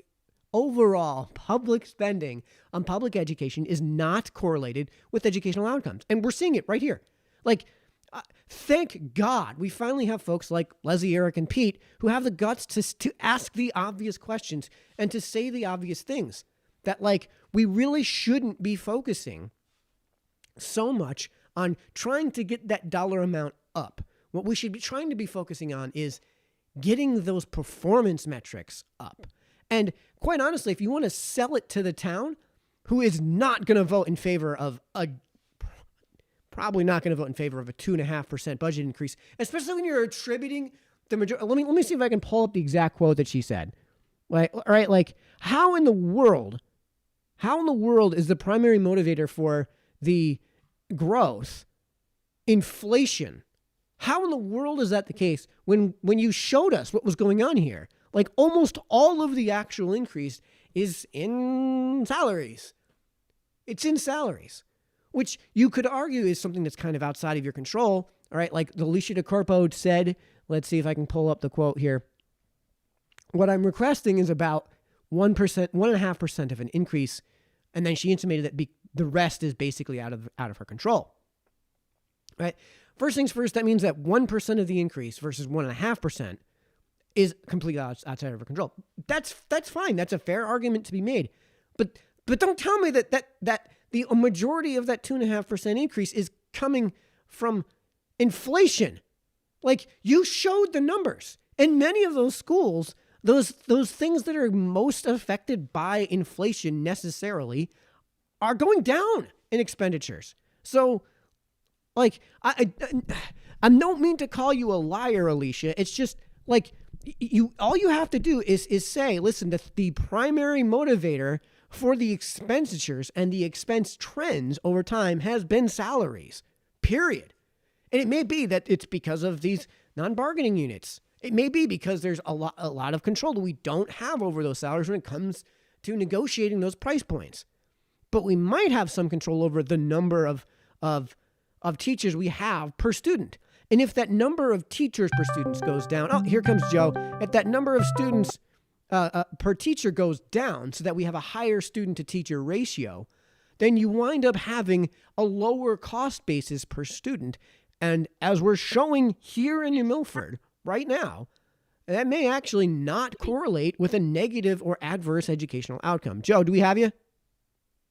Yeah, you got me, but I gotta switch your audio back. But I can hear you. What's going on? Yeah, dude, don't even bother with the Zoom meeting. I'll check in on it every once in a while to see how the audio's going. The audio became completely garbled up to a point where I couldn't tell what was going on. So that's what was happening to me before when I was using my phone. It was just turning into absolute crazy sauce. Death. Yeah. So I mean, were you able to hear the questions Leslie, Eric, and Pete asked just recently? Just recently, before it went garbled up. The Zoom meeting was just absolute nonsense. I couldn't. I've had it off for like a good 5-10 minutes now. Dude, Eric asked them to break down. So I wrote down in my notes, and let's see if you agree with me on this. When it comes to the DIRC, I wrote down in my notes, comparing inputs versus outputs. Why are we comparing expenditures rather than aptitude or outcomes? And then later when it comes to the DIRC, I wrote down this note. Where are we? Why are we so focused on comparing our towns to other towns' expenditures rather than focusing on comparing ourselves to ourselves year to year. The question Eric asked, paraphrasing, is when you saw the slide about the DIRG, right? Like compared to our DIRG, we're underspending per pupil, not underspending, spending a lot less than the DIRG is. Yeah, we typically do, yeah. And Eric said, well, what's the motivator for those trends? Right? Like break that down. Right. Like what's doing it? And what he intimated was that if it's that they have way more teachers per student, way lower student to teacher ratio, that's the thing that's driving it. And then Pete asked the obvious follow-up then, well, then if that's the thing that's motivating it, if that's the thing that's driving these expense trends, what are we getting for it? What's the outcome metric?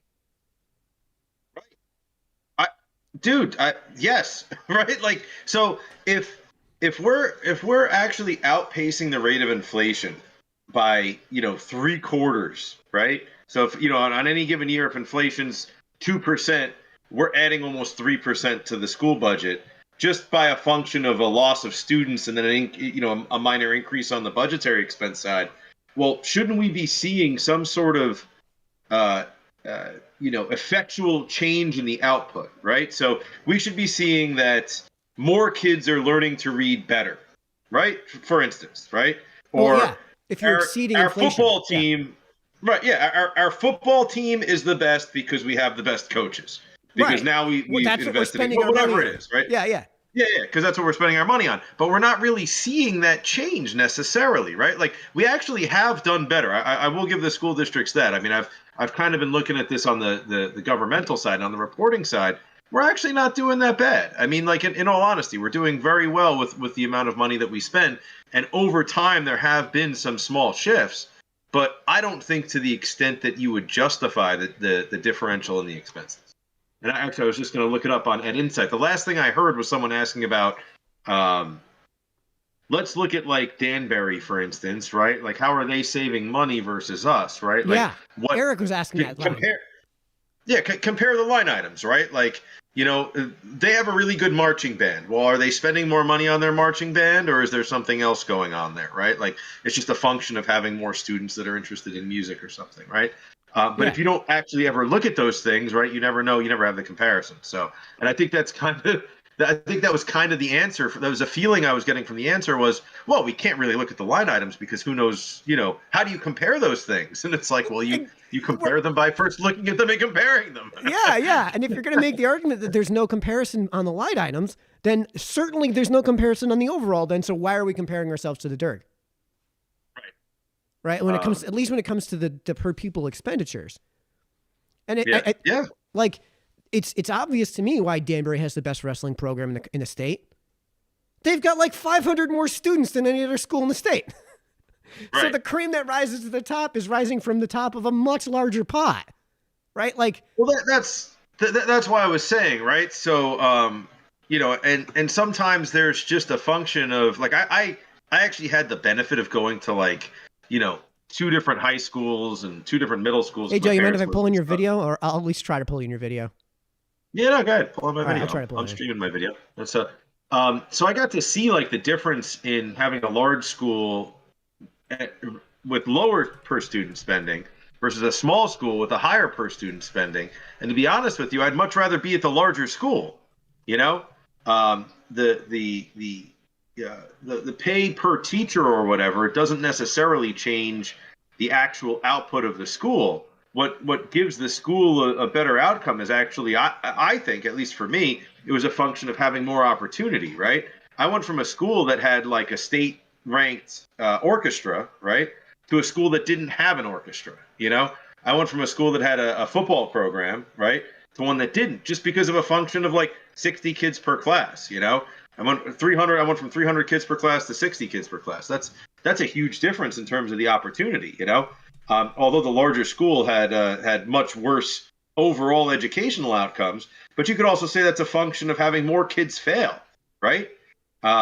If you have a larger population, you're gonna have more kids that aren't doing as well. Hope I didn't lose you there.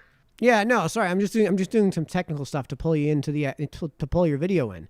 But yeah, I mean, like the two big issues I have right now are that like it is just like absolutely farcical that the motivator for these increases in expenses is there's no way it has anything to do with inflation. Like that's just I don't want to use the word lie, but like who are you kidding?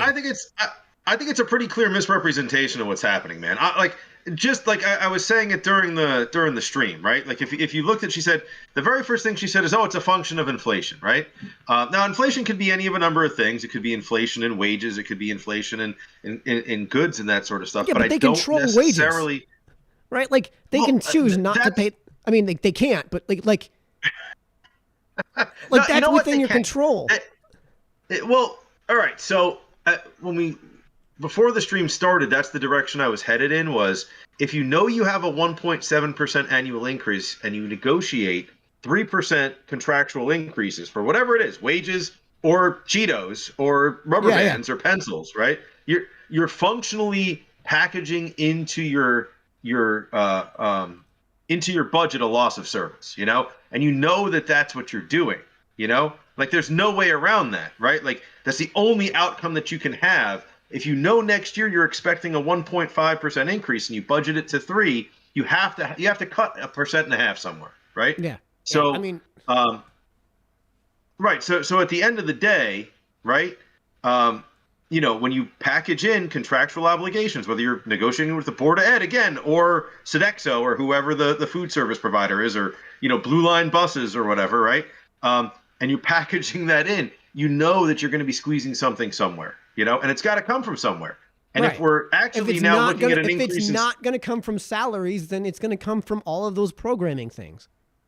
That's right. And if you package it into your salary line item, it has to come from the other things. It has to come from a cut of. You either have to lose a teacher, or you have to lose a service, or lose something else.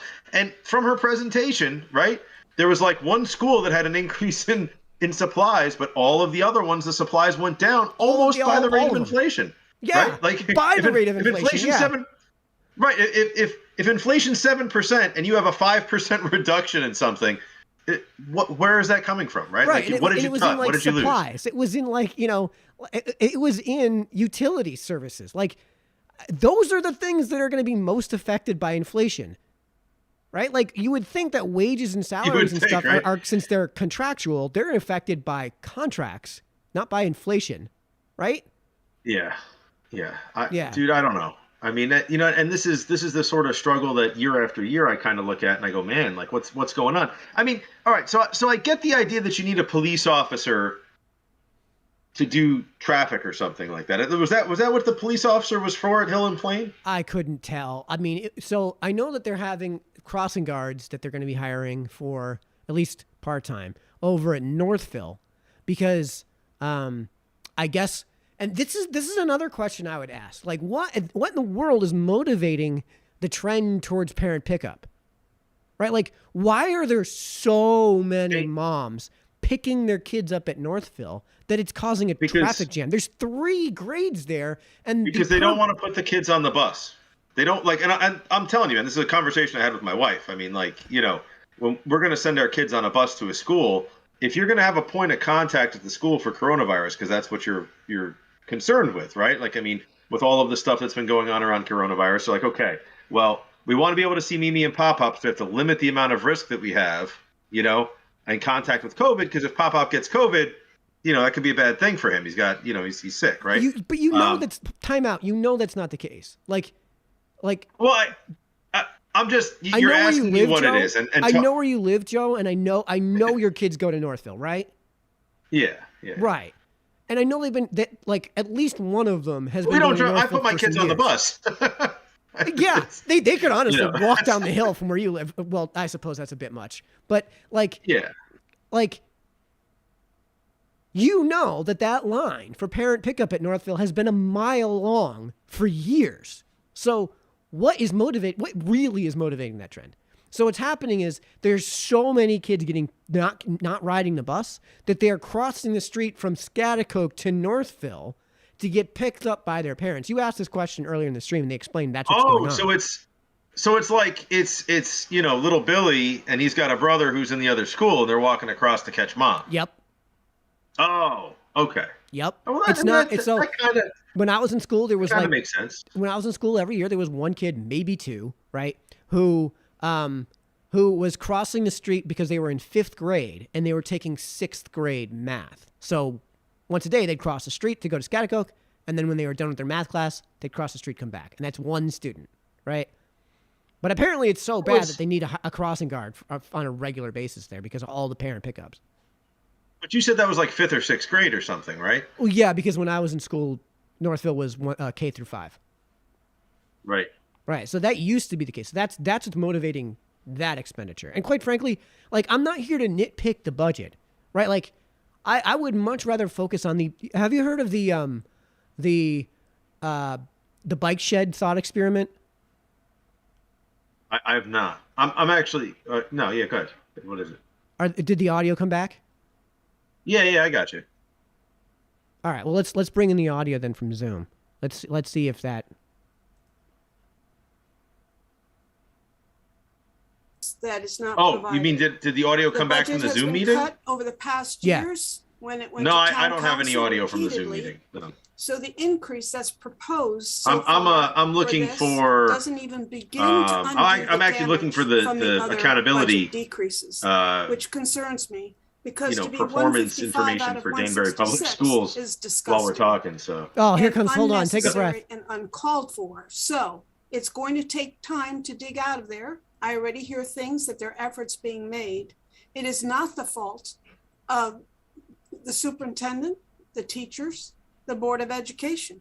To me, it's the fault of a community that won't support a budget. No, So here comes the I will gaslight. do everything I can for you because I am on the town council now, and I What do happened? wanna help. I can't hear it. I And don't of course, have we it. need facts. When it gets right down to Alexander it, we Thomas need is speaking in facts. what I If we assume can is give public people comment. the information, and I've heard Ah. questions about that tonight already. If Well, we fill can me give in. What did people he the do? information they need, we can help them understand Dude, why just pull up the meeting on your phone or something and turn the volume way down. Efficiently. A zero budget It's hard to do. is not doing it. Even close to zero is not doing it. These are COVID years we're dealing with. So many more painful things. And we all talk about the mental health of our students. And I know that we have federal money to help us with that. I had hoped the town would contribute even more monies to help From with the mental municipal side of the illness budget, and yeah. mental It never concerns ends. in our school systems, but I was not yet supported by that request. Are they But are they let's trying not to forget our teachers and blame all the support staff who municipal also side need of the extra budget help. for increases now? I think that Alex what we've wanted asked wanted our the town to teachers do basically is just a hand well above over. and beyond. Let's be It honest. She always just has wanted been, the and town to Milford is hand not over known the total for of its being ARPA funds to the teacher-friendly. BOE. So we need to turn that around. I think Well, that I mean, administrators, we can't possibly be that's heavy in something that we administrators. could do. Back in the day when you had a principal, assistant principal, and teachers, those administrators didn't have I'm all in, those I'm extra out. people Got it. that were needed in a Ooh, system who's to this? take care of the student population. Alexander Thomas. The number of people a principal, school principal, and ultimately the superintendent have to support is a We've much discussed bigger that, right? and more diverse You've group even of floated the people idea than we ever of did in previous maybe years. And you it's know, even worse with COVID. doing something So to make the sure more we that can help our community get the um, information they need. more of and the money more- gets back what to you the need, residents, I need right? to hear from you too. What do you need? That's just passing it Well, from how can we help? one side of government to the other, though. um, That's not handing it to the. I'm with you in to your the struggle. residents.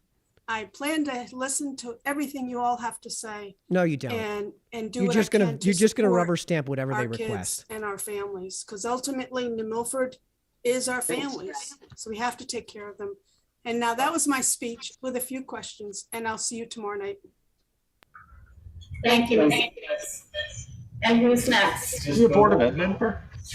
Go ahead, please. Town And council. I if think you it's could public state your comment name, right now. please, just so we have it. Sure. I was gonna Hi, say. my name is Dorian. Oh, okay. I see Hobel. what's going on. I'm a second grade teacher. I must have at dropped out Levin, right before and public I was comment. previously at Northville. Thank you everyone for your time and efforts to keep our schools safely open and continuing in a manner that strives to best meet the needs of New Milford's children. I was unable to attend the budget workshops and the audio has been cutting in and out, so I apologize if I'm restating information or if I'm asking a question that was addressed previously. Did the enrollment projection study include how many New Milford children are slice this currently data being up. homeschooled So that may at some point return to the public school Yes! system across the district and specifically in first grade? Even without knowing that information, in the current budget proposal, second grade at both Hill and Plain and Northville is projected to go from approximately 7 students in a class this year Volume to a down, turn the little volume more than down, Joe. 20 students in a class next year through the elimination of 3 second grade positions, 1 at Hill and Plain and 2 at Northville. I hear and respect the argument that by keeping the second grade staff as is would reduce the enrollment to lower than first grade. Mute yourself real However, quick. if we reduced second grade by Turn only it off. 1 teacher instead of 3, that would be much more comparable. 7 teachers at Northville would make projected class sizes 17.5, which is close to the current grade 1 enrollment at Northville. And maintaining 6 teachers at Hill and Plain would be projected to be 16.8 students, the same as the current first grade. Furthermore, our projections for next year do not account for the unknown number of any new students who move into the area. As we saw in the projected enrollment change, Hill and Plain typically gets a higher influx of students throughout the year, so the likelihood of enrollment increasing is great. If district area students decide to return to the public classroom, numbers will be even higher than projected. There's no dispute that smaller class sizes lends itself to increased opportunities for one-to-one or small group instruction and remediation. We know our educators and colleagues are working tirelessly to meet all the needs of our children. But due to COVID-related disruptions, students are entering grade levels with lower scores and less social skills than compared to the past. With student age averaging 7 for most students, second grade is the last full formative academic year where the reading level of students covers a wider range of levels and strives to move readers from emergent and transitional skills to being fluent readers. More classrooms would allow us to spread out students needing extra support for learning, behavioral needs, and language needs. Smaller class sizes allows educators to practice tier 1 interventions with more fidelity and should help alleviate some of the overload interventionists, counselors, teachers of English learners, and special educators are experiencing. As an educator in the classroom, I Research see the says that won't do impact that. on our children. Maintaining the smaller class size would allow to continue to give a more personalized educational experience to meet the needs of each individual student in next year's second grade. And again, No all one of the can research predict the says the future with exact 100% opposite. certainty, but continuing to maintain a class size as close to 17 students in second grade would be greatly beneficial in meeting the needs of our current students and any who may re-enroll next year. Thank you for your time and your consideration in returning second grade positions to the budget. Yeah, no. So folks, no, Thank that's you. basically And the everything next she said that was speaker, an please. empirical claim is just false. Basically. Great, I just want to make sure. Okay, I am now, there are no more hands, request for public participation. I am closing public participation. Tomorrow evening's public participation will be at the beginning of the board meeting as well as the end of the board meeting. There will be 2 opportunities to involve the public for what they hear, what they would like to hear, and to be engaged in our budget process. So thank you very much for that. At this time, we are going to recess to tomorrow evening and we'll get these questions answered. Okay, 6:30 tomorrow night. Thank you. I'm sorry for the audio, guys. Joe, you still there? Let me get Joe back in, guys. All right, here we go. Okay. All right, I'm back. Is your video back? My video's back, but I can't see your video. I'll figure that out later. That's probably something on my end. Are you streaming a video? I don't think I'm sending you video. Give me 1 second. Let me get this all set up. Here's my camera. All right, and you are right there. So there we go. All right, so now we're gonna pull Joe back in. All right, Joe. So basically, what was said during public comment is spend. Like Joe, you were on the Board of Finance when I handed you guys that mountain of data and research on this. Overall spending on public education. Overall, public spending on public education is not correlated with educational outcomes, and nor is class size. There is a tiny bit of data. There's one report, the STAR reports from Tennessee and Florida, that said that with K through 2, that if you could keep class sizes below 18, there was a mountain of conditions you had to meet, but that they showed some correlation, some negative correlation when it comes to class size and educational outcomes. But again, you had to meet a mountain of conditions that I don't think exist in any public school anywhere, number one. And number two, those studies have largely been ridiculed. They've had to have 3 complete reissues because of how bad their methods were and their when it comes to their conclusions, at least, from the data alone that they collected, right? They had to have 3 complete reissues. And nobody's been able to replicate their results.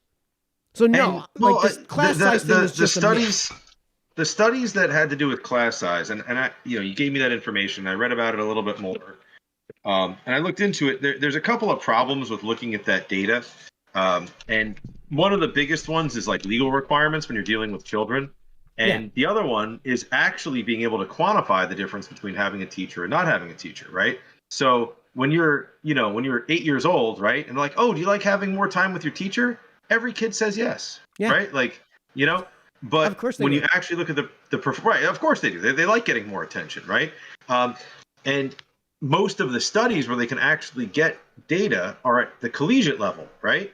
And at the collegiate level, you see very little actual difference in outcome between having,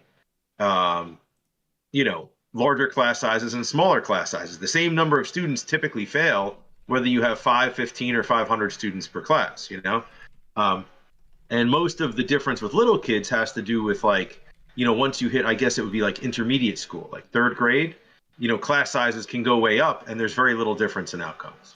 Because at that point, a lot of the base educational groundwork has been laid, It's when they're really little, when you have kindergartners and stuff, they do need more attention, so having smaller class sizes in kindergarten, through 2nd, 3rd grade is actually an important thing. At least that's the studies that I found. That's typically what they found. Sorry, Joe, hold on. It wouldn't be an episode of the Mike Sennello Show without some technical difficulties. So that's okay, man. A lot of them have been for me, believe it or not.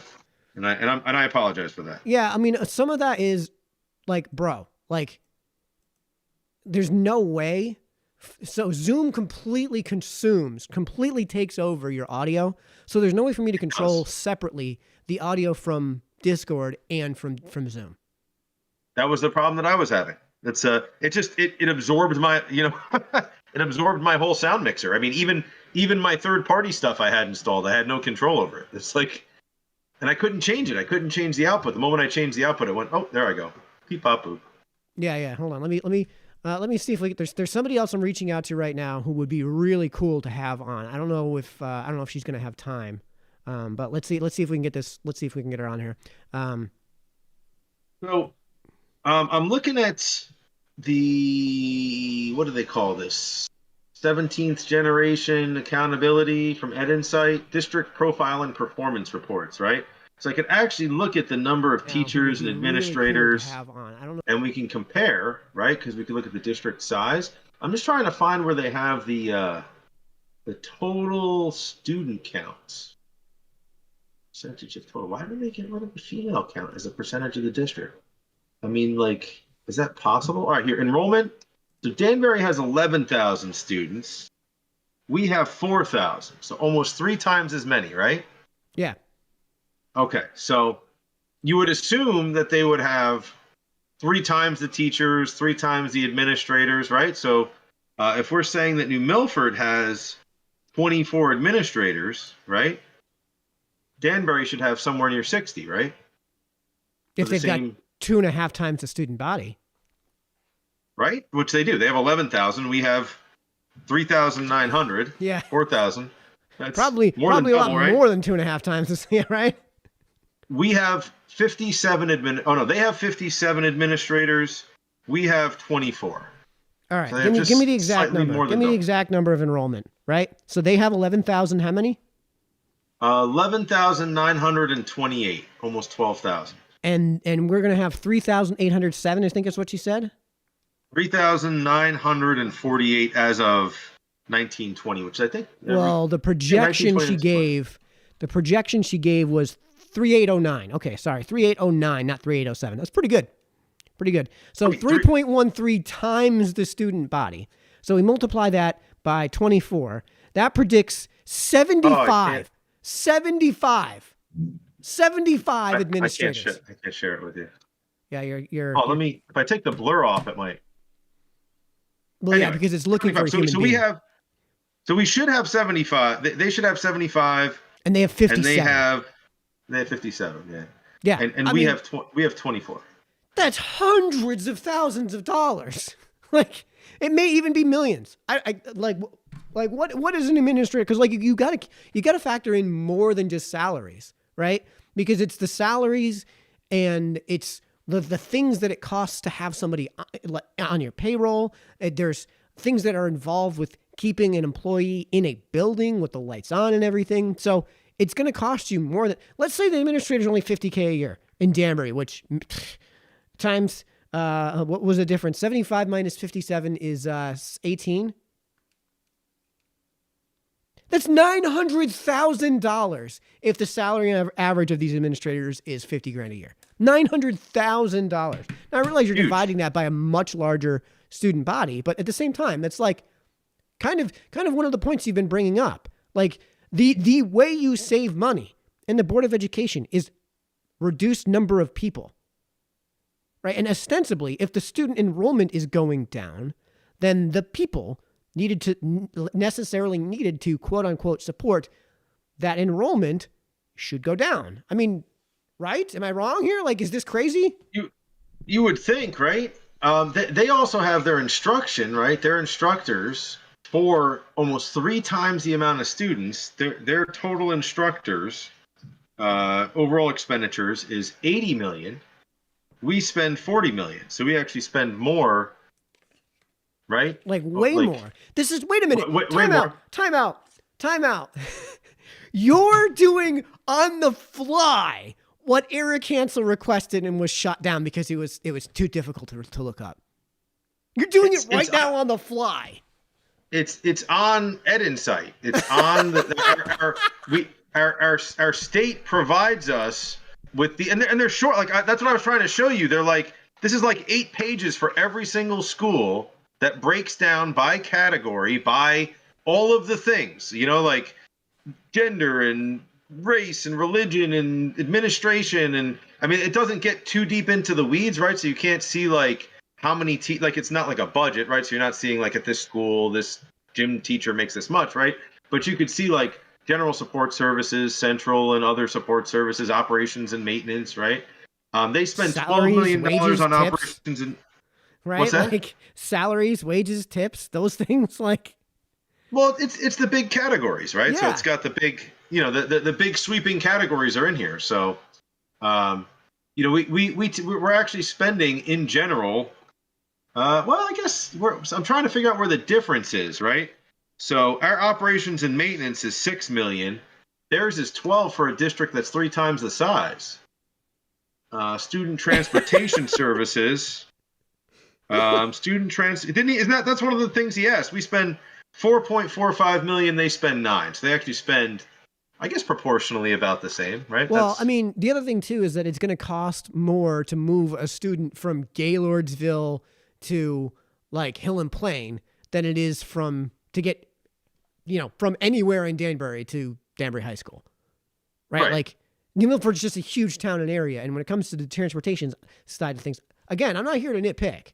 I don't think it's useful to nitpick. I don't care to nitpick. I'm just like, how, Leslie, actually, here, let me see if we can pull her in too. Go ahead.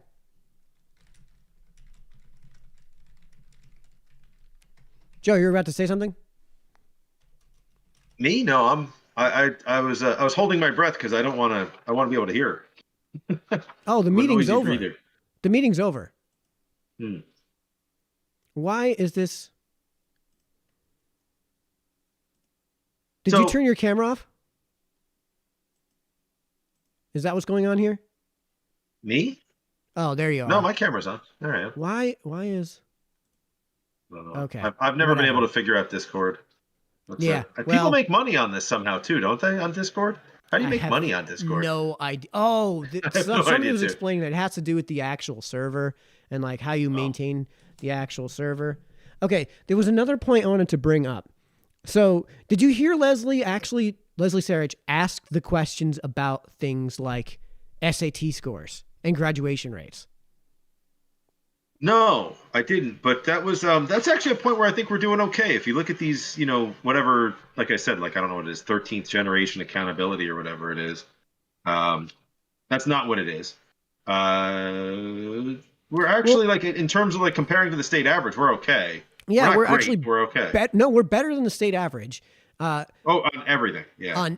On all of our standardized testing, and we're actually appreciably, not like hugely, but appreciably higher in terms of our DIRG too. So when Alexander Timeless was saying that like we're 155th out of 156 schools in our district or whatever it was in terms of expenditures, not who on cares? arts. Who not cares? On arts. Look, Mike, on arts, we are worse than the state average. I would like to see more arts. All right. I mean, 3%. I want to bridge the gap. I mean, my wife's an artist. I'm a musician. I'd be doing a disservice. I get it. But like the point that she was making though is that like you can see that the research that we've been referring to for God knows how long here in New Milford. You can see it, right? Like again, class size doesn't matter for all intents and purposes. It doesn't matter. Overall spending is not something you should be focusing on at all.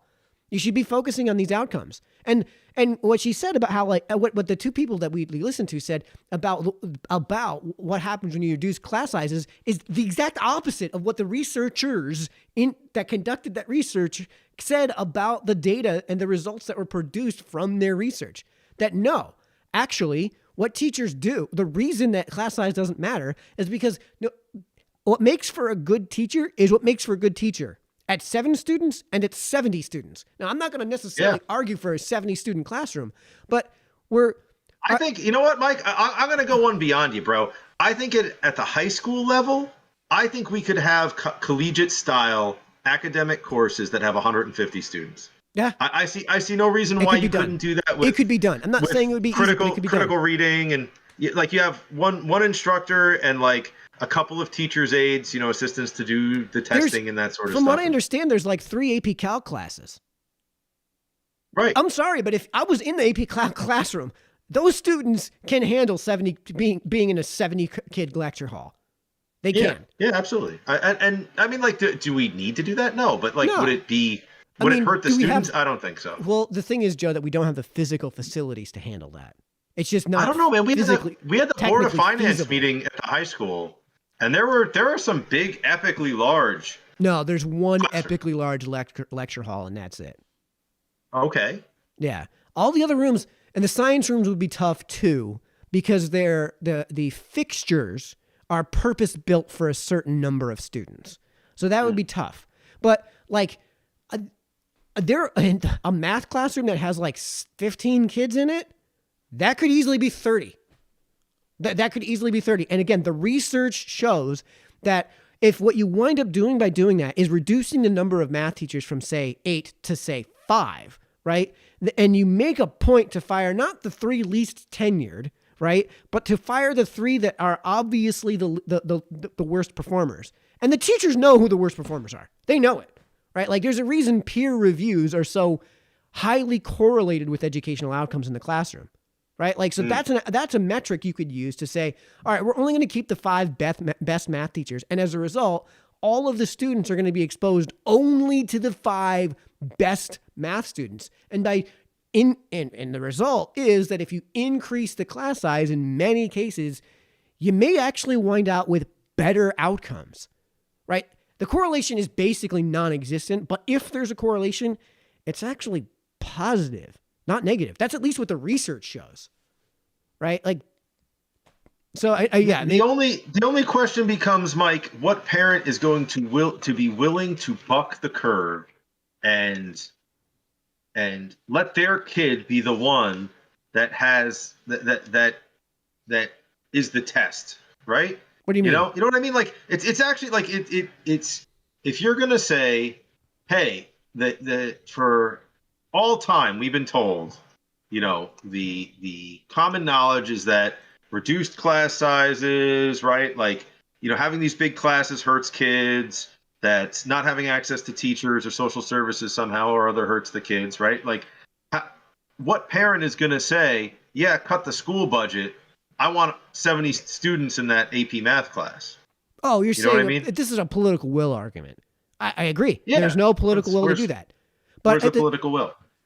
it's not there. It's not there. And unfortunately, like, I feel like there are people in here that would actually, like, be on board with what we're saying here. Like, the questions Leslie was asking were incredibly straightforward and incredibly obvious questions. The questions that Eric was asking were amazing, but, like, they're obvious questions. And we're only just now finally getting somebody who has the guts to say them.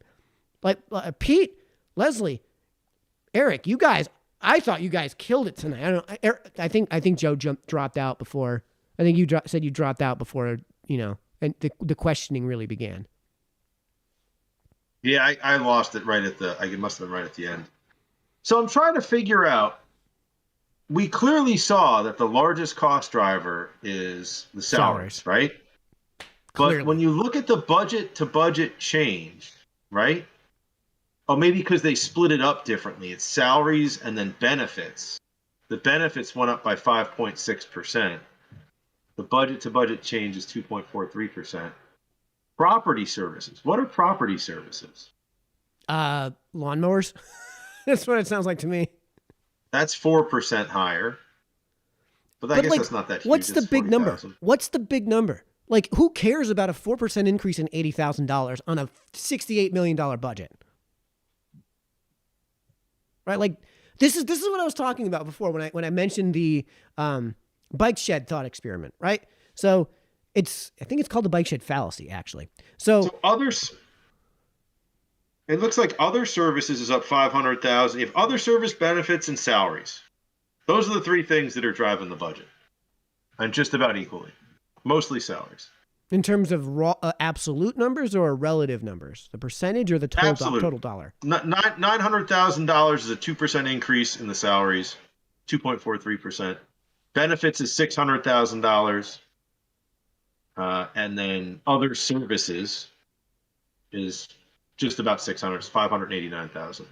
So yeah, so it sounds like people, not inflation.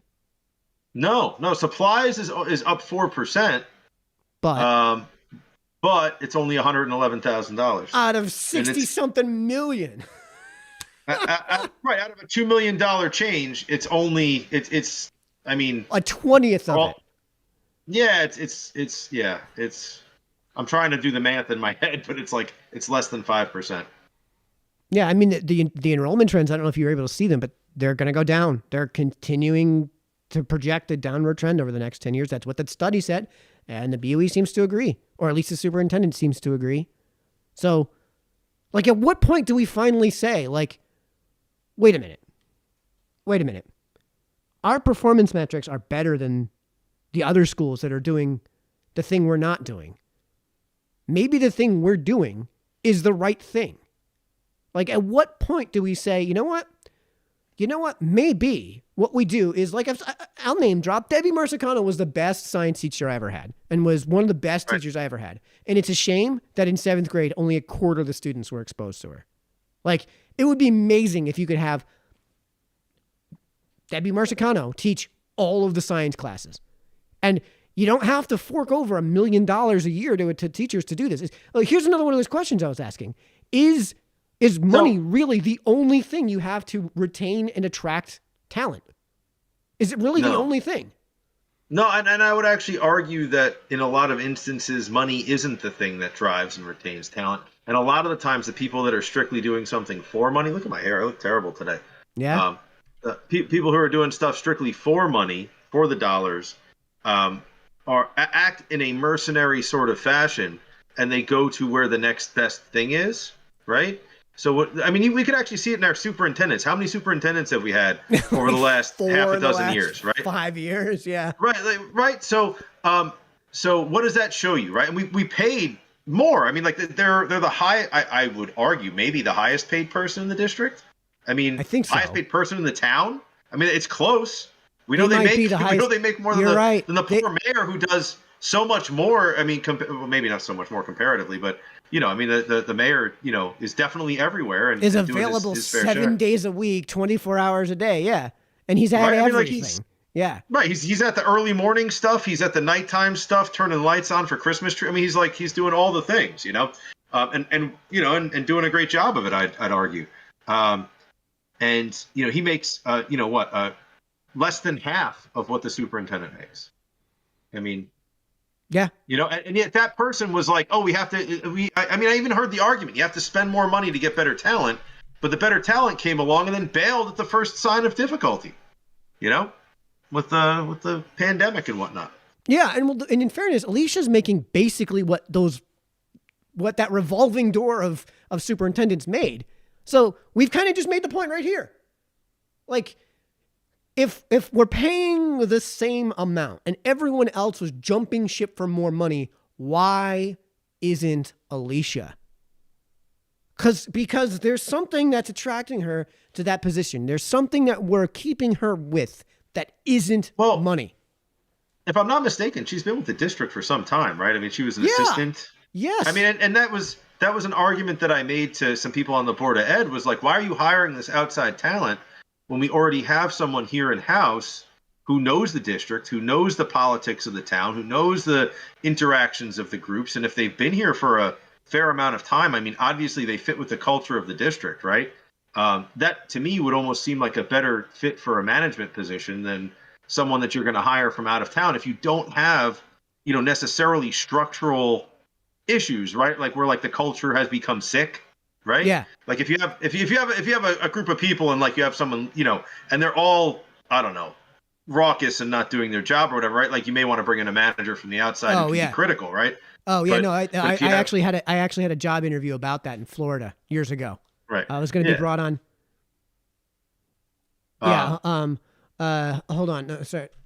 No to join the conversation with me and Joe. Sorry, I'm talking to somebody on Facebook right now who I'm trying to bring into this conversation tonight because it'd be really helpful. But yeah, no, I had a job interview where they flew me down to Florida to spend a week doing interviews with this company, and I told them at the end, I was very candid. I said, I pulled the one guy I trusted aside after this week and said, listen, you've got a culture problem. You've got a major culture problem. And if I'm going to take this job, I need in explicit terms, I need carte blanche to basically nuke this thing if I have to, right? And I need the ability to hire and fire on a whim, number one. And number two, I need I need to be able to sit down with these people that are the root of this problem with you guys and have you guys back me as I say some really hard offer some really hard pills to swallow to these people.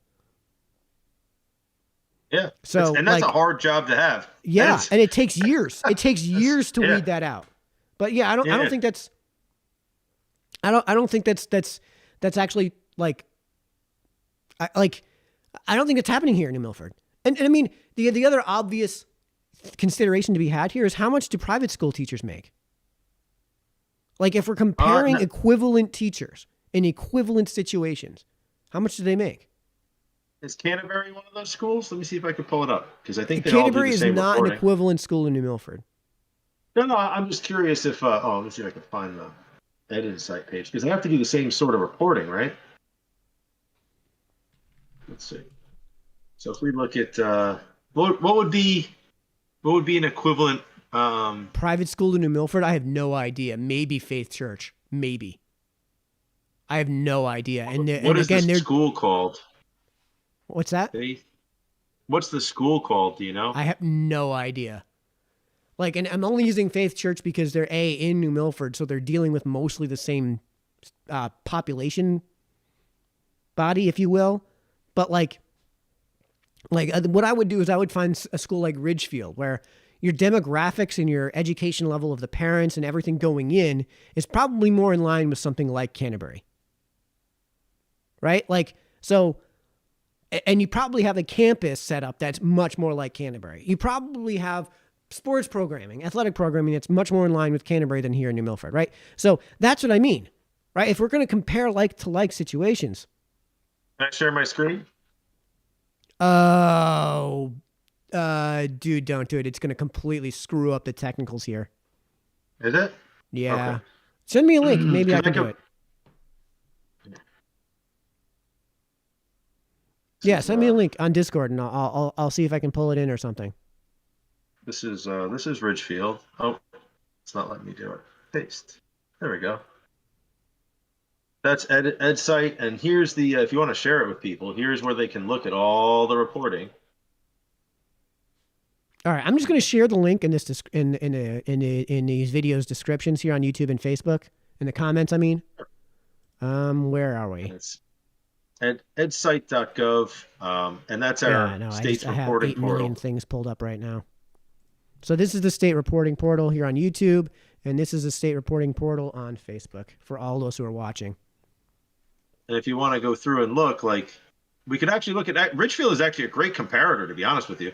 4,707 students, but their per pupil expenditures are $4,000 a year more per student. Where do you versus our 16? Yeah, can they afford it? Well, I'm not. It's not a matter of affording it. I mean, it's just. Bro, do you know what? I want to see the educational outcomes. That's the important thing, right? Well, here's the other thing too. Like, what teacher is going to go live in Ridgefield? Like, I realize there's such a thing as commuting, but they're not going to live there, right? Like, a lot of the teachers in New Milford don't live in New Milford. No, I mean that's a pretty normal thing, right? Like that's, you work on the outskirts of where you live on the outskirts of where you work because it's cheaper. I mean, very few people live right in the same city, right? I want to see, where is it? Okay, here, administrative expenses. Where are we? I was curious. 6534. So they spend almost all of the dollars in difference. Yeah, I'd argue support services is substantially higher than us, but the lion's share is in instruction. They're spending basically 50% more than we do straight on instruction. So it's teachers then? Yeah, their administration is right in line. Their general administration, I mean, it's $300,000 a year more. Actually, their support administration is almost double what we spend too, which is substantial. Now what's the where's their outcomes? Let's see. Yeah, I mean, I would be curious to know what but like, again, the students going in are not the same students going in.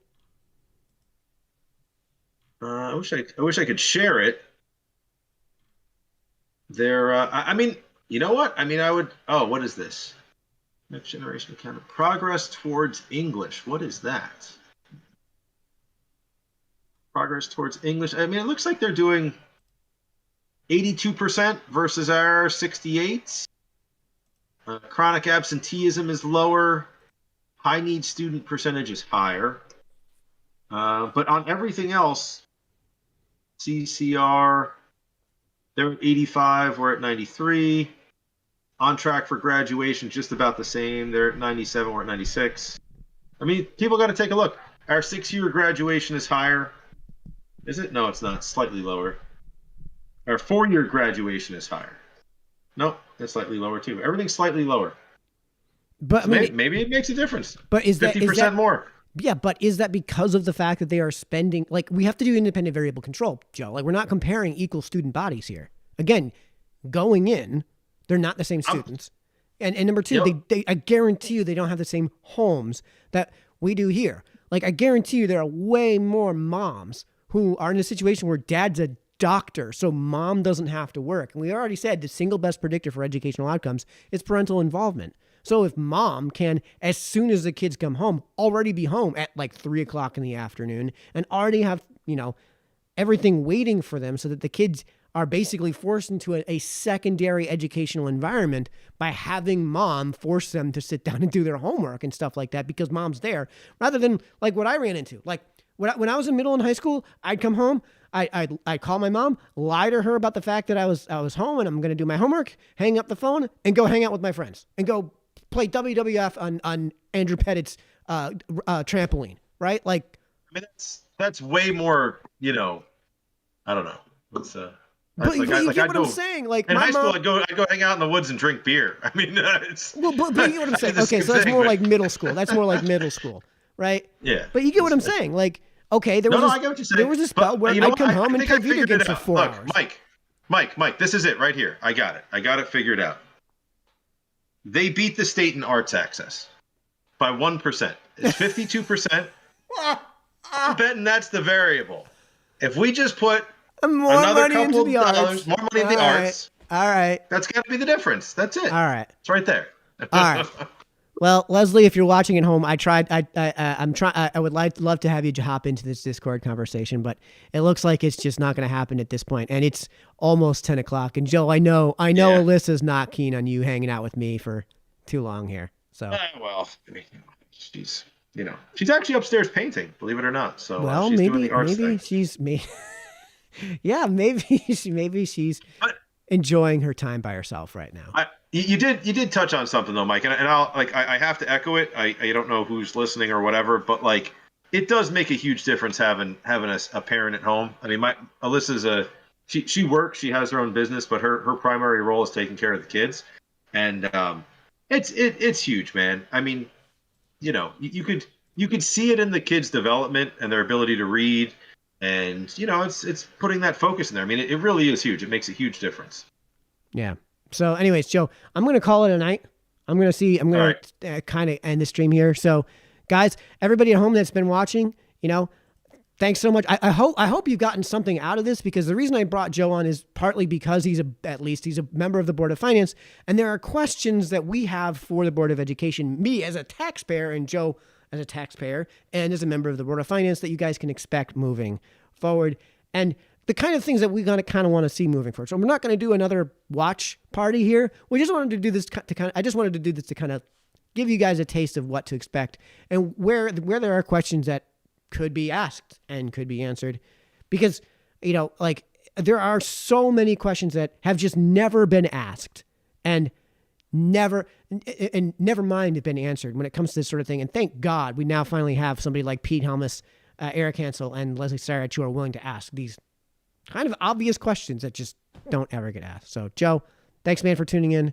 And guys, I told you I'd be on tomorrow night. So we'll see you then. See you tomorrow. Night, everybody.